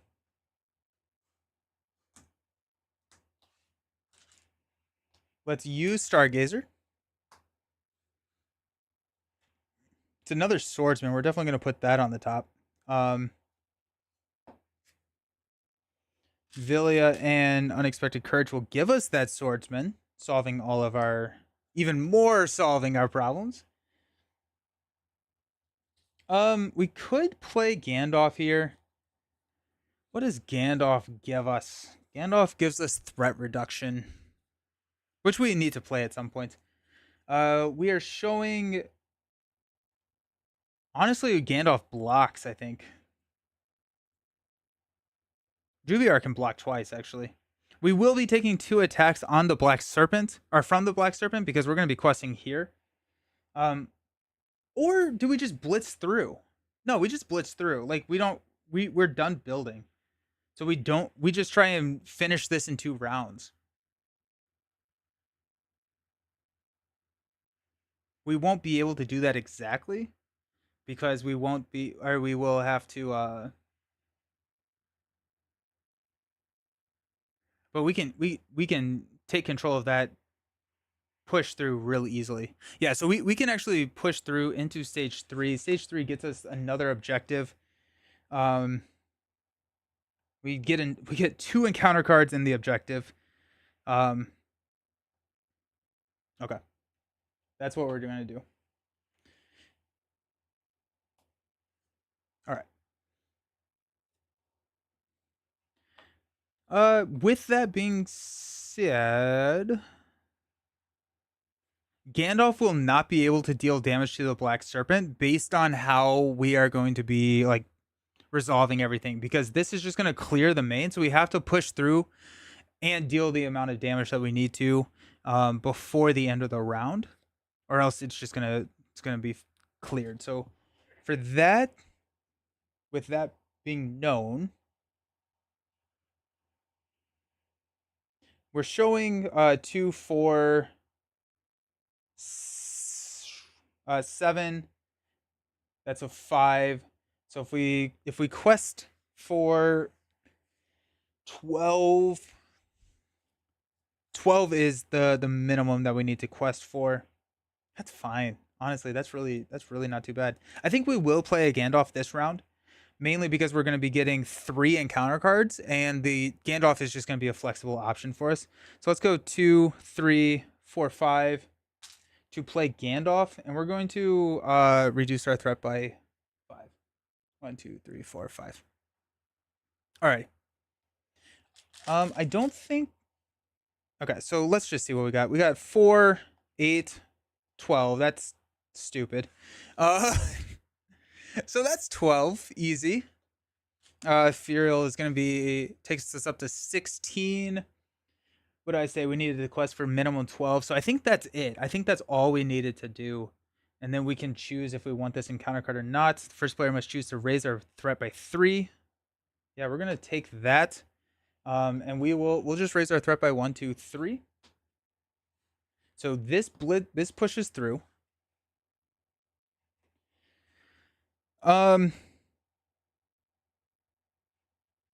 Each Harad enemy gets +1 attack. So I didn't do that. So the Warden of Healing would have just healed more on Jubior. We can exhaust this and reach your threat by 1 to give each Harad enemy engaged with you -1 attack until the end of the phase. Let's throw that on Khalil. Okay. And then this pushes. Randomly select 1 Harad objective. It's the last one. This is guarded by an enemy. So it's a Southron soldier. Okay. Oh, shuffle the encounter card back. Let me do that. Shuffle the encounter card back into the encounter deck. This is a big swing. This is a big turn for the enemy here, because we're getting a lot of encounter cards. Okay, so Southron soldier, and then we're gonna reveal a Desert Bastion. There. All right.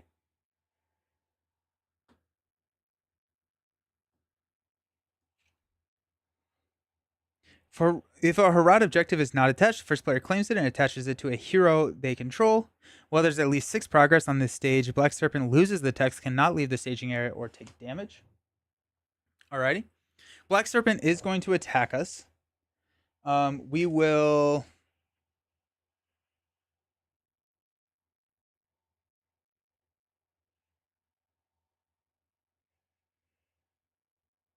Black Serpent is going to attack us for 5. We are getting attacked for 5 here. And we're going to get attacked for 5 twice. I believe you don't reveal the objective, you attach it to the Black Serpent. Oh. Let me. Oh, yeah. Okay, sweet. Thank you. Sorry about that. I'm just going to shuffle and redo this one. Even though I did really like that card, I think that was probably the best option for me, but here we are. We'll reveal one card, which is going to be first player discard cards from the top of the encounter deck until an enemy is discarded, puts that enemy into play. We will test of will that. Nope, we can't because of that. All right, so we get an enemy, which is the archer. Good, good. We'll throw 2 damage for the. Actually, first we need to take the attack here. We will block with Gandalf on this attack for 5. Gets +2. So it attacks me for 7. So 3 damage goes here. Onto Gandalf. Ow. Archery will go 1 damage onto Gandalf, which will take Gandalf out. And 1 damage onto the herdsman. Okay. Now we are getting attacked again. We're going to block here. So we're going to discard this shadow card. We will take 1 damage there. Then we're getting attacked for 5.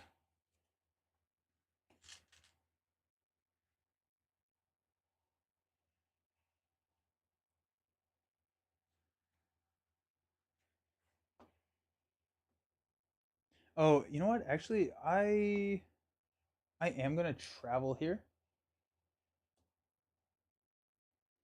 Stupid camera. Come on. Okay, so I'm going to travel there. I'm going to exhaust Elrond to travel there. So okay, come on. I'm thinking that we just kind of toss like the Southron refugee in front of this big attack. Be 5. Choose a non-unique enemy in the staging area. We're fine. You are uber done. Uber done. Okay. So we are going to attack back for 2, 4, 6 with a ping damage. We have so much attack, so we're good there. Okay. Warden of Healing will heal here and heal here. We'll stand up and go to 40. So the goal here is to make sure that we put all the progress, or at least 6 progress there, and then we can deal damage to the Black Serpent. That's how we're gonna do this. And we'll just never touch that. We went up to I think we're actually at 41. We're gonna draw here. Let's go Stargazer. Actually, we have to pass out money. I start skipping steps of the game when I'm hungry. Stargazer. We're gonna look at 5. We got Gandalf. There we go. Alrighty. Gandalf and Warrior. Let's go Unexpected Courage and Villia to play Gandalf from the top of our deck. And we will. Oh, actually, you know what? No, we're not going to do that because we can do this out of the planning phase.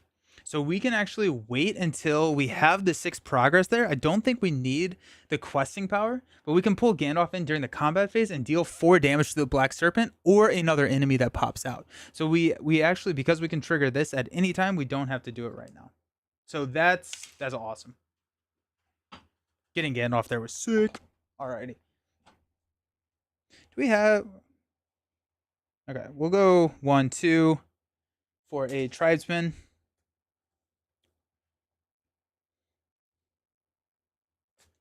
Alrighty. We are showing 3 in the staging area. Here's 4. We need to place 6. So that's going to be 7. 13 is what we need to quest for. It doesn't really matter if we quest above that. Hey! Com3, thank you for the raid. How's everyone doing? How is everybody doing? We're going to go 12 with the swordsman. We're going to go up to 16 with Furial. And we need a quest for 13. Honestly, we can just tribesmen if we need to. Hey, thank you for the follow, Karth. Hope you're doing well. Appreciate it. So if we do that, we are questing for 16, and we have the ability to go +2. Thank you for the follow, Con. How was your stream?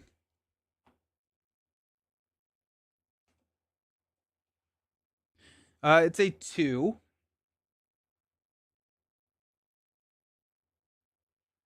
So that'd be 5, 9. We would place 7, which means that we would not be able to trigger the Serpent Guard.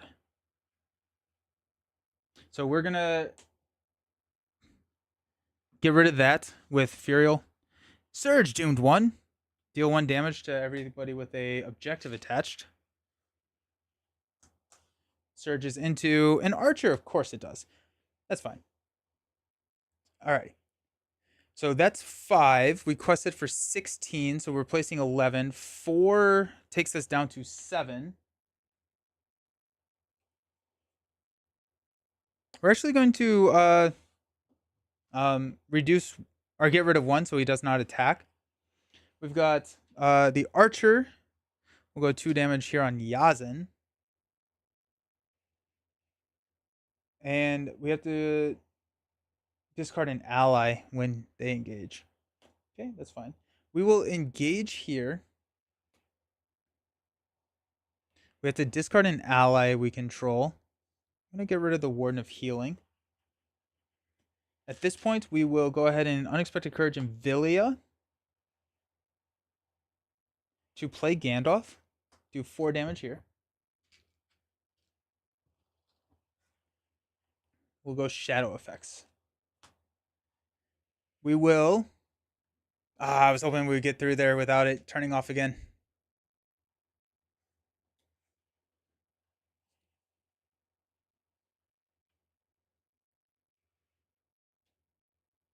Alrighty.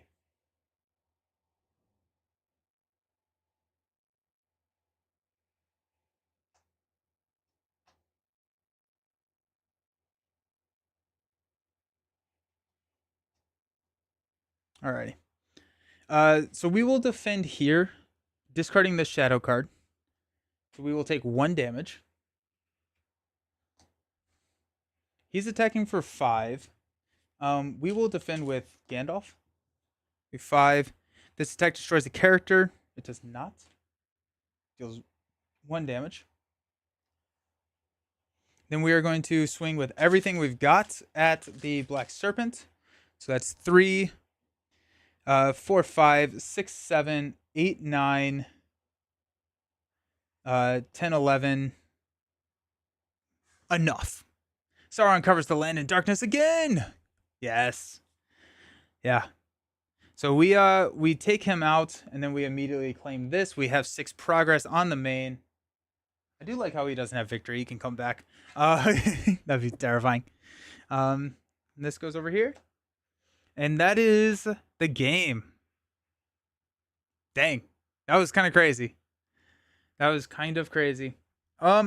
We will go ahead and open up the next pack. I'm going to go to the Be Right Back screen, turn off the camera for a little bit, and let it cool down. But I like this. I think it required a little bit of luck setting up, but I mean, like, at this point I feel unstoppable. That was a crazy scenario. That was a lot of fun. Sweet. Okay, don't go anywhere. I'll be right back. Give the camera a little bit of a break. I'm going to clean up, and then we're going to open up the dungeons of Kurth Garot. See you soon.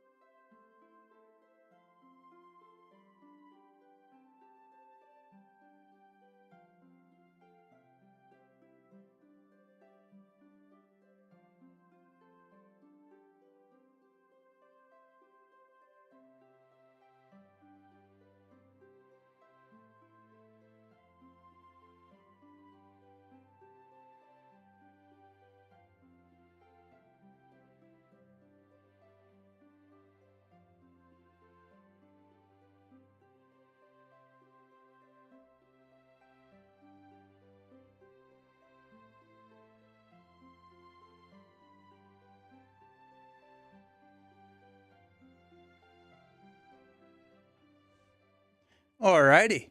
Let's open some new cards. We got the Dungeons of am I saying it? Kurith Garat. This is the next adventure pack in the Sands of Harad after we just took on the Black Serpent. Tough. Oh my goodness. We've got a Hobbit.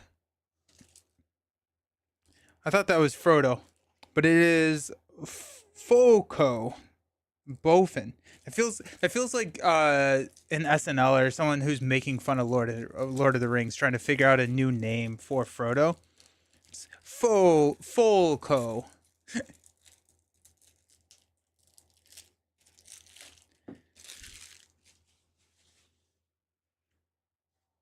Alrighty. 7-cost Hobbit. I do like the Hobbit. 2202. Then they get -1 threat cost for each Hobbit hero you control. That's kind of interesting. I don't actually know how useful that is because how I mean, like, your threat is already so low. I guess if you need to stay super low for like some secrecy to start the game potentially. But I mean, like, in a 4-player game, this comes down to 3, which is nice. I don't know. That's kind of interesting. As an action, we can discard him to reduce our threat by 7, limit once per game. Interesting. Okay. Huh.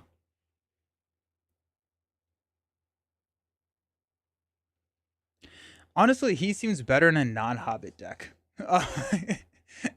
Right? I mean, like, you can use him to discard or to get your threat weighed down. But I feel like there's so many tools that Hobbits already have to reduce their threat that losing a hero for that is okay. But I mean, 7 threat I don't know. It's kind of interesting. I do like the 2 willpower. The 2 attack is also really nice. And he's effectively a 6 cost, right? But I think I kind of like him more to splash lore. That's interesting. Foco is great for a 2-hero Strider deck. You use your resource to set up and this. Oh, that's sick. That's really cool. Okay, that's fun. That's really fun. Ooh, I want to try Strider now. I think I tried it one time, right? I don't think it went super well. What does Strider do? Strider is not in that part of the S's.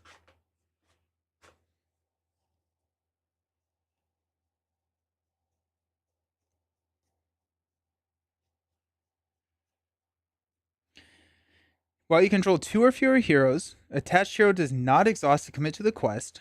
While you control 5 or fewer characters, it gets +2 willpower. Okay.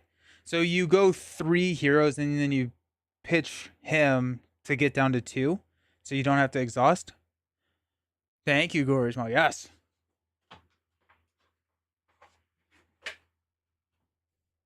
Interesting. Or do you go the... How frequently are you using the 5 or fewer characters version? Kind of interesting.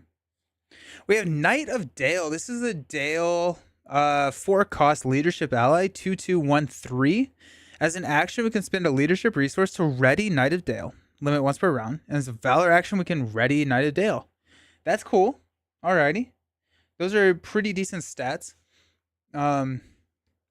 Expensive card. Still a pretty expensive card, but the 5 or fewer is just nice for early willpower in my experience, not something to build around. That's fair. Okay. Yeah. We got Digilant Noble. We can attach this to a hero. They gain the Noble trait. And after you play Digilant Noble from your hand, draw a card. There is the 4/3 Hunter's contract where there are no allies. So that, oh, that's cool. That's pretty cool. No allies? Interesting. All right. We got the Rittermark Knight. This is a 2-cost tactics Rohan 0202 stat line. I do like the 2 cost though. That's nice. After the Rittermark Knight is declared as an attacker, gets +2 for the attack. The end of the attack, discard Rittermark Knight. I think this is in the Rohan starter deck. I feel like I've seen him before. He seems good. I mean, a 4 attack for 2 cost, and then you discard and you get all of the abilities that go along with Rohan characters leaving play. I guess that is pretty late into the round, so if there is not a um like an immediate benefit for having them leave play that you already haven't hit, but I still like, and you don't have to, right? It is a optional response. So worst case scenario, it's a 2 cost ally that attacks for 2, which is good, and it has a point of soak damage. I like it. We got a 3 cost fierce defense. Man, that hobbit looks angry. Combat action, deal 3 damage to a non-unique enemy engaged with you. Or okay. Just straight damage. That seems good. Valor combat action, discard a non-unique enemy engaged with you. That's cool. Yeah. I mean, I think like it has to be non-unique, but 3 damage can, I mean, that can be huge. Does have to be engaged with you, which is kind of annoying. Ooh, we got Noldar, those luscious locks. 2 cost, love it. 2 cost 1/1/1/3. That's a decent stat line. While you have no cards in your hand, they get +1 to all their stats. This seems like a really good card for the stats. 2 costs for 3 health seems decent. Then if you have no cards in your hand, you get additional stats. That's fine, sure. But like the Noldor 2 cost ally, I mean that seems pretty decent right there. It's a lot of soak damage. I don't know how frequently you have no cards in your hand. I guess if you're playing that one hero that discards all the cards and you draw 3 cards and you draw 4 cards, you discard all the cards at the end of the round. Like you can build your deck to really kind of not have cards in your hand. That's cool. Play only if you control a unique character with Noldor and another one with Dunedain. This is Heirs of Arendelle. This is a 1 cost spirit event. Choose a non-unique location in the staging area and raise your threat by X to discard it. X is the chosen location's printed quest points. That's not bad. Is that Lindir that discards? Cool card. Yeah. Yeah, Lindir. Yeah. That's pretty cool. I mean, like just being able to discard something by raising your threat. I like it. Especially if you can manage threat. Nice little combo here too. Leaf Lock, it's another int. We have another int, my friends. It has happened. We are here. More ints, more fun. 3 costs, 0/2/2/3. Cannot have restricted, interplay exhausted, and he gets +1 willpower for each damaged int character you control, limit +4. Oh yeah. Yeah, that'll work. That'll cook in my deck. Oh my gosh, heck yeah. Dude, I love ints. Ints are so much fun. That's insane. That's a really good card. Now you have, if you have 4 damage ints, now your booming ints are swinging for 5, and they're questing for 4. This is unique, which makes it less good in that sense than the booming int, but still, I mean that's easily a 2x card because ints are easy to damage. Quick beam damages himself. The Durnding, a warrior, damages himself. Like there's a lot of synergy around damaged ints. Heck yeah. I like attach. I like ints. That's fun. Oh, Legacy Blade. Look at this. 0 cost. Tetsuo gets +1 attack for each side quest in the victory display, up to a +3. Yo. Okay, that makes side quests a lot better because this is not tactics, and I think that's the big part about that. Is it's not tactics. We do have a lot of synergy. Hero Treebeard also. Yeah, he does. Oh, sick. It's so hard to run Hero Treebeard in a int deck though because you don't get Ally Treebeard. And Ally Treebeard just seems so good. The Legacy Blade is really cool. Okay, so that's cool. Okay. +3 attack. Nice. It's not a unique card either, so you can run 3 of them. Just pass out all of the attack. That's cool. Then our last card is our basic card. This is open the armory. One cost basic. Search the top 10 cards of your deck for a weapon or armor attachment and add it to your hand. Search the top 5 cards of your deck for a weapon or armor attachment and put it into play as a Valor action. That is... Okay, that's nice. That's a nice basic card to have. Then you don't have to go with like Bofer. You don't have to do any of that search. I mean, that's a... If you need armor or weapons or something, or if you're building around that, that's an awesome card. Seed of the North and Legacy Blade on Thurnadir, so it gets +1 will and attacks each side quest can read. Oh, that's sick. Yeah. Heck yeah. That's awesome. We just ran the side quest thing, but kind of, I guess like you don't have to like build an entire deck around it, right? Like you can, side quests provide benefits, so you might as well like use them. That's really cool. That's really cool. And then as a Valor action, search top 5 cards for a weapon or armor. That's a great setup. Like Baragon loves this. Grab your shield or your spear. There's a lot that can grab. Oh yeah, okay. This is a good pack. I'm a big fan of this pack.